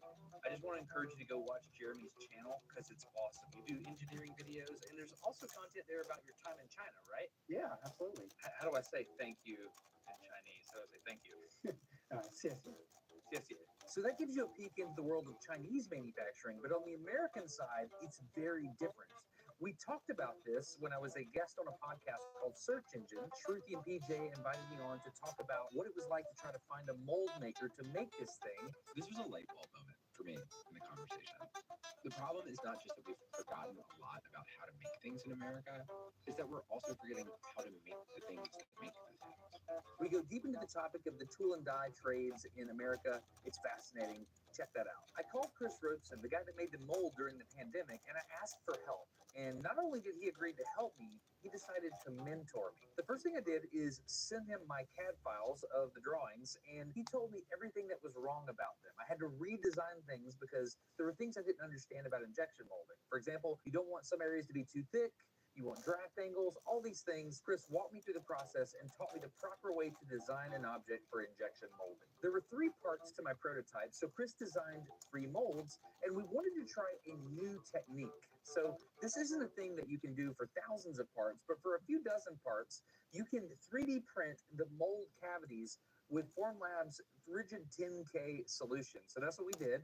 And these are those parts right here. These are 3D printed inserts that we could run in Chris's injection molding machines to verify that the geometry is correct. It actually worked. We got a few dozen working parts, and this let us see how the plastic would flow in the mold, and we made mold design changes. So it's Chris's vast knowledge of tool making and injection molding that allowed us to create molds that would work. It's now time to make a production tool out of metal. You can send this off and get it done in a machine shop. They're not going to have the knowledge of the tool and die making, but they can just make a metal part if you send them a CAD file. I wanted to learn how to CNC machine. I've always wanted to learn how to do that. So me and a younger engineer named Trent, we started learning how to machine. I was able to pick up 2 used CNC machines. Thank you again, patrons. It started off pretty rough.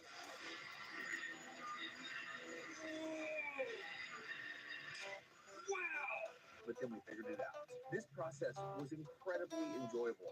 I thought it would be intimidating, but I called friends like Shane from Stuff Made Here and local machinists and Chris himself. They taught me what speeds and feeds I needed to use, and this process was awesome. One night I was machining in the garage, and my friend Dalen came over to hang out, and we started talking about the importance of making things in America and how it affects local communities. All the opportunities to have education and so on went away. And so what's happening? I'm feeling you talk about manufacturing in America. Yeah, so when those jobs went away in those communities, all those economic prospects and ultimately educational prospects and quality of life prospects went away. So manufacturing coming back to America is really important to me because of what it's meant historically for communities in terms of opportunities for kids, right? So figuring out a way to do that is something I spend a lot of time thinking about. Making faves with Bistro Favorites. Pretzel roll is how I roll. A little bit of pesto, and it can't be a fave without my favorite. Yo, we like to load up on turkey. This looks phenomenal. 100% natural Bistro Favorites in the lunch meat aisle.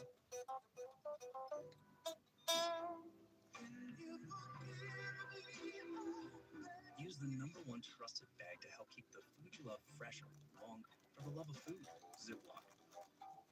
SC Johnson. I did my homework and I landed on the Tundra. The safety, the durability, does everything I needed to do and then some. My name's Derek Haynes. I drive a Toyota Tundra. Proudly serving the entire military community. Navy Federal Credit Union. Our members are the mission.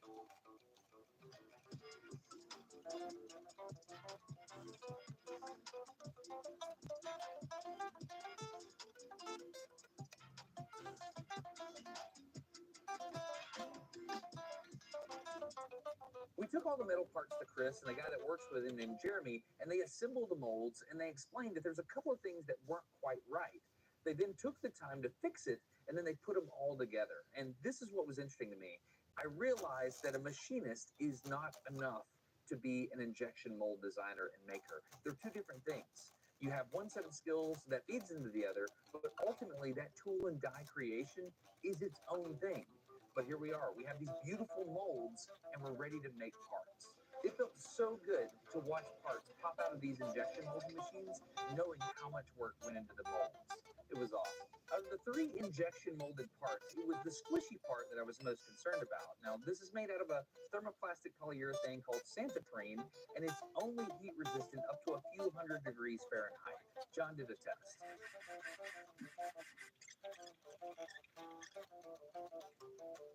Yeah, definitely got some melt in there. So obviously we were going to have to change that material, and silicone is the best option. Now the problem is we can't inject silicone with the same molds that we made. It's a whole different process.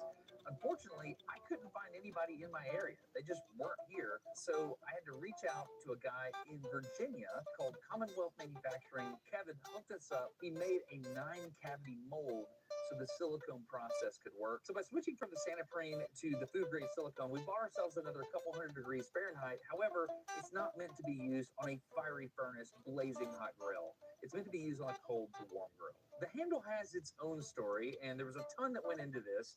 The first thing I did is I found a metal tool that I liked, and I just went over to an anvil and I just beat a little flat edge on the end of the thing, and then I cut out the end on a bandsaw and drilled a hole in it, and we put that on the prototype and gave it to John's mom to test.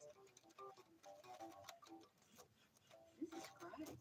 Since it passed that test, it was time to design it for manufacturability. So I went back to CAD and realized if I was going to be bending up sheet metal, I might as well put a flat scraper on the front so that you could get into the corners and stuff like that. I put a little bitty curve on the edge of the scraper so that you could get around the grill grates, and that was our design. I made a video on Smarter Every Day about sheet metal stamping, and the reason is because I was doing research into how to manufacture this handle. Sheet metal stamping is a process that involves using tooling to cut and bend metal into the shape you want.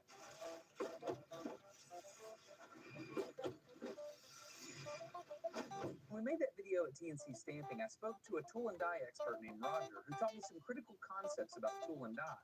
It was pretty clear to me that Roger had forgotten more about tool and die than most people will ever know. In the time between filming that video about metal stamping and filming this video, Roger passed on. He's no longer with us. And that's a big deal. Obviously, his family and friends and coworkers are going to miss him. Roger seemed like a great guy. Probably takes years just to learn the vocabulary of the trade, right? You hear that? It takes years to learn to speak like I speak. But there's another loss here for the community that's not as obvious, but it's very important. And that's all of the experience and tool and die wisdom that Roger has acquired over the years. He can no longer pass that along. We only have what he gave us while he was here. Furthermore, all the experience of the person that taught Roger, all that is stopped now. All we have is what he passed on before he left. So that makes what you are about to see very, very important. You're about to witness the birth of a tool and die worker in America. When I first visited TNC Stamping, Weston explained that they had a tool and die shop and they invest heavily in their tool and die apprenticeship program, which is becoming increasingly rare among American manufacturers. They showed us the progressive stamping dies that they made, but John and I couldn't afford one of those, so Weston agreed to give us a price to make what's called station tooling. A tooling engineer named Joey worked with a young man named Logan. Logan used to be a press operator, but he's entered into the apprenticeship program for tool and die. The tool that made our handle is the first tool that Logan ever made. This is the first one you've made? Yes, sir. And how long did it take you? About 6 weeks. So are you been training him? I'll help. Need a lot of help. So do you feel like you know how to do the next one now? As long as I got friends to go by, I can do it. Yes, sir. Really? Did you ever think you would have this skill? I never knew anything like this really existed. During high school and everything, I didn't know what I was going to do. I started out up here as just a press operator, actually running these presses, and got the opportunity to move over as an apprentice. And I've enjoyed it ever since. All the hands-on stuff, learning stuff every day.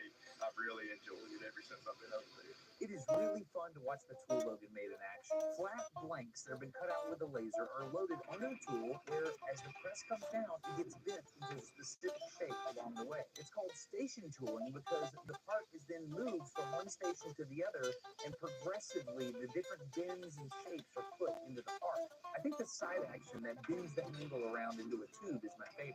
After that, we put them in a box and we take them back to Chris's place where we lays a logo on the handle, which is really cool. This is currently the bottleneck in the process. It's a little slow. We're trying to automate this. But my favorite part, we get to put made in the USA on the handle.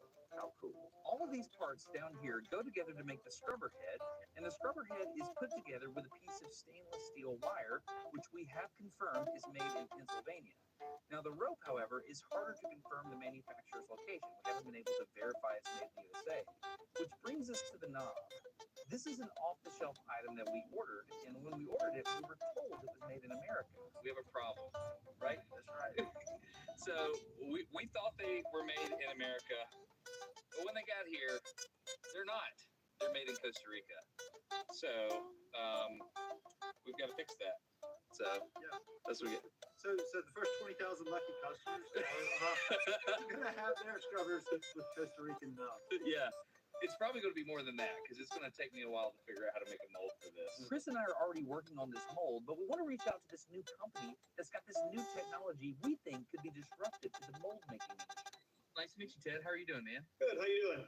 So you own Mantle. That's correct. So I found your company because the injection molder that I know, Chris Robson, he's been wanting to work with your machines for years. My understanding is that you are a 3D printing company that can print metal. Is that right? That's correct. That's all we do. We invented a new process to print metal, and we specifically use it to make injection molds and other type of hard tooling like that. What I've seen with some of the powder bed fusion laser sintering type methods is that it's very difficult to get a good surface finish. So how are you doing metal with a surface finish that's acceptable for injection molds? Yeah, most of the other processes that do metal printing melt metal powders with a laser, and they end up with a surface finish just like 80 grit sandpaper, and it's just not near smooth enough for injection mold tools. Our process is actually a hybrid process, which means it uses additive plus subtractive. So we actually put down this metal paste, we dry it so it firms up, but then after a few layers of that, we come in and actually cut it with a CNC.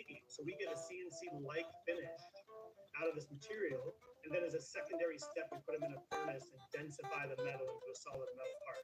But we can do things you could never do traditionally, like in this medical tool right here. It looks pretty simple, but these deep grooves you see here have to be done with electric discharge machining. You can't CNC cut those because no one makes an end mill that's skinny enough and long enough that won't break when cutting steel.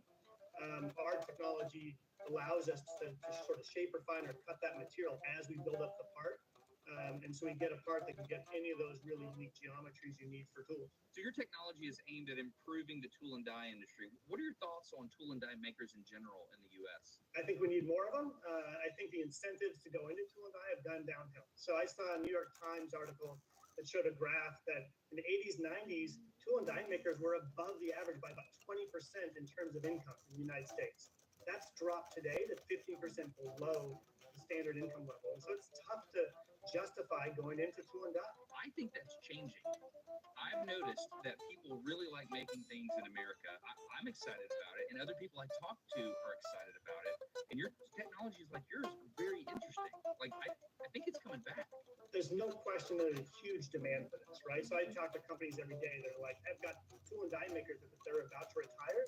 They have open jobs today. There are tons of positions available.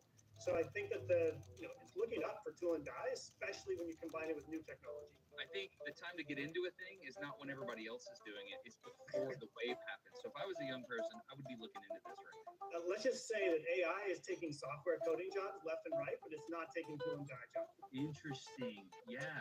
Mechanical, physical things are where it's at, isn't it? We're not there yet. The Optimus robot can barely serve a drink, at a party for Elon Musk. It's not going to make a tool and die anytime soon. That's a great point, Ted. I hadn't thought about that. So the reason I wanted to reach out to you is I'm trying to make this product in America, and we're doing everything we can to make everything in America. And my understanding is we were told that this right here was made in America, but when we got it, the box said made in Costa Rica, and so obviously I have to make it in America. And so I've learned the hard way. I'm not saying the hard way, but I've learned the right way, or the traditional way to make a mold insert. And I was wondering if you'd be willing to work with me to make another mold using your technology for this knob. That'd be great. We print stuff like that all the time. We can do all types of geometry. That would be a shoe-in for our technology. We could do it a lot faster than we would normally as well. Will you please help me? I will do my best. I'll do my best. Anything to keep grill brush bristles from ending up in people's throats is definitely something I'm on board with. That's right. I saw your email on your reply to this. So maybe we can talk about that in the pitch in the last part of this video. For sure. I've experienced the problem firsthand. It's funny you said in your email, like, yeah, people know someone that knows someone that's had this problem. Like, no, that's me. I've had this problem. I'm the guy. That's great. We'll talk about that later. So that's the story of how we made the Smarter Scrubber, but there's one more thing you need to know about. You remember I told you that we had this American chainmail and we wanted to get some more chainmail and we had to go to India to get the quantities we need in the event that we sell out of everything we have from the American chainmail. Well, I'm in the middle of making this video, and a couple of days ago, I thought it would be good to go show you a pallet of the American chainmail and a pallet of the Indian chainmail to show you that they're two separate things. While I was filming that, something crazy happened, and the camera happened to be rolling. Okay, so this is chainmail that we haven't used in any assembly yet. This is from India. Dude, look at that. That's not from India. That's Chinese. Is that? Is that Chinese? Well, I didn't even notice that. That's name. He's Indian. I bet they're just shipping it from China to India. I bet that's what they're doing. Is that Chinese? That looks like Chinese. Get Google Translate out. We got this drop ship from India, but I think he just boomeranged it. I did too. I think a person in India told us it was from India, but it was actually from China, is what I'm thinking. It's got Chinese writing on it. Pu Chuhan Hai Pai. Man, that looks Chinese. What is that? It says Hai Pai refers to East meets West culture from Shanghai in the 20th and 21st centuries. It's part of the culture of Shanghai. That's what it is. Hai Pai. Well, I don't know what that means. I don't know what that means, but it's definitely not English. Okay. This is so hard. This is so hard. The supply chains. Jack. It always goes back to China. Yeah. And everybody wants to make a dime, so it's worth it to. I'm shocked. It's pretty weird to set out to try to make a thing completely in America and to find out towards the end of the process that you made something in China anyways. That's really hard to swallow. So this is a big, big problem. And I have like 100 things I want to say because I've learned so much in this process. And I did a lot of things wrong, obviously. We did a lot of things wrong. But I'll limit myself to saying this one thing. If you are ever in a position to make a decision about where your thing is manufactured, take a second and consider making a little less profit maybe in order to invest in your local community. Because these are people you know and love, and they need jobs, and they need to be able to feed their families. And you need a person in your hometown that can injection mold. You need to be able to do that locally. So that's what I would say. I feel a lot of things right now. I'm not going to say all of them. It's time for the pitch. And before I give you the pitch, I want to say this. I don't think it's right that I had to have a YouTube channel in order to take this risk. I hope that we will invest in manufacturing in America and other places in the West so that it will make sense for people who have a really good idea that will help people. It'll make sense for them to make these types of things in their hometown and take them to market. I don't like the fact that having a YouTube channel was a big part of the calculus in order for me to do this. So I just want to say that. So here we go. I'm going to give you a pitch on the Smarter Scrubber, and we will see if you want to buy one. All right, my name is Destin, and I would like to tell you about a product called the Smarter Scrubber. I genuinely believe this is the smartest way to clean your grill. If you go to a store right now and you look at the shelves, you're going to see a ton of options for steel bristle wire grill scrubbers. And they're interesting. I mean, there's a lot of different designs. You can tell that this is a very difficult problem because of all the different solutions people are throwing out there for trying to solve it. And these wire bristles are a problem. I don't know if you know this, but those bristles can come off on your grill, and then when you're grilling, they can get in your food, and you can ingest that. And that's very, very bad. If you have ever talked to somebody that this has happened to, it's kind of a big deal, and chances are you know somebody that knows somebody that this has happened to, because this happens way more than you think. So this is Ted. Ted, my understanding is you had something happen to you with a grill brush. What happened? I was out barbecuing, and I went to eat my salmon that night, and a bristle brush that had gotten on my grill, got into my salmon, and impaled itself at the back of my throat. And with some skilled work by my wife and a pair of forceps, I was able to get it out. She was able to get it out of my throat. But it stuck in you. Where was it? What did it feel like? All the way at the back. You could barely see it, halfway impaled. And I thought it was a fishbone, but it pretty clearly wasn't once we started to look at it. And it was painful. Like, it's hard to talk. I was lucky that we were able to get it out without having to go to the emergency room. My brother is an ear, nose, and throat doctor, and he says every summer he's got someone coming in with this problem. And it can be easy in the case of what mine was. It's like, oh, just see if you can pull it out. I'm like, okay. Or it can go all the way down your throat, and now you're talking about a semi-surgical procedure to get that thing out. So it's not safe, and it's only a matter of time if you keep using those bristle brushes. Ted's situation ended up okay, but there is a worse situation that can happen. John and I have a mutual friend that's a doctor, and when we gave him a smarter scrubber, he told us a story about his partner. He had to do an exploratory surgery to find a grill brush bristle in the bowel of one of his patients. Apparently, this is way more common than I realized. Tyler goes on to explain that he hasn't owned a grill brush with bristles since residency. I've debated on whether or not to show you pictures of that, and I've decided to do it this way. I'm going to show you a picture for 1 second on the screen, and you have the option of closing your eyes. But this is from a medical paper of a person that had to go under exploratory surgery, and they found the bristle sticking out of the gut inside the body. So I'm going to show you that picture. Close your eyes if you want to. In 3, 2, 1, there it is. Yeah, that's bad. It's bad. You don't want to do that. That was the thrust behind wanting to build the smarter scrubber. But the more I get to thinking about why this needs to exist, the more I realize there are other reasons why we should make a product like this. This is made in America. All of the components are not currently made in America, but we're moving that way. We're trying very hard to do that. I have noticed that a lot of the products on the market right now are cheap.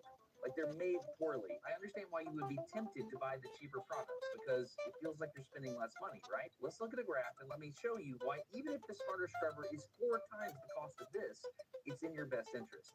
Check this out. If we look at this graph, when you first purchase, it feels like this. It feels like the cheap one cost about 1/4 as much, and you've spent that much money. It feels like you've wasted money, right? This literally says on a sticker to buy a new one every year. If we play this out over time, look at what happens. You are buying a new one of the cheap ones every year instead of just buying one good one that lasts. So you are saving money by buying the more expensive scrubber over time. It's very important. This has actually got a name. This is called the Boots Theory of Socioeconomic Unfairness. The theory is if you buy a cheaper product, you're going to spend more money over time because you have to keep replacing it. So it makes more sense to get a higher quality item. So one of the things we wanted to do with the smarter scrubber is we wanted to make something that was strong that you would have for a long time. And so one thing I don't apologize for, I've actually heard this feedback, I do not apologize for this feeling like a medieval weapon. We actually talked to a person that handles grill products for a big company. You would recognize the name if I told you. And we put it in his hand. The first thing he said was, well, this feels like an American-made product. And I was like, what does that mean? And he said, it's very strong. And I don't apologize for that. That's what I was going for. Another thing I want to tell you about is the fact that I designed it so that you can pull the head off the top and you can clean things by hand. So even if you don't use it on your grill, you can use just the head at your sink and you can clean your cast iron pots and pans with that. It works really, really well. Another thing is you can take this and just throw it in the dishwasher. We've made it out of materials that can handle the dishwasher, no problem. So you can clean this thing and get the gunk off of it really easily. The smarter scrubber is a problem that I wanted to solve. I've been wanting to design something and build it in America for a really, really long time. And this is my first go at it. And I would encourage you to try it because I genuinely think you will love it. You can go check out the reviews on the website. We're selling this at smarterscrubber.com. I think it's a great thing. You're going to pay a little more for it. And that's because we made it well. We didn't make it to just throw away. If you go into the store and you buy any one of these, I want you to think about the person that made it for you. They don't care about you like I care about you. When they put a sticker on here, it says something like, stop using this if bristles are found on the grill. Replace after 1 year of use, recommended. That person is just trying to sell you a grill scrubber. I'm not. I'm trying to make your life better, and I'm trying to make it in America because I want people here locally to have jobs. I care about you. I care about your health.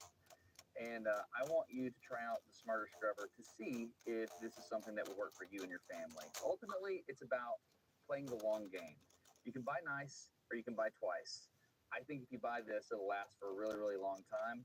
If you buy those other things, I'm worried that you might get hurt. I would really like for you to try the Smarter Scrubber at smarterscrubber.com. If you don't buy the Smarter Scrubber, do me a favor, don't use any of these wire bristle grill brushes anymore. I don't think it's safe for you or your family. All right, how'd the pitch go? I hope it worked. We'll see. I guess we'll find out. So I hope that after this whole thing was done, that you recognize what I was going for. I was trying to get the right mixture of intellectual humility because I had no idea what I was doing, but also just sheer determination to make it happen. So that's the balance I was trying to strike. And I would love to know your comments on the experiment as a whole. It took a lot of time, but clearly I did some stuff wrong. I could have done better. I'd love some feedback. With that, I got some things that I want to say that's important to tell you. So enjoy the footage while I say this stuff. First of all, John has been working with the team to stockpile these scrubbers. We've got thousands of them stockpiled and ready to go, but we don't know how many orders we're going to get as a result of the video. So if you go to the website and it says pre-order, that means the grill scrubber you're buying hasn't been made yet. So you can go ahead and purchase it and we'll get it to you as soon as it's built. We're hoping to get a surge of orders from this video, so if that happens, please be patient with us. John's a little scared, which is kind of fun. Our plan is to use the profits we get from these initial sales and put it right back into the process and tooling. For example, right now, our bottleneck is the laser marking process. We're going to try to build a conveyor belt system to do that automatically. That's going to be a tremendous investment, but one of the lessons I learned from this experiment, as well as the manufacturing series, is that it's really smart to invest in your process and tooling. Which leads me to the fact that a couple of these components may or may not be made in a different country, depending on when you buy it. I'm working on making everything 100% in America. However, if you buy it and it has something from somewhere else, we're going to make sure that the quality is top notch. So we're working on that. Thank you for your patience. A huge thank you to patrons and people who tested early prototypes. We listened to everything you said and we made changes, and that made the product better. Thank you. Currently, we can ship to the US and Canada. We figured all that out. We have some partners in Europe. We're trying to get there, and we'll expand to worldwide as we can. When you get this thing, if for any reason you're not happy, reach out to us and we'll make it right. That being said, don't put this on a crazy hot surface. You can melt it if you're not thoughtful, so be smart about it. Last thing, if you are interested in being a wholesaler for the Smarter Scrubber, as we get more efficient and we're able to bring the cost down, maybe we get more tooling that's more efficient, then we would love to have the Smarter Scrubber in your store. So if you're interested in selling this thing, I've got a link down in the video description. If you'll reach out, we'll be in touch and maybe we can work something out as we get more efficient at building this thing. All right, that's it. I hope you enjoyed this. Thank you so much for watching this video. I'm grateful. I'm Destin. You get smarter every day. Have a good one. Bye.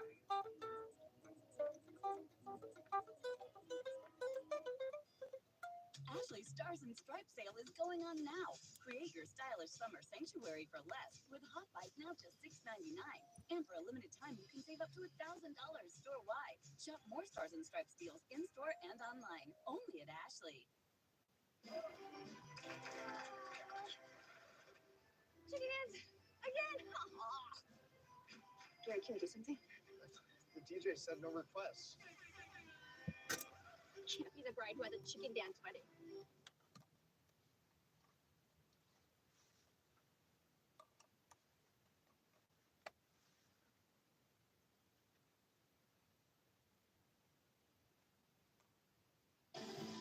Mr. Holman, it's good to talk to you after a very busy day in LA. You had Whole UFO culture have been right around. This was the very first transistor, and it was made in 1947. By 1978, the industry had advanced.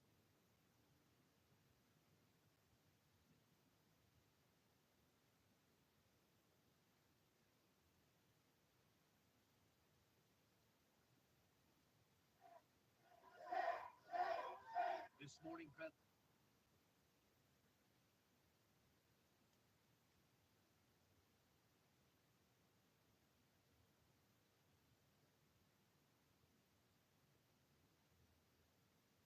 I'm going to read my.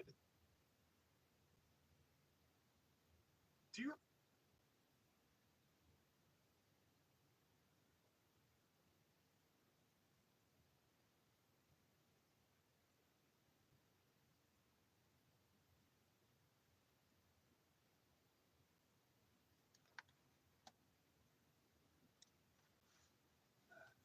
Can I start off by saying that this video will be extremely nerdy? So if you're not into the quad cortex and you don't care about latency, you can skip this video. That's okay. As I'm working on my touring rig for 2025 with the Haunted, I'll be using different types of equipment. My wish was to go back to completely play analog with a real amplifier and cabinet and all that. But at the same time, I don't want to rule out the quad cortex because it's a solution that has been proven, very roadworthy in the past couple of years as I've been using them with a power amp live.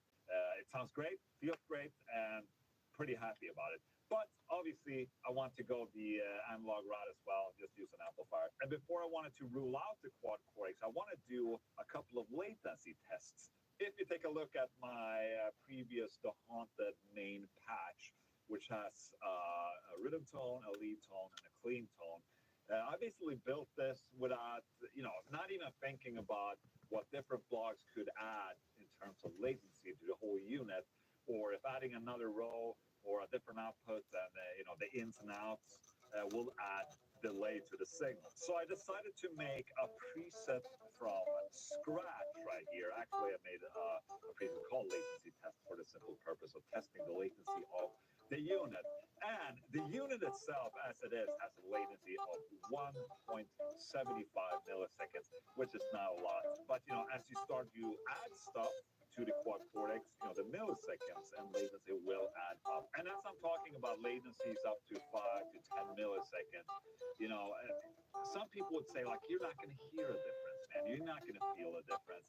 But the main idea with me doing these tests is because as soon as I'm adding more gear, like wireless units, you also have the in-ear monitoring systems and all that, all of those things will also add latency. And at the end of the day, the sum of all those latencies, if I can improve that, then I'm happy. So that's why I'm kind of like looking for places where I could reduce my latency. And the reason is I want it to feel analog. With an analog amplifier, you just connect the cable into the amplifier and the response is just in your face right there. There is a very, very big difference between modelers and playing a real amplifier because of this lack of latency. So I want to remove as much latency as possible in a modeler because all in all, I think the quad cortex is an excellent unit. And it's still probably the top contender for my live situation right here. And obviously using a 2 power amplifier with this. So I made a test here in Logic, and I've shown this before, I think, in another video, but I've done some more testing with this. So I have a click that I sent to different units. I tried the quad cortex, I tried the nano cortex, and also the Fractal DP4, which is FX unit only. I was checking the latency of that if I would connect, to my amplifier and all that, and see how much that would affect the whole spectrum. Anyways, I did a couple of tests. So we have the click up here. Here's the reference. The reference is basically just cable from the output of my audio interface into the input of the interface, basically giving absolute zero latency, just showcasing that the system itself, when it's sending out and going into the audio interface, it's 0 milliseconds. This track right here is when I used a chug pedal in a loop in the quad cortex. And with that added digital to analog and analog to digital conversion, I will get 4 milliseconds of latency. If I would use a capture of a chug pedal in the quad cortex, I was capturing my chug pedal into this thing. That's what I'm using for this test, by the way. Then I get, I basically get the 1.85 millisecond latency on that. So adding a neural capture, it's fine. It doesn't add too much to the overall latency of the unit. So that chug capture right here is basically my main tone that I will send in to a power amplifier and be happy about it. But what I did is that I kept on adding different blocks to this preset right here in the signal path to see if whatever I put on there would add latency. So right now I have a noise gate right here. Then I have a simple delay before the amplifier. It's a test basically. And then afterwards I have a capture of a clean channel. I have a chorus, an analog delay, a mono, and a tape delay. And none of these additional blocks added any latency to this initial 1.85 millisecond latency that I got with this. So with that, I have a single path going to output 3. That's what I sent to my 2 power amplifier head, and that's my main tone going to a cabinet, and it's going to be amazing. But I also wanted to use the outputs, the XLR outputs on quad breaks to send the signal with an impulse response to front of house.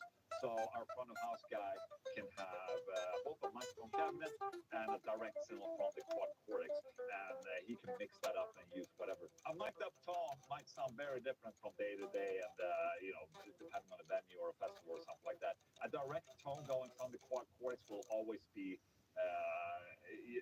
it's safe, I would say. So with that, I added a second signal path right here. As of right now, it's empty, but basically sending one signal to output 1 as well, which is the main output at the back there, the XLR. So if I would put a cabinet on here, like this, take a 4x12, just any, like that. So right now, I'm going to record the latency of this, the patch, and as you can see right here, that additional cab block right there added 2 milliseconds worth of latency in this case. The problem here is that it affects the whole patch. So even though the cab impulse response is on output number 1, it also affects the output number 3, even though output number 3 doesn't go through the signal path with the cab impulse response. So that cabinet impulse response adds 2 milliseconds right there. And I'd rather not have that. I tried also adding, the IR loader thingy, and the absolute simplest one, the single M light right there. Let's try and check the latency for that. And the single IR loader M light right here adds half a millisecond. So it's a lot better than the cabinet impulse response. So if I would use it, I would probably use that. And at this point, you're going to be like, Ola, stop it. You're not going to feel half a millisecond or 2 milliseconds. Promise me. And I know. I just think this is very interesting. It's me learning about the unit a little bit and knowing its limitations, even though it's not a limitation. However, there is another option I can do with this, and this is getting really nerdy. Say I don't want to have the block, and I want to have it back to the original 1.85 milliseconds right here. I could route out like this to output 1 into another cortex or anything that can load an impulse response into it, and I can have that being sent to the front of house as an extra. But also, I don't want to bring all the extra stuff as well. So I think what I'm going for in this case is going to be that IR loader with the single ST light right there, because it adds just half a millisecond. That's all I want to show. I think it's really interesting. There is a guy on YouTube that has made a latency test of all the modelers out there. I'll try to link it up here. It's very interesting, and it shows that the Boss GT1000 has the best latency out of all of these, which is like 0.6, 0.7, which is very impressive. All right, I'm going to bring this into the other room and play a little bit. At least you get a little bit of a sound example, at least going through a 2 power amplifier. So let's head into the other room. Thank you so much for watching. All right, so it's actually a couple of days later after I filmed this previous segment, and I talked a little bit with Neural DSP. Poor people at Neural DSP, they're getting heart attacks by all my videos where I'm just trying shit out without even asking them. But no, they actually helped me out. I reached out to them in regards to this, like, okay, if I added a cab impulse response to the second row, that I will get an additional latency. And apparently that's thanks to the dynamic latency compensation.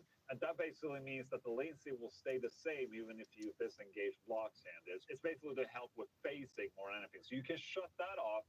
But I also got a tip to just use a send block before a cabinet impulse response. So right now I'm using a send signal right here that sends the signal before the cabinet impulse response block. And that will be the signal that goes into my amplifier and cabinet. And this block also passes through the signal going into the cabinet impulse response, going to output 1 and 2, which can be routed to front of house. And everyone is happy. No added latency, no nothing. I'm at 1.85 millisecond latencycyy right here, and I'm happy. So I just wanted to make this extra little segment right there to clear some stuff. And basically, it more solidifies my decision to bring the quad cortex with me live. So, okay, back to Ola. He was about to play some shitterets. All right, moment of truth. I know already how it's going to sound. Because I made this patch yesterday. It sounds fucking insane.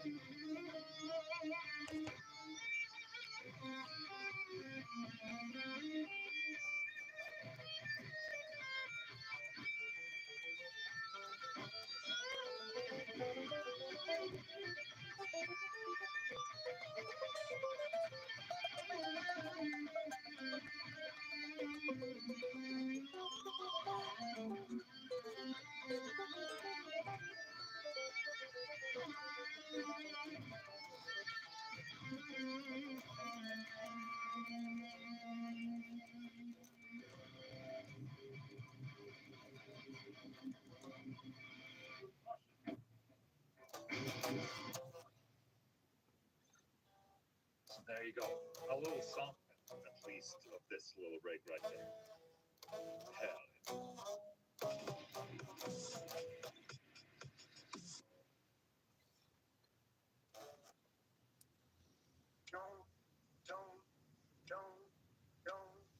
Look at what's in front of you. Men go mad with watching you.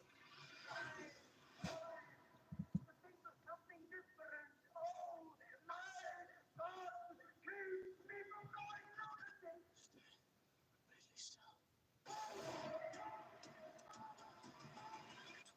Years later, rated R.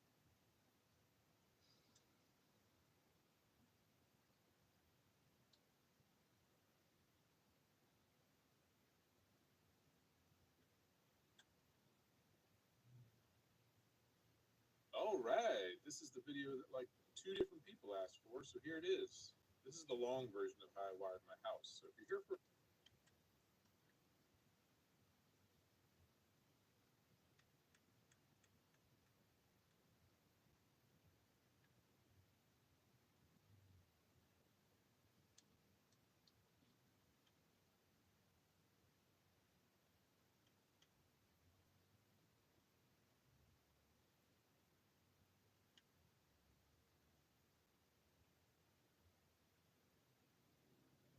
In 1889, German scientists attempted to distill a sulfur-based chemical.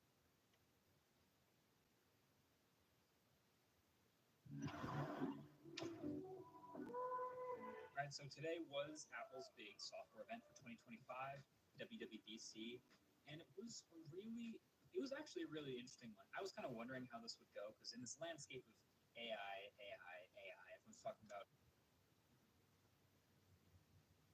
Gemini and GPT everywhere, where it feels like Apple is being left behind.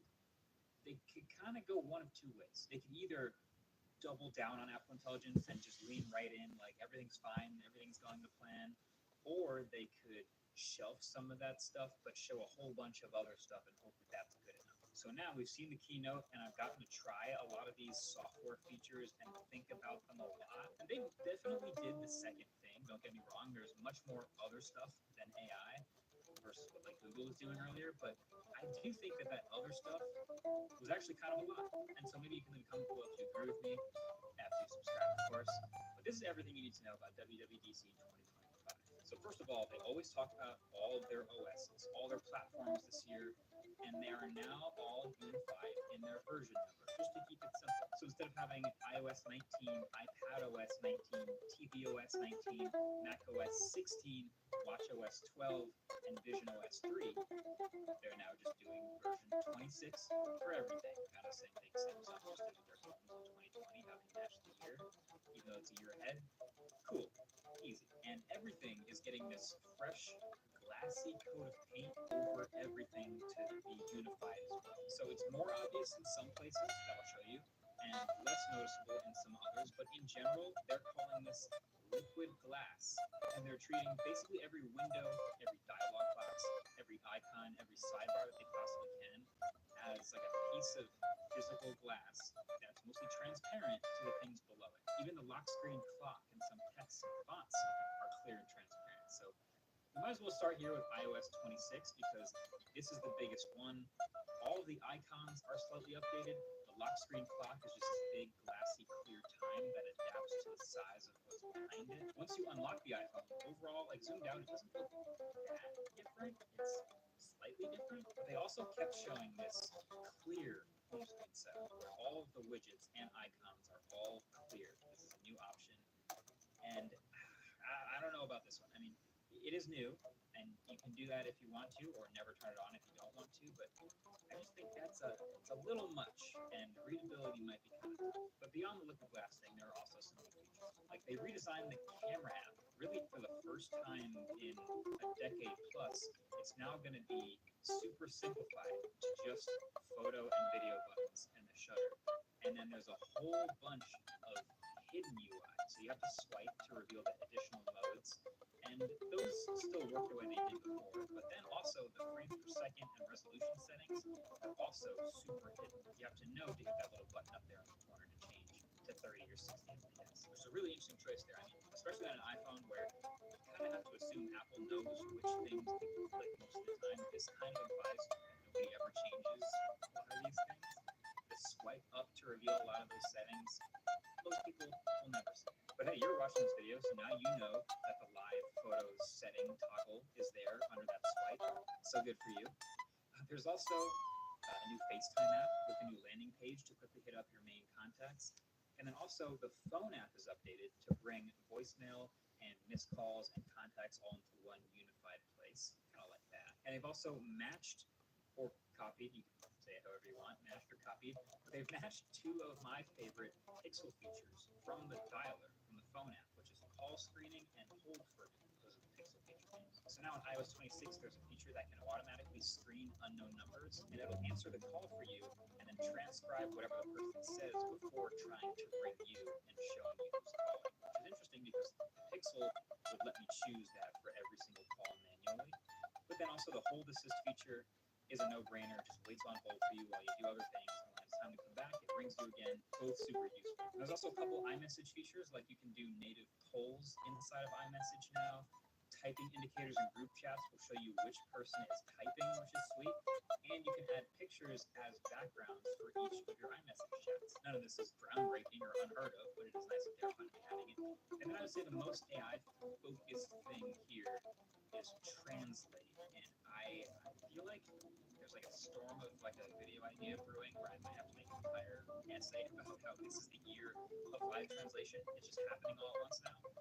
But yeah, in short, Apple added live translation to FaceTime, to Messages, and the phone app, and it works basically as you'd expect with the on-device AI models. If you turn it on during a phone call, you can hear a person speak in their own language, and then it gets translated and read in your language. And then if you want to speak back, it gets translated again and read back in another voice to that person. It's a little laggy, but it gets the job done. There's also a little bit more stuff in Maps and in Apple Music and a new Games app. I plan on breaking all of this down in a dedicated Best New Features of iOS video. Definitely get subscribed if you want to see that right when it comes out. I always do this when the beta rolls around, so that's coming soon. But my main concern from seeing Apple's demo videos and playing with it a little bit myself is readability.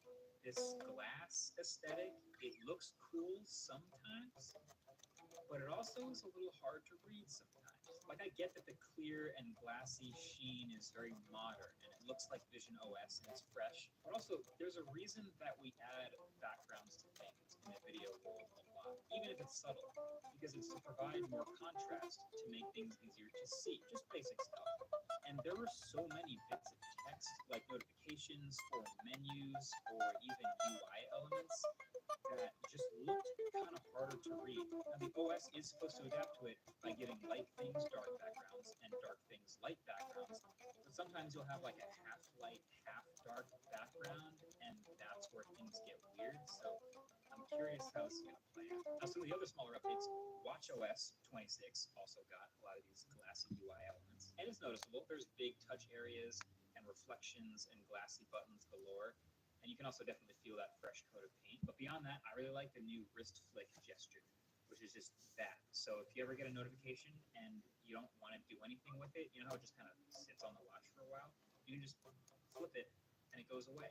So if you're getting a notification, you don't care, flip it. You're getting a phone call, you don't want to accept the phone call, dismiss it. If you got an alarm that's starting to ring or anything else like that, you don't want to be on your screen, just flip your wrist and it goes away. I think I'll be doing this all the time. And the other big thing is this Workout Buddy, which feels, I'm going to describe it as Spotify DJ, but for Apple Watch workouts. Like, it's basically a new customizable high energy voice that talks to you at various times that it thinks you need some energy or motivation during the workout just by telling you stuff like random stats, your heart rate, or your mile splits, or hey, this is your third workout of the week. Great job, keep it up.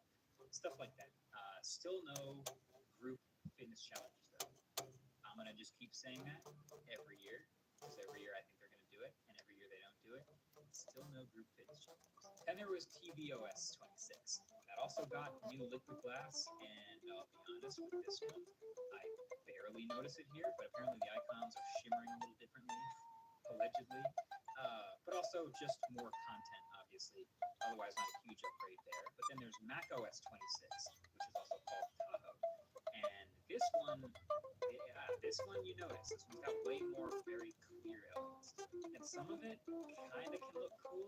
Others, I really don't like as much personally. And I thought this again about some older versions of macOS. I'm sure we'll get used to it. But like the control center with the super classified, feels a little more cartoony buttons. I'm just not a huge fan of that. You can also do clear widgets, clear dock, and the menu bar is completely clear at the top, which is also sweet, makes your screen feel bigger. And so yeah, there's some stuff to get used to here. I think I like some of it, just not totally like winning me over yet. One really good feature now though is live activities, which is already a nice thing on the iPhone. If you have an iPhone and a Mac, it'll show up in the little menu bar in the Mac when something is like happening, delivery or flight information, whatever it is. You can click on it and that'll view that convenient information from the live activity. And then if you want to click on it again, you can bring up the whole iPhone mirrored app to keep track of that live activity. Makes a lot of sense. And that's a continuity feature. Anyway, the Mac also gets the new phone app, so you know your voicemail and everything in one place, and the Hold for Me, all those features. But the number one biggest update I'm interested in on the Mac is actually the new Spotlight.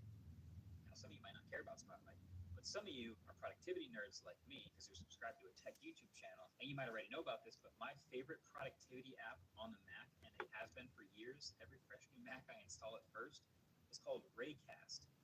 And it's basically Spotlight on steroids. It lets you open apps, but also do shortcuts, do window management, and find files, and do even more useful things like viewing my clipboard history. So now Apple comes out and shows us the new Spotlight in macOS 26, and it does almost all of that stuff. This is what we call in the industry getting Sherlock. Basically, Apple showed a whole bunch of really cool stuff you can do now with the new Spotlight. It's got this sweet animation which separates out things like file searches or Siri shortcut searches. You can do shortcuts from the keyboard to open actions inside of certain apps and perform them straight up entire strings of commands without even opening an app or touching your mouse. Real power user stuff. Productivity nerd stuff right here. It doesn't do fully every single thing that I've done with Raycast. I can tap over and start to search or conversation with GPT or Gemini or a bunch of other stuff. The Spotlight doesn't do that yet, but who's to say? Next year they might add that feature. It might slowly start doing all the things that Raycast does. It's an interesting step. Definitely better. But then, okay, Vision OS. This is where all the glass came from. This is technically only the third version of Vision OS. It's Vision OS 26. And there's some smaller updates to this one, but I think the new widgets, even though they're kind of silly and not really that functional, I think they're awesome. I think they're super cool. Basically, you can pin these things to persistent locations and customize the size and depth and color of them exactly how you want. So they show things like clocks and weather widgets and picture frames, but then they have these like really convincing location pinning, plus all the reflectivity and depth that they always have. And I don't know, I thought it was super cool. I was sold. But really, this is also pinned with the fact that Vision OS or the Vision Pro will remember where you put your windows now all the time, like through a reboot and everything, which it didn't do before. It was one of my biggest complaints I talked about in the original Vision OS review. So yes, it will remember where you put your windows and where you put your widgets. The updated fidelity of the personas also, it's inevitable. Like we just knew they were going to continually get more and more photorealistic. So they showed another pretty big jump. I'm not sure if you're going to have to do another scan to get the updated persona, but either way, it looks much better and less cartoon ghosty. And there's also, they added PlayStation VR2 Sense controllers, which no doubt will be much better for some of the more precise controls in certain games. There's also a new Jupiter environment. So you're on one of Jupiter's moons with Jupiter in the sky above you. Cool. They also added native 360 video support playback for cameras from GoPro, Insta360, and Canon. It's pretty cool. We're still hoping to see like more high quality 360 content for these headsets to view. There's some on YouTube, but not a ton. But then the biggest, most interesting update of the day, by far to me, was iPadOS 26. This was fascinating because, you know, every iPad Pro video for the last 6 years or however long it's been has always said the same thing. It's great, it's amazing hardware, it's very powerful, but it's still an iPad, meaning it's still going to have lots of limitations, and we never really expect Apple to add those really computer-like extra features because they make computers too. They're a business, they're not going to cannibalize their own products, they're not going to overlap that stuff. So there's iPads and then there's computers. But with this update, I feel like they use the word game changer, which they use that word all the time, but I actually feel like this genuinely fit the bill because they added things, multitasking, file management, things straight from the Mac. So yes, it still has the Liquid Glass, of course. It has the new phone app, the new lock screen, all the new icons and widgets and all of that. But then this whole new multitasking and multi-window system where in any app, you can just grab that handle in the bottom right corner and shrink it in and make the app whatever size you want immediately to a floating window. And then you can just start stacking floating windows and putting them side by side and messing around with window management very, very freely. I'm sure there's a limit to how many windows you can have open. I got as many as 4 open at the same time. But not only that, they added this 3-dot window control to the corner of each window, the stoplights that we have straight from the Mac. So you can minimize or change the shape of any app, just like on a Mac. And on top of that, there's a new literal Mac menu bar at the top of the screen, just giving you file, edit, view, menu, help, just stuff that you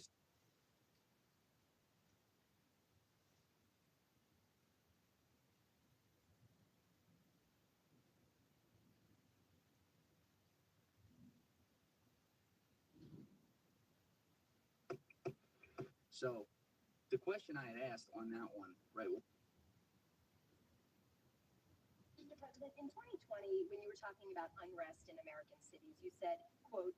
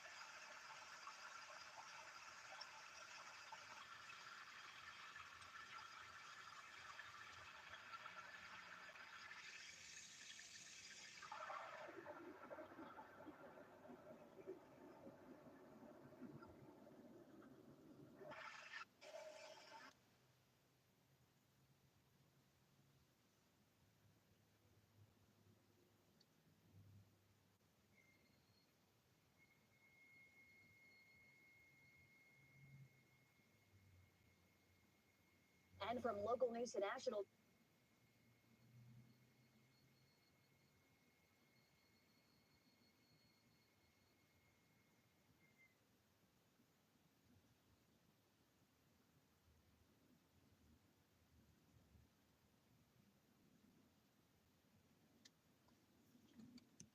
Booking.com has all kinds of stays for those who love family resorts and for those who do not. There we go. Find exactly what you're booking for. Booking.com, booking.yeah. Celebrate the American spirit with dog sports. AKC Fastest Dogs USA, June 14th at 1:30 Eastern, and the AKC Agility Championship presented by Tractor Supply, June 15th at noon Eastern on ESPN2. So the question I had asked on that one, right when we introduced you at the front, because you were sitting in here, was what the fuck makes you want to get eaten by an anaconda? I really need this cleared up, and everyone else does too. It's so crazy that I got, and that's a perfect lead in, because it's so crazy that has become such a huge thing, because I have spent the last 17 years, my entire adult life, doing one thing: trying to protect the tributary of the Amazon rainforest. That's it. And so when Discovery Channel came in, I think I was early 20s, maybe 22, 24 years old, and they said, look, we want to do a documentary about anacondas. And I said, cool, we'll show you all the science, we'll show you how ecologically relevant they are, we'll do everything. And they said, that's awesome. They said, but it's not enough. They're like, we want more. And I was like, what do you want? Like anacondas with tits on them? Like, how do you want to take this? And they were like, they were flying me to LA, they were talking about it a lot. And then finally one guy goes, how many people have been eaten by an anaconda? And I said, I mean, the only person I personally know that got eaten by an anaconda was my friend's father-in-law.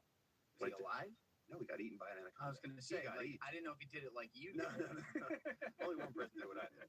No, he got legitimately real world nature eaten. He went down to the river. He was drunk at night. He tried to get a drink. Never came back. They looked for him. Everybody was partying. In the morning, they went looking for him, and there was an anaconda. And they can't dive when they've just eaten. So there's this huge anaconda with a human-shaped lump in its body. So he actually got eaten by a snake. What an awful way to go. That's a terrible way to go. I've come extremely close to that. Once I got wrapped, we were trying to study the snake. We're trying to measure it. I got wrapped, and the thing is, you grab it by the head, you got to control the head, and then it wraps my arms, and now my forearms are pinned together, and then it wraps my shoulders, and now my collarbone, my shoulders are coming closer together as the snake's coils are coming in. It's like a 300-pound snake. And how long? It's about a 17-foot snake. Huge snake. We're talking like thicker than a basketball, like dinner plate sized all the way down. This thing's wrapped me. I'm losing oxygen. I'm trying to scream for my friends. Nothing's coming out. And so these guys are running in just as my collarbones are about to crack.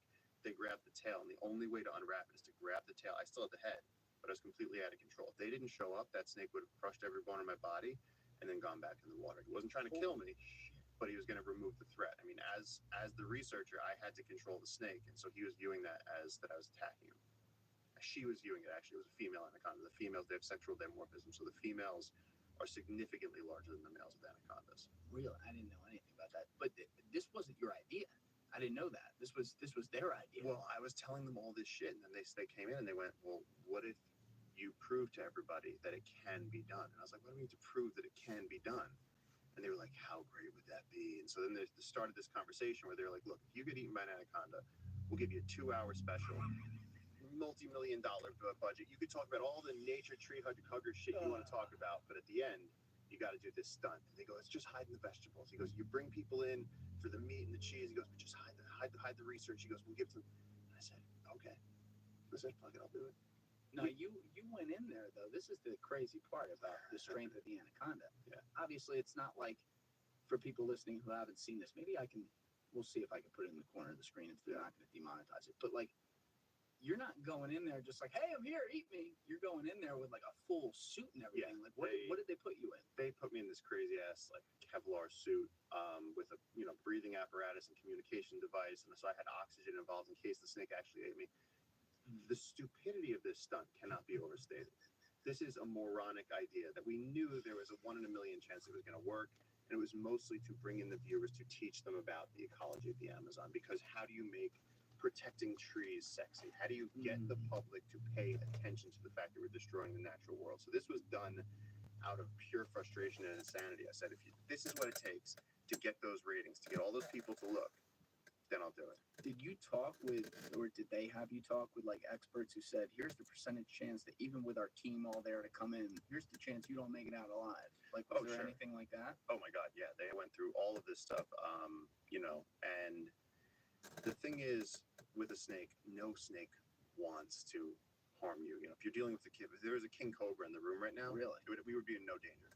Really? Absolutely not. Rattlesnakes have a rattle, so they can rattle and say, don't step on me. Cobra has a hood, so it can hood up and say, back off. Don't make me do this. And that's what they're saying. That's why they have those warning systems. And so an anaconda, if it's in the room, it's going to find the darkest spot, it's going to look for water, and it's going to go there. They're not aggressive animals. They don't usually view humans as prey. It has to be the right situation. It's like when people get attacked by coyotes. It's like, well, it has to be starving coyotes in a situation where they're, they don't have any other food option. And so, a question though, why wouldn't they view humans as prey? Because I know less about what an anaconda likes, but I do know the whole concept of they try to eat something big, they stick it in their stomach, and then it can last them for months. So what's not to love about a human? I mean, look, an anaconda is a very simple animal. It's going to sit stupid. I was like, I'm not doing it. And they went, we'll shut down production. Oh my so in the end, they made us act out this ridiculous scene where